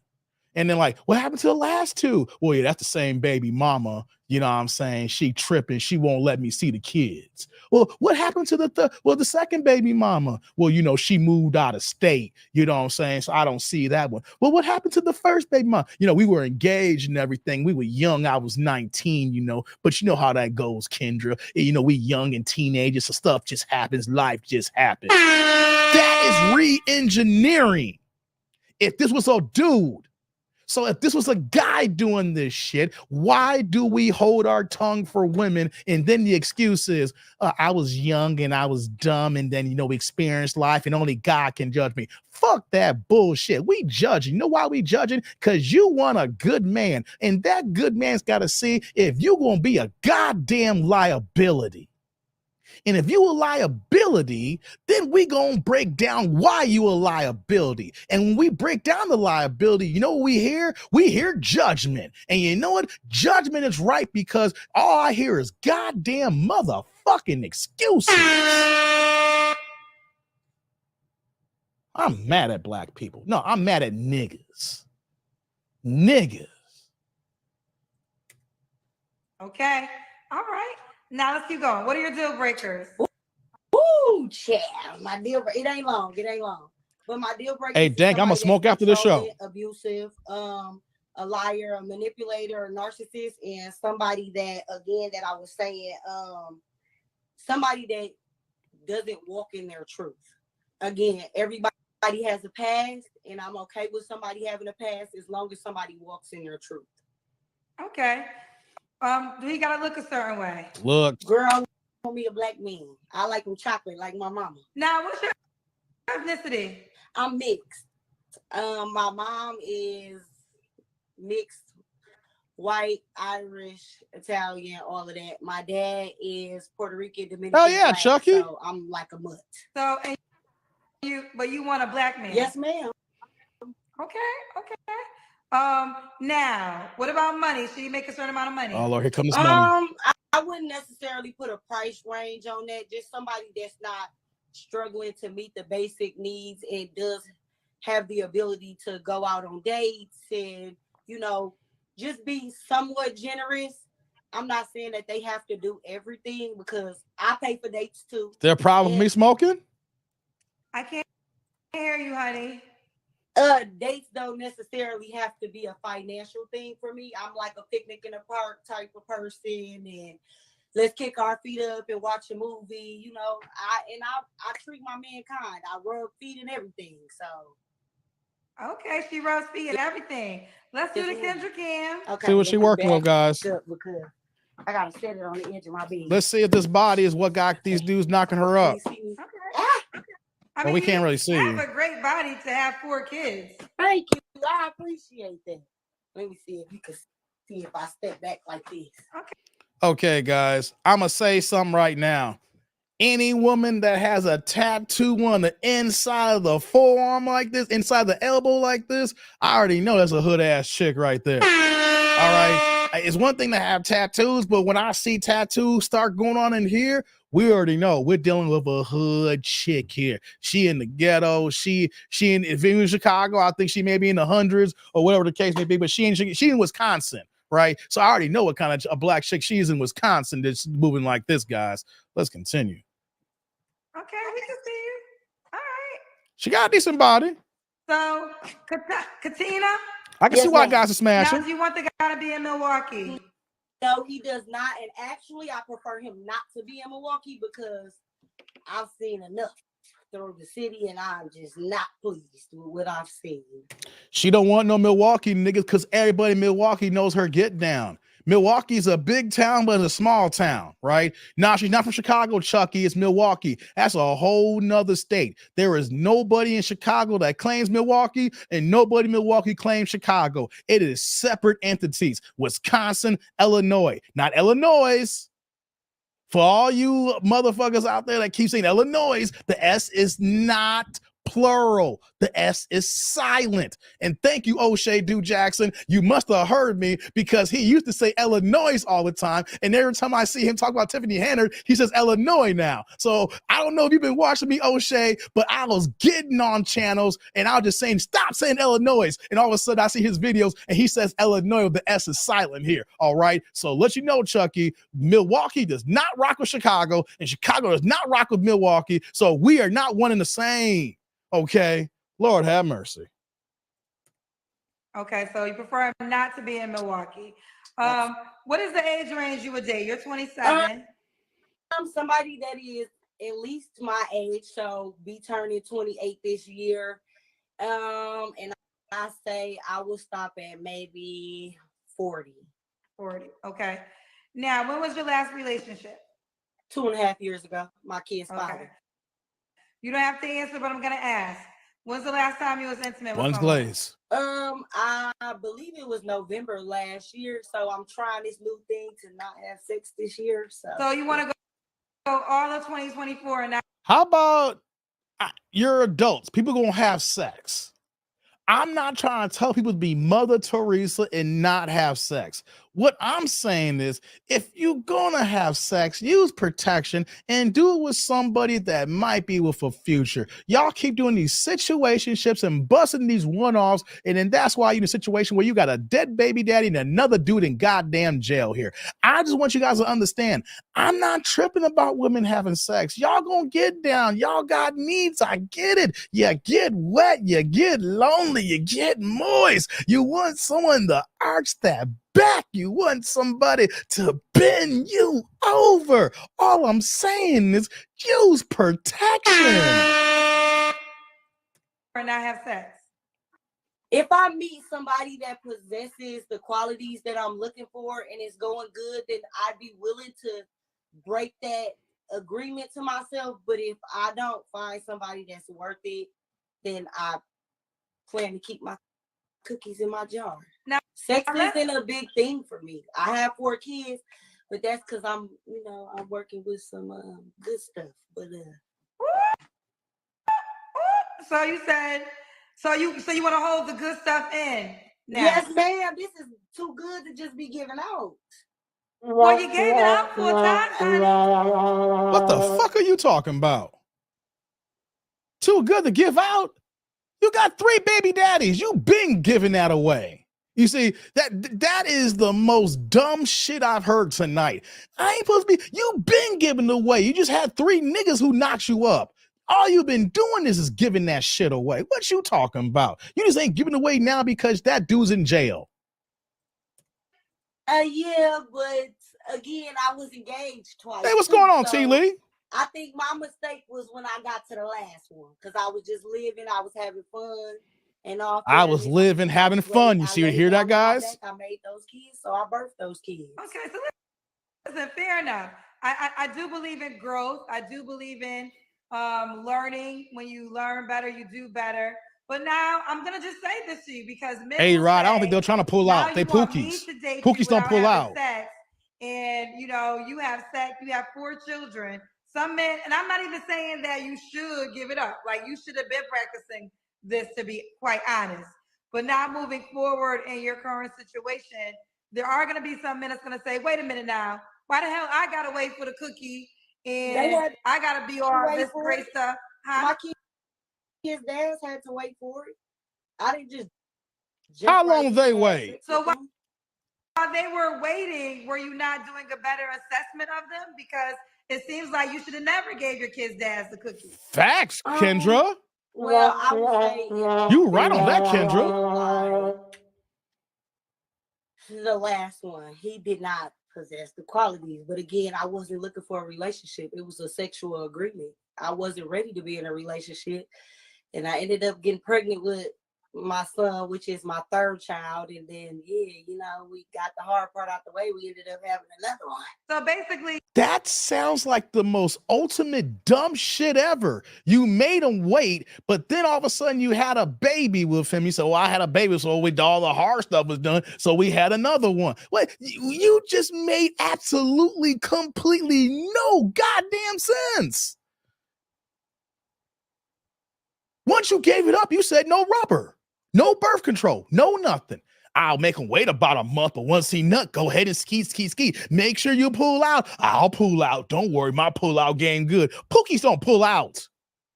Pookie shoots the club up. Pookies shoot the club up. That is what Pookie's job to do, is to shoot up the club. I swear, tonight's gotta be the worst videos I picked out, guys. This has got to be the worst here. That's what Pookies do. Shoot the club up. No one comes out alive. you are admitting your 2 children by the last children's father. That was a relationship. That was a sexual relationship. Absolutely. So now you want a relationship. Absolutely. And you want to. How do you have a sexual relationship and then come out and make 2 babies with a guy? Do you see guys?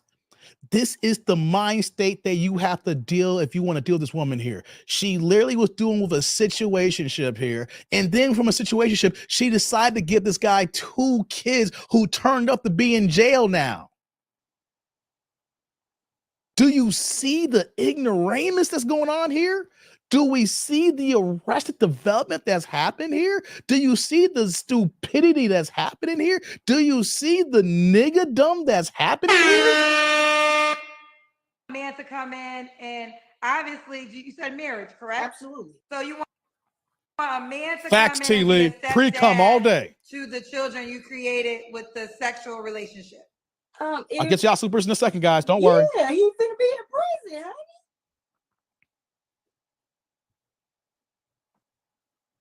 Okay, what were the qualities again that would make you break your celibacy journey that a guy must have? Oh, Lord. Okay. Let me get this straight here. Before she answers this question, you got 4 kids by 3 different men, and now she wants to be a born-again virgin. See, this is the double-edged sword here. Guys know you fucking because you got 4 kids at 27, and it's by 3 different dudes.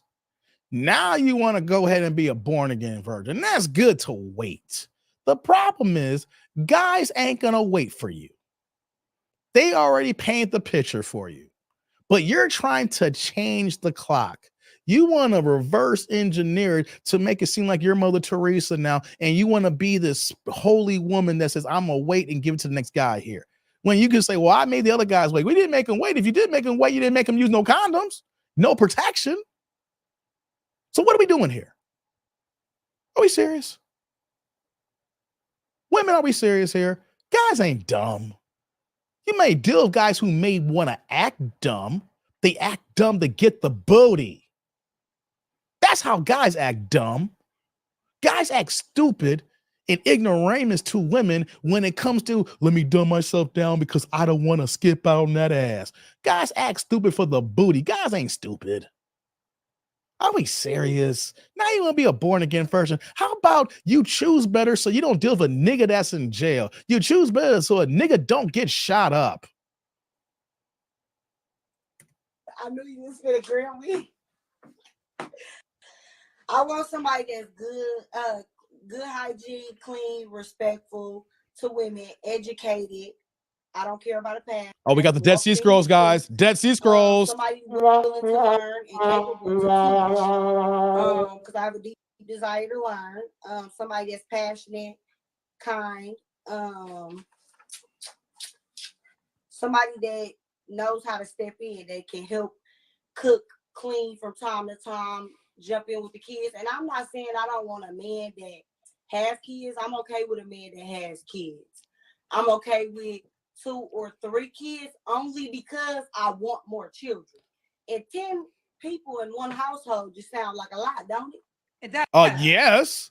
Yeah, so That's a big ass bill. For a family is 10. Who's paying for all these people, kids? Like 2 adults, 8 kids. That's it for me. So he can't have kids, correct? No, he can have yes. kids. Okay. So listen, we're gonna move forward. And again, I believe you're young. You're 27. As you live life, we're gonna learn more. But this is a dynamic what a lot of men say at times. They say women have children by men who are not good fathers, but then they want the good guy to come in and raise their children with the men who they procreated with that weren't good fathers. I understand how what's going on, Drew? You're right, Rome. We're paying that taxes. The one that got killed, he was a good dad. I would have still been with him if he was alive, but unfortunately, that's not the case. Okay, let's keep going. So, what are 3 things? Oh wait, when was the last time you was intimate with someone? Oh Lord, here we go. Oh, you told me that.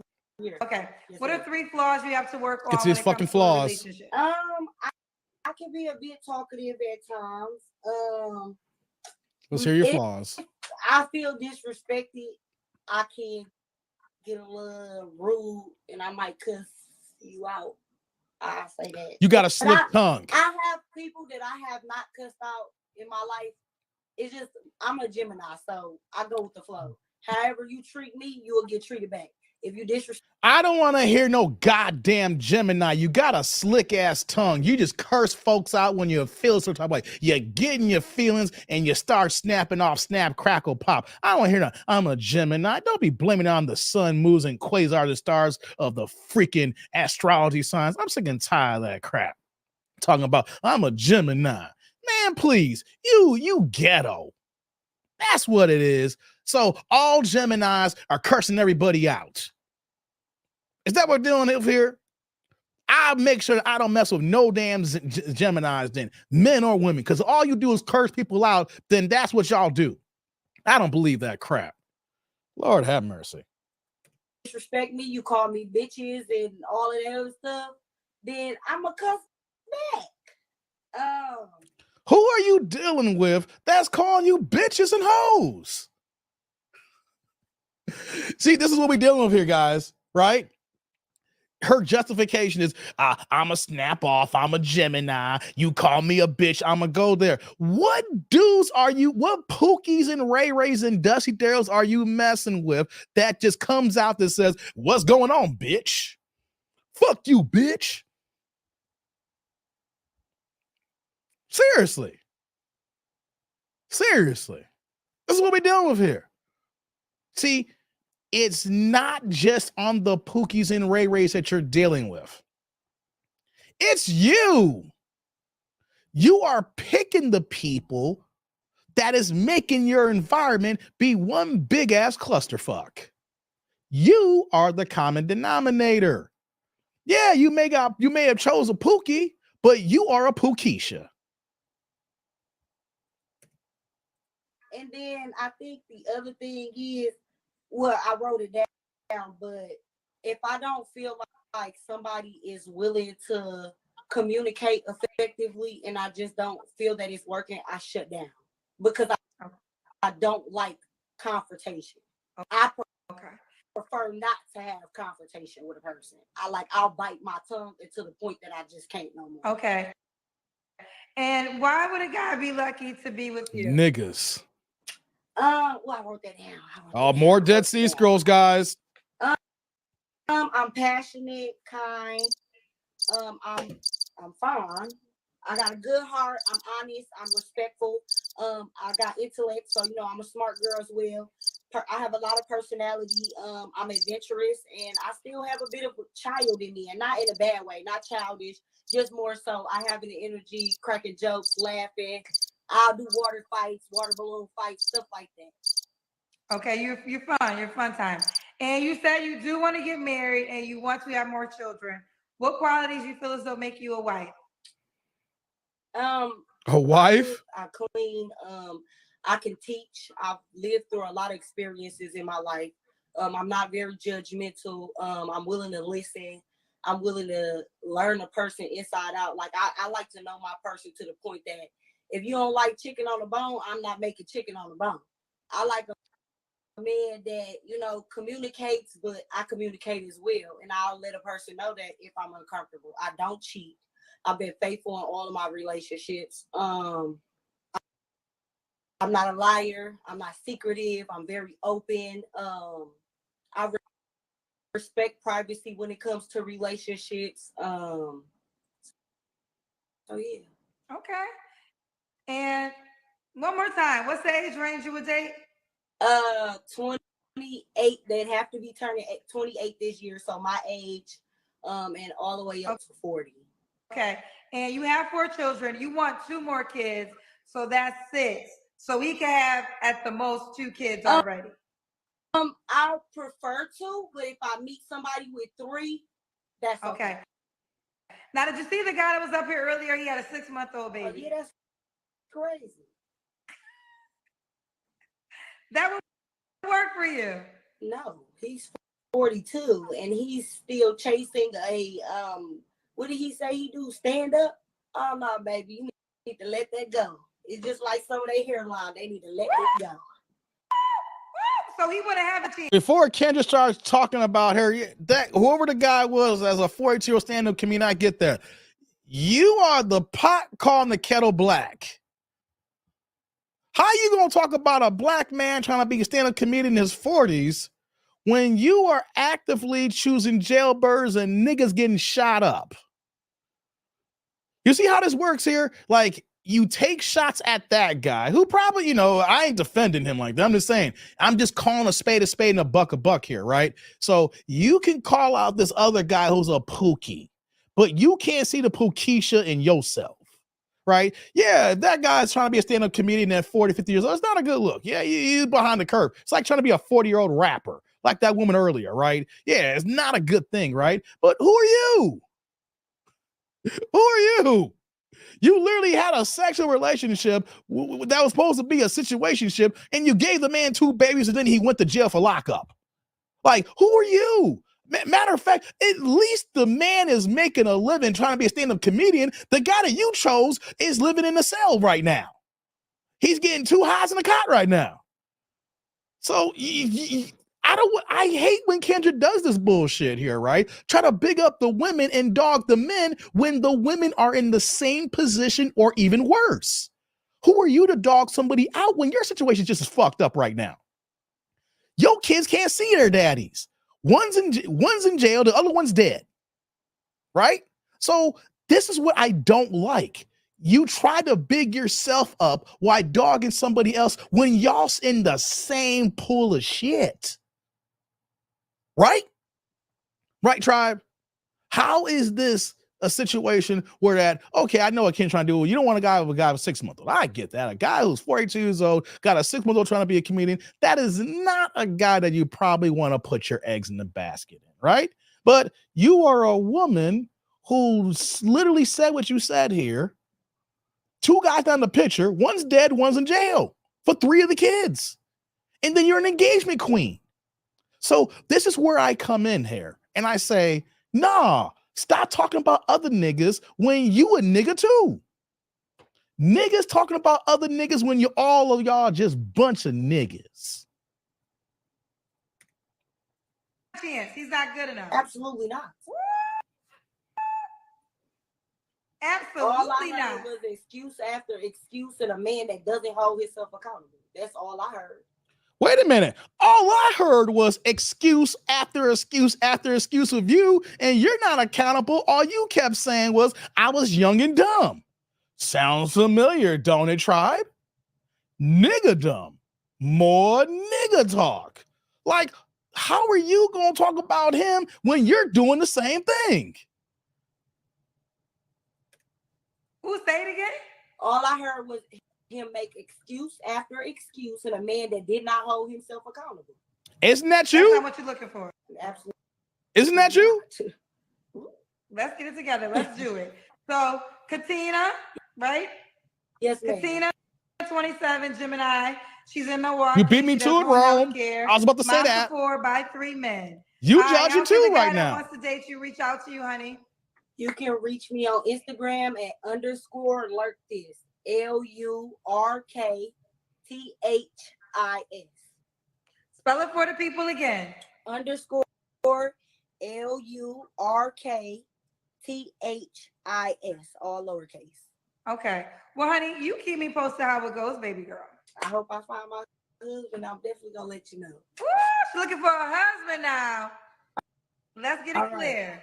All right, bye, baby. All right, thank you. Have a good one. You too. Oh, Lord have mercy, guys. That was bad. Let me get to these supers here, guys. Wait, I got a gang of supers here, but can you see how niggas talk? Not black. Here's before people come saying, I don't like Dave.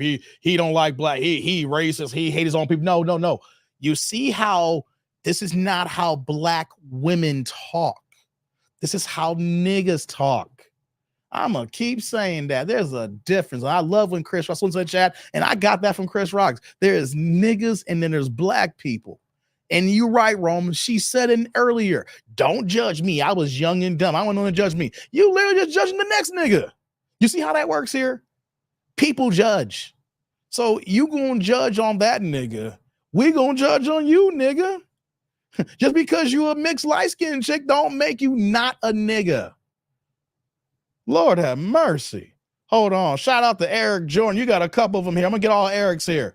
Eric came in with the $2 holler, says, do I smell a whore? Yup, nasty bitch is over. Lord have mercy, man. Salud. Thank you for the holler. Thank you. Right back at you, man.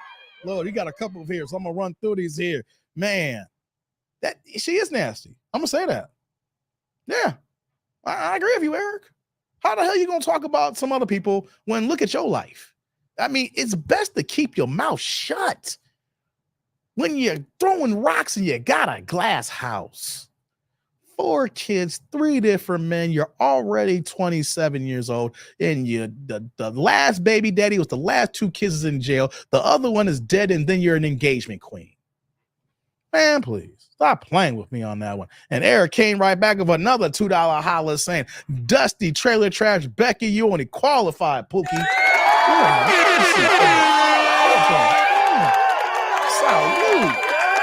Thank you right back at you. I'm gonna modify it because you got a gig of him, Eric. Lord have mercy. That was horrible. Shout out to Eric again with another $2 holler. 4 kids, 3 baby daddies. Hell funky Nas over, Becky. Thank you. Right back at you. Salute, brother. Getting Eric's out here, man. He came back again with another $2 holler. Keep passing these blue plates around, man. We ensure the TDND here. We in hour number 4, and I'm still here because I'm making up a lost cause here. Hold up. This bitch says she wants 6 kids? Hell no.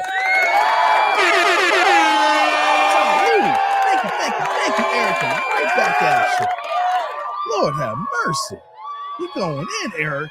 Another $2 holler by Eric. He going ham tonight. Keeping the blue plates passing, saying, only a liability, so gone ahead, go and get yourself a pookie. Salute. Thank you. Eric right back at you. Lord have mercy, Eric. Lord have mercy. Man, check it out. We got Mark the Guardian in here in the building with his $2 holler. He following suit now. Blue plates keep passing around saying they value engagement over marriage nowadays. Engagements and babies. Salute. Thank you. Right back at you, Mark.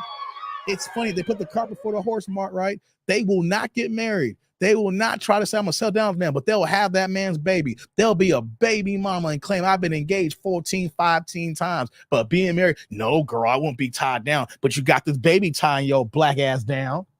Come on, man. Stop playing with me, man. It's crazy. Shout out to my man T. Lee coming in with the $2 holla. Turn the chat booth saying, cool, you still here? Missed your TD&D. Salute,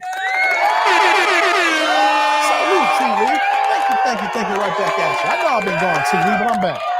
Your boy was sick. I had to deal with the death of my brother. Had to bury him and everything like that, dealing with family. But I'm back, baby. Appreciate you, man. I'm back. You know what I'm saying? And then on top of that, too, you drop your member chat. He been here for 14 months, man. Talk about how is it going to put the cat back in the bag? And by the way, guys, just to let you guys know, my 2-year anniversary was February 7th. I've been officially on YouTube. I know I created my channel. If you guys look at the channel, you're going to see an actual date when I actually created. But the date I dropped my first video, I look at that anniversary, February 7th. So I've been officially 2 years, guys. 2 years, and we still here, baby. I'm still rocking. I'm still standing. I'm still strong, like Anton Fisher. Still in the building, guys. Appreciate you, T. Lee. And it got Sheila in the building. One of my original day ones. She passing that blue play with the $1.99, $2 holla, keeping the chat blue here. I love it when these plates going wide, and I love it when you put the color in the chat saying 4 people came out of her KS. Oh, yeah. Under 30. Salud, Sheila. Thank you. Right back at you. Oh, I appreciate you, girl. Thank you for these hollers. I had to get them through. Lord have mercy. Man, oh man. Check it out. 4 hours, 20 minutes, Dave. You bad. I'm still cooking, man. Making up for lost time. Mark says she constantly says she don't judge yet. She's judgmental. Yep. She's like the big homie that read some books in prison and now she's out trying to sound smart, trying to preach down here. Yeah, I know, man. T. Lee says my homie is 49 and his stand-up career is now taking off. He just made XXM channel. Okay. Yeah. I hear that, T. Lee. Now, there are certain careers that's not a good look when you get an age, but it's not saying that you can't pop off. You can be a smart guy at a certain, I mean, you can be a funny guy in your 40s, you know, but you don't want to be a 40-year-old rapper unless you already been in the game for 20 years. Unless you like 2 Chainz who popped off, and by the time he popped off, you know, he got big time and he got to his 40s, you know. But yeah, I hear you, T. Lee, you know, but it's ironic that she wants to dog a guy out who's being a stand-up comedian. At least he's working. He's not in jail. He's working. Oh, nice. I gotta figure out how I do that. Got a thumbs up here on that. I gotta figure out. StreamYard got some stuff going on here. When I do some hand signals, it throws some emojis up. I don't know. I gotta read up on that. You know, like if I do a heart and then all of a sudden I see a heart emoji on my screen, I gotta read up on StreamYard. They got some new updates here, but. You're right, T. Lee. You know, stand-up comedian, you know, of course, it's not ideal. The channel's Kevin Hart. So that's what's up, T. Lee. Dope. Like, I get it. Like, being a stand-up comedian, that's a hard job. You know, you got to be funny. You got to be connected with the right people so you can get to the right place because there's a whole bunch of funny people who never get that break, you know. But at least it's bedtime, Sheila. See you later, Sheila. Man, it's after 10 o'clock? Oh, Sheila, it's Saturday night. You need to stop lying, Sheila. Bet it's Saturday night at 10:24 and you going to bed. You need to stop playing with me. Unless you got somebody over there. Or you over somebody's house. Stop playing with me, Sheila. Talking about some bedtime. It's Saturday night, Sheila, talking about bedtime. I can understand if it was a Tuesday night and I was ranting like this, but it's all good, girl. I'll catch you on the flip side. You know I love you. Appreciate you coming back here, Sheila. But anyways, you know, I know real fast. I know that I've been really, really hard. I've been going ham. I know that I am being a stickler tonight. But what is the point of not saying the real? Can we just speak the obvious? Can't we just notice and state the obvious that I'm tired, work 12 hours. You work 12 hours a day this week? God damn, Sheila, you grinding. I got you, Sheila. You know I got to mess with you. Yeah, no, I get it. I'm a lot for some people. You can only handle so many hours in me. I'm just messing with you, girl. You have a good night, girl. You know I got to mess with you. You my peoples. You know I got to mess with you. It's all good. Putting in 12 hours, girl. Man, you stacking up that coin, girl. Get that money. Everyday millionaire. Yeah. Mark says you can be a 40-year-old comedian due to laughter. Works for all ages. No 20-something will listen to a 40-year-old rapper. That's true, Mark. I was about to get to that. If you're funny, you're funny. You get your break, you get your break. You know, because comedians at the end of the day, There's a transition. Not every comedian really is the end all be all to be a stand-up comedian, because eventually comedians want to be in entertainment that goes into TV shows and can get into movies, things of that nature. Because if you're funny, you can tell jokes and then you can command an audience in the crowd. There's an easy transition if you're able to read scripts or able to apply your funny catalog to something that could be in front of the big screen. So there's always that caveat of what comedians are. See, people just look at comedians and say, you're just going to tell jokes for the rest of your life. And that can be part of it. But majority of comedians see the goal of being an actor or being someone on a sitcom or things of that nature, whatever the case may be. Some people may say, I don't think all comedians will say, I just want to tell jokes for the rest of my life. But there's other avenues in being a comic that allows you to do other things. It's like a transition type of thing, right? But right, you are right, Mark. The thing is, people, if you're funny at 20, you're funny at 30, you're funny at 40, you're funny at 50, whatever, you're just funny at 40. Ain't nobody giving anybody a 40-year-old a chance to rap. Only time you're giving a 40-year-old a chance to rap because he's already been rapping. Like, I'll bump a new Nas album in a heartbeat. I love me some Nas. But you know what, though? Nas been rapping since he was 15 years old. I've been listening to Nas since 1994. And you know what, though? It's 2024. Nas has been in the game for 30 years. So I don't mind hearing a 40 or 50-year-old Nas because I've been hearing this Negro since Illmatic since 1994. Jay-Z is what, 50-something years old, right? I've been listening to him since 9 to 6 with it in my lifetime. All right, I'm saying? But that was 9 to 6, and we listen to Jay-Z in the 90s and the 2000s, the 2010, the 2020s. But if you fresh in the game, I ain't trying to see no 40, 50-year-old dude with gray hair talk about, yeah, I got these easy ones. I go ahead and drop these hot mics on you. You think I'm cold, but I go ahead and spit the grime on you. You think it's real? You think it's hot? You think it's not? No, I'll fuck you up and fuck your girl and say, take your watch and say it's on like Donkey Kong. You know, I ain't trying to see no 45-year-old do that out the gate. No, you need to be young and have that influence to be in the game, and then you build to be an older rapper. I ain't trying to see no old dudes come in the game like, yeah, shout out to 75 Cent. I ain't trying to see no 75 Cent at 44 years old. No. Wait, so no Funk Master Dave trying to rap a career at your age? Man, come on.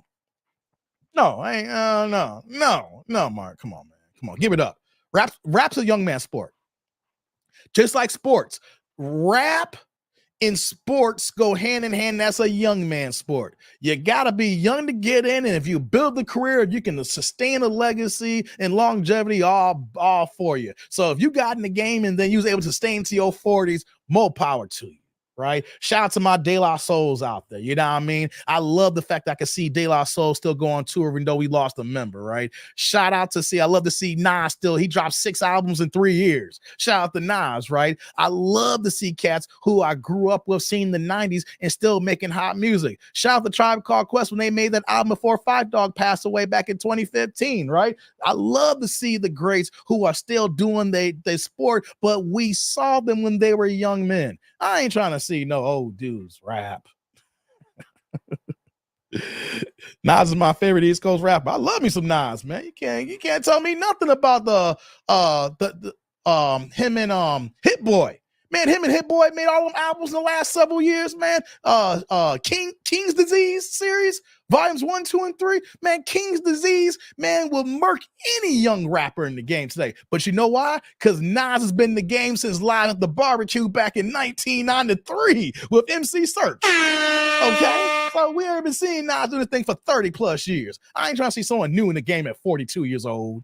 Man, please, you should have a retirement account by now. You should be investing in mutual funds and stocks and bonds, not trying to go ahead and rock a hot 16. We're talking about probably he's mumble rapping. You know what I'm saying? You know, I gotta go.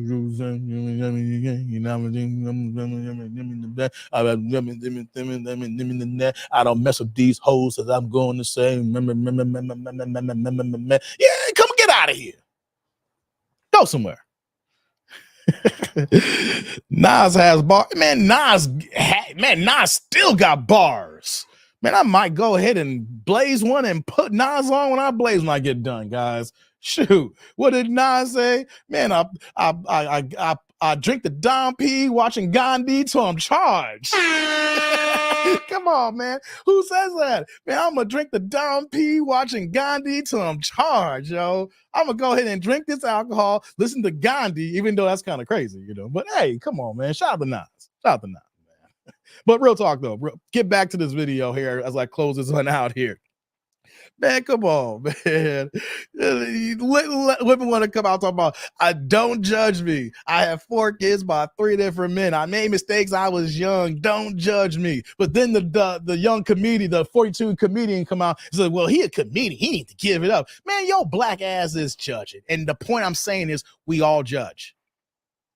People need to stop with the bullshit saying that we need to stop judging. Only God can judge me. Bullshit. Everybody judges. Right? You go to a job interview, the person is judging to see if you're the right candidate for the job. You go to the judge because of a court case. He is judging to see if you guilty or innocent. Of course, if there's no jury, if the jury is trying to figure out if you're guilty or innocent, they're judging, and then the judge renders his judgment on top of what needs to happen if you're guilty or innocent, right? When we're dating, people judge when you look at your outfit we put on. Yeah, he came and picked me up, but he had a dirty car, and I don't deal with a guy with a dirty car. You're judging there. Or the guys say, I don't want to deal with a woman who got weaves. We're judging there. Everybody motherfucking judges everybody, but for some goddamn reason, people want to come out and say, only God can judge me. I don't judge nobody. I don't want you to judge me for my mistakes. We all get judged. The thing is, when you fuck up your life and you make bad life decisions, you don't like the fact what people say on the judgment they made about your life because you don't want to feel bad about the mistakes you made because you know you made those mistakes, and only you want to feel those mistakes when you feel ready to make those mistakes. But when somebody brings them up,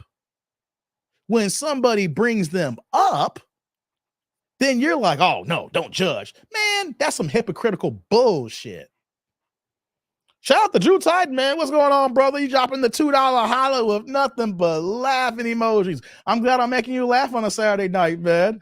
Let's pop in, Drew. We're going to have to talk after this, man. We're going to have to talk. Let me show you the salute on that one, man. My man Drew in the building, man. Salute. Thank you for the holler. I appreciate you. Thank you. And right back at you, Drew.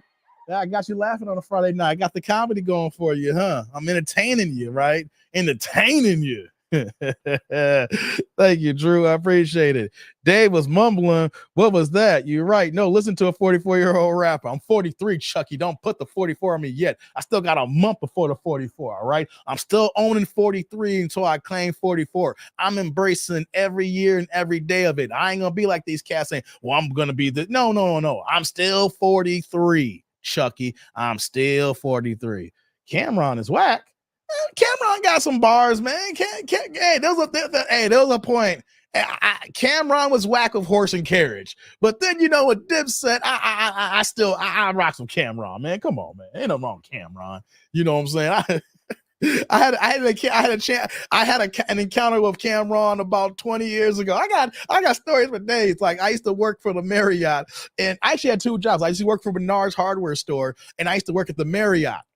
So I worked at Menards. I was actually doing a lot back then, right? So I was I was a college sophomore this time.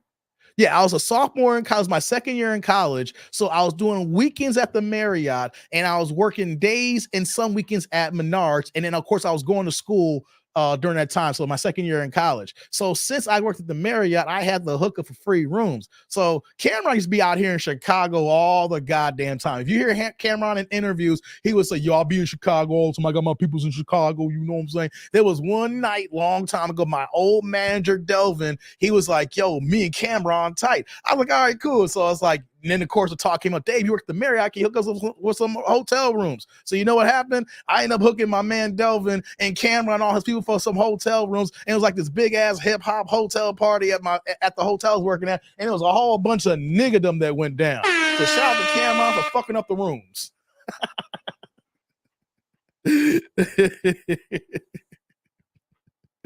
You know, so yeah, so I got stories on a whole bunch of things. Like, I'm just giving y'all the short version, you know. It's like, hey man, I hook y'all up, man. Well, it wasn't free, it was $39 a night. Hooked them up with $39 a night rooms at the Marriott, you know what I'm saying? And then they went ahead and did they dizzle. So it wasn't free, but you know, $39 for a rapper, you know, that's free. Hey man, you know what I'm saying? So yeah. Now let's see here. Still not listening to your black ass rap. I ain't trying to rap, Chucky. I ain't trying to rap. If I was trying to rap, yeah, I wouldn't be on YouTube. I got a mic that can rap. Michael Jackson made Thriller on this mic. So if I want to start a rap career, I already got a microphone right now. Like Nas said, all I need is one mic. All I need is one mic. All I need is one mic. All I need is one mic. Hey, no. Y'all about to get me to spit a bar in a second, man. I was about to go ham on y'all. Y'all about to hear a funky 16. I was about to go Dylon on y'all asses, right? Y'all ain't ready for that. Y'all ain't ready for that. I want to go Dylon on y'all. Eric said $39 a night in the Marriott. That's a deal. That was the old discount, Eric. So back in the day when we used to work at the Marriott, the cheaper Marriott brand, like the Fairfields, those were all $29.99 a night for employees if you're friends and family. So as long as you had as long as I was there to check you in, or you had my last name, for the cheaper Marriotts, it was $29.99. Now, if you went to all the other Marriotts, like even the bigger boys, like the Marriott Suites, didn't matter. I only paid $39.99 a night. Man, back in 1999, 2000s, man, if you was a Marriott employee, boy, the discount game was nice. Hey, shout out to my man Mike. You know Mike's Philippine Journey? You know my guy, right, Mikey? He used to work for the Marriott. That's how I met him. Actually, I took his job. Technically, before I met Mikey, what happened was he became an LPN and got a nurse, and he moved to California, and he was working that position at the Marriott. That left that position open, and that position was open for months. So by the time after I met him in California, when me and my cousin went out to visit him, and I was staying with my aunt during that time in Long Beach, shout out to the LBC, baby. Was rocking LBC for a hot minute in 99, right? LBC Van Nuys. Right. So when I came back to Chicago, that position was still open and my cousin was working there. So I met Mikey through my cousin and he was working at the Marriott. So I came in and took Mikey's position working the midnight shift. Didn't work for that long though. Trying to do 2 jobs and going to school. But yeah, man, that was a hot lick back then. Let's see here. Chucky said, please don't. One mic. You need one pork belly. Hey, you want to know something, Chucky? I made pork bellies again this week.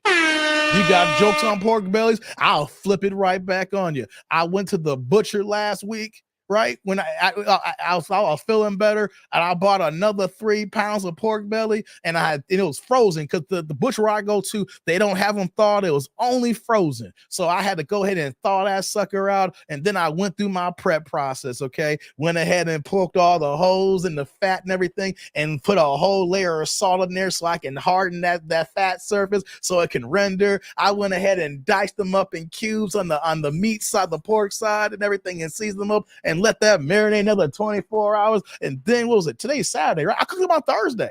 You know, I had in the oven, I had them slow cooked at 250 degrees for 3 hours. And then I turn around and turn the grill on and then go ahead and get that fat popping up there. Yeah, you can't crack no jokes in that, Chucky. I made me some more pork bellies on Thursday. Not bacon. I didn't make no bacon. I made pork bellies. It's a difference. And I'm proud of it. Shout out to swine.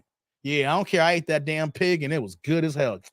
Man, I'm telling you, y'all don't know eating, and you when you had it cooked just right, and when you take a bite of it, and you in one part of it you eating pork rib, the other part you hear the nut taste, you eating ham, and then the other piece you tasting, you eating bacon, all in one goddamn bite. And you know what? Shout out to the swine, and I'm glad I'm not a goddamn Muslim. I ate all that ish. You got no jokes on me, Chucky, because I own that. He said, oh yeah, where is Mike? I gotta call Mike up, man. He's in Florida. Mike doing his thing, man. Mike's a businessman. He ain't just a YouTuber, guys. Y'all don't know. Mike rich. Y'all don't know. Y'all look at Mike and Mike rich. Mike good. Mike works when he wants to work. Okay. Mike doing the dizzle. Okay. I only stay around people who do good in their life. All right. Mike living his life, man. Mike living the bachelor life in Florida. He doing good. I gotta call him. Chucky's like, I know you did, telling us you were sick. Yeah, I was sick. It doesn't mean I can't eat. It's because I'm sick, don't mean I can't eat, Chucky.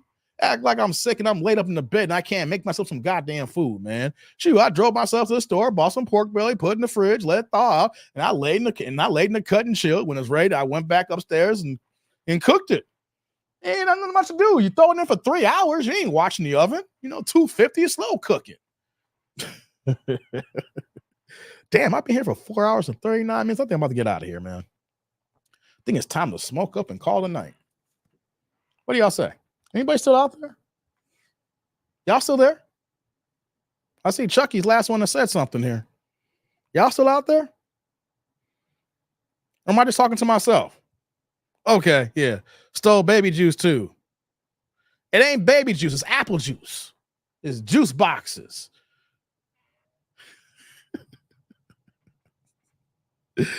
Okay, guys. Hey, I'ma go.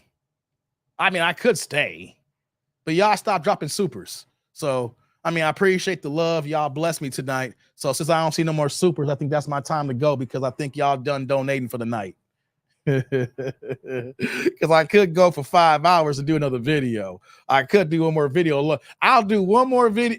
Either I'm going to close out shop right now. If I see some supers, I'll do one more video. You know what I'm saying? Whoops, hold on, guys. Hold on. Let me see something here before I go. Let me double check something before I go. Nah, I don't know if I can do one more. I don't know. Nah. I'll say it. And crying will laugh. Yeah. You still here, Malcolm? That's what's up, man. What's going on, Mark? Hey, I'm gonna go, guys. I gave y'all 4+ hours. I gave y'all a couple of rants. I gave y'all multiple videos. I gave y'all an update. I'm still here. You know what I'm saying? Chuck is, I dare you. Drop a goddamn super then. Support your boy. Support your interest. Talking about you dare me. Drop some money and I'll stay. I'm over here drinking my whiskey here. You know what I'm saying? Just going ahead and it feels good to be, semi-healthy again. I'm still not all the way from this cold, this flu I had. I think about like 90, 95%. You know when you 100, when you get that breakthrough and you're feeling good, but you're still not all the way there. So I still got just a little bit of remnants, just trying to get through it and everything, but when I'm 100, y'all know when I'm 100, I'm here. The ropers on the background. Yeah.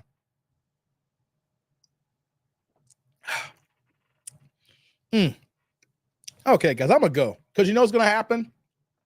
People who's not here are gonna be shocked and be like, "Yo, Dave, I ain't seen Dave in 2 weeks. And he came back on a Saturday night with almost a 5-hour live stream." So what I'm gonna do is I'm gonna end this live stream now. So for all the ninja watchers and the replay gang, they can start watching this tonight into tomorrow and everything, so I can come back full swing here, guys. So yeah, I'm gonna go. I'm gonna give you back y'all Saturday night.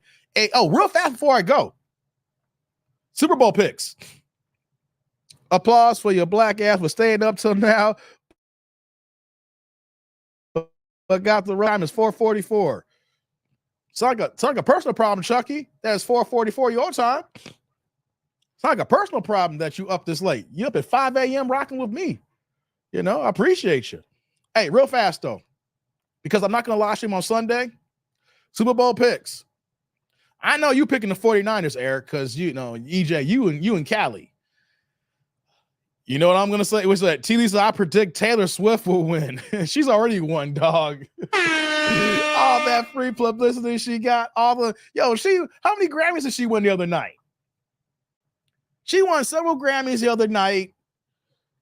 She worth about $800 million. She won Album of the Year. She's getting digged down by Travis Kelce. Apparently, Travis Kelce created the fade. Oh my God. Before I go, guys, I'm sick and tired of white media whitewashing what black folks has been doing forever. Black barbers have been giving fades since forever. I've been getting a fade since the 80s.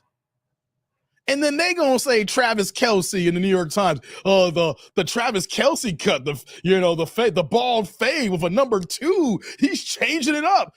What the fuck are y'all white folks talking about? Travis Kelce gets his haircut from a black man, and that black man's been cutting fades for probably 30 or 40 years. And then you're gonna say, he got a new cut. He's changing the game. Set y'all ignorant asses up. I want to see tomorrow or whatever. I don't know where some of y'all at, maybe already Sunday, but for Chucky's already Sunday. But for everybody else in the States, I don't want to see anybody talking about, look at Travis Kelce's hair. Oh my God. Man, you ain't never been to a black barbershop in your entire life. All y'all ass has been to is goddamn Supercuts. That's why y'all so intrigued. You've been going to Supercuts all your life, and then you see Travis Kelce. It's like, oh my God, that looks dope. Man, every black man's been rocking a fade for the last 40 plus years. Talking about it's some new stuff. I'm sick and tired of white media doing that bullshit. I don't want someone to come and say, Dave, you're being racist. No, I ain't being racist. I'm sick and tired of y'all white motherfuckers trying to take from black people. Man, I've had, you can look at my pictures. I've had better fades than Travis Kelce. I've had barbers give me the nice razor cut before I grew my locks out. Man, I had fades and stuff like that before I grew my hair out. Talking about Travis Kelce changing the hair game. Y'all just a bunch of bitches trying to take from blacks again. Shout out to Squeezy Kid. What's going on, brother? Thank you for the $4.99 $5 holla. Turning the chat green, brother. Said you don't have to keep going. Just some for the plate. I'm picking if KC wins. Kelce proposed to Tay Tay. Thanks, TD&D. Thank you, brother. I appreciate you, man. You always been there, man, Squeezy. You've been here, man. I appreciate that. Hold on, brother. Salute. Thank you for the holla. I appreciate you. Thank you, Squeegee Kid. And right back at you. You've been my guy, 50 grand for real, man.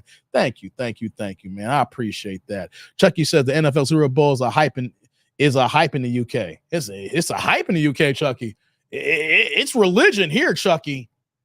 I know what you got in the UK, but here in the States, Chucky, football is religion. Okay?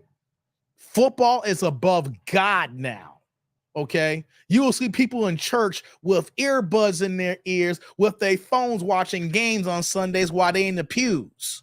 Okay, hey, the football here, Chucky, it is king, it is God, it is religion, it is above Catholicism, it's above Buddhism, it's above cults. It's matter of fact, the football overall is the biggest cult in the world in the United States. Here, I'm saying. So out here in the States, man, football runs the country. Football owns a day of the week. Sundays owns it. Mark said, Chiefs, I like their defense. First Purdy. Yeah, that's that bullshit hot man. Yeah, it is, man. T. Lee says, fades went out of style with black dudes. They all have long hair now. Well, no. I won't say that, T. Lee. I mean, a lot of guys have long hair, but a lot of guys, I'm in corporate America. You should know, in corporate America, a lot of guys still keep their hair short. I know a lot of guys still rocking the fade. I see guys with fades, or they got the bald cut, stuff like that. You know what I mean? So I wouldn't say that to you. Where I'm at in Chicago, a lot of cats are rocking the fade. They still got the wavelength, with the fades, or if it's not a fade, here's the thing, though, that white folks don't understand. There's fades, and then there's taper cuts, right? There's fades, and then there's a tapers, and then there's levels to it. If you get a number 2 or number 3, things of that nature, there's a difference between you getting your hair tapered and you getting a fade. You know what I mean? So that's a whole nother culture dichotomy at the black barbershop that I'm not going to get into right now. You know what I mean? So maybe people ain't getting fades no more. I stopped getting fades, and I was getting tapers at the end before I grew my hair out, So, yeah, see, Eric, yes, I be rocking the taper. Yeah, that's what I'm talking about. See, I transitioned. I didn't like the bald fade. Like, I get bald fade. You can't tell now, but I get bald fades for my locks now. But before I grew my hair out, man, I used to get tapers all day, every day, and twice on Sunday. Yeah. Mark says football does a bit better than the WNBA. You got that right, Mark. You need to stop that, man. Chucky said Nigeria to win the cup. Arsenal wins. Okay. I have no hair. I'm 51, been bald on purpose since 26. I hear you, Squeegee. Sydney says, congrats to Devin. Yeah, Sydney. I'm glad I got a Chicago cat in the house before I get out of here, man. Yeah, Devin Hester. Salute to Devin Hester. making the Hall of Fame, man. During that time period when we had Devin Hester with the Bears, when I was a diehard Bears, I'm still a sports fan. But when we had Devin Hester here, that was must-see TV, And even though we didn't win the Super Bowl that year, that culmination when he got that first kickoff and ran that for the touchdown, I thought he was going to win the Super Bowl, but we didn't though because we had Rex Grossman as our quarterback that year. But man, shout out to Devin Hester and like I said, Steve Mongo McMichael. I am glad that he was able to get voted to the Hall of Fame before that man passes away. If you guys don't know, Steve McMahon he's very sick. Google Steve McMahon right now. I mean, we don't know how much time Steve McMahon got left. I don't know if he's even going to make it to the ceremony because that's how sick he is. I mean, he is really, really sick. But the fact that he is still alive and this man knows why he's still on earth right now, that, hey, I made it to the Hall of Fame playing with those 85 Bears, that 46 defense, man. Y'all don't know. Steve McMichael was a mother, what, with the Bears. I mean, it makes no sense that it took him this long to get in the Hall of Fame because, there's other guys who got in, like Richard Dent got in the Hall of Fame. I can't remember if Wilbur Marshall's in the Hall of Fame right now, on that defense. But there are so many players on that 46 defense. And Steve McMichael was well overdue, and I'm glad that he got in before the man is, no longer going to be with us. So the fact that he's still here living and he knows that he made it to the Hall, shout out to Steve McMichael. Shout out to Steve McMichael. I'm old school Chicago. You had to be here for that. You had to be here to watch Steve McMichael. You can watch those videos, but if you was here watching Steve McMichael, man, it's a whole different ball game. So shout out to Steve McMichael, man. Shout out to him. I'm glad. Real talk. Eric says the FFL is more exciting. Hey, man, Eric, you ain't never lie. Give me that lingerie league. You ain't never lie, Eric. Mongo been ill for a long time. Yes, he has, man. Lorenzo says Steve McMichael used to wrestle. Yeah, you remember that Lorenzo used to wrestle in the WCW back in the 90s? And it looked like that. Yeah, man. Yeah, he was, man. I'm a big Steve McMichael's fan. Big Steve McMichael's fan. I met him a long time ago. I met a lot of the Bears back in the day because, I met so many of them when my dad was alive and back in the early 90s, especially like in 94 when Michael Jordan used to have his golf classic out here in Lisle, Illinois what's that golf course? It's not Two Rivers? Seven Rivers? I can't think of this. It's a major golf course in Lisle, Illinois. I can't. Is it Seven Rivers? It's a nice ass golf course. I haven't played there since my dad passed away, right? And when Michael Jordan used to have his golf tournament out here in Lisle, Illinois, then that all the celebrities came out. And I remember that was the year when he worked there as a volunteer. And I met so many celebrities, man. Rest in peace to Ernie. Dang it. What's the Chicago Cubs great? Ernie, dang it, I'm drawing a blank, guys. I gotta Google it. I can't do that. Ernie Banks. Oh my, I can't believe I did that. I got pictures of it. Man, shout out to Ernie Banks. There's so many guys, man. Jim McMahon's, even though Jim McMahon is sick, he was a dickhead. Charles Barkley was a dickhead that day. I met so many guys, but Steve McMichael, man, I loved him. Yeah, Ernie Banks. I caught it, Squeegee Kid. Thank you. Yeah, there's so many good guys in Chicago, but shout out to Steve McMichael, man. Hall of Fame. He can say that. 46 defense, 85 Bears. He's probably the last one of the Bears to get in from that 85 defense and that 85 Super Bowl team. Long overdue. Salute Steve McMichael. Chucky says, would love to meet TD on my trip to the States. Just shake your hand and thank you. Hey, man, shoot. When I do Vegas trips, man, we can do that. When I go do Vegas, man, we can do that, man. When I do Vegas, man, we can do that. So, yeah, man. Let me see here.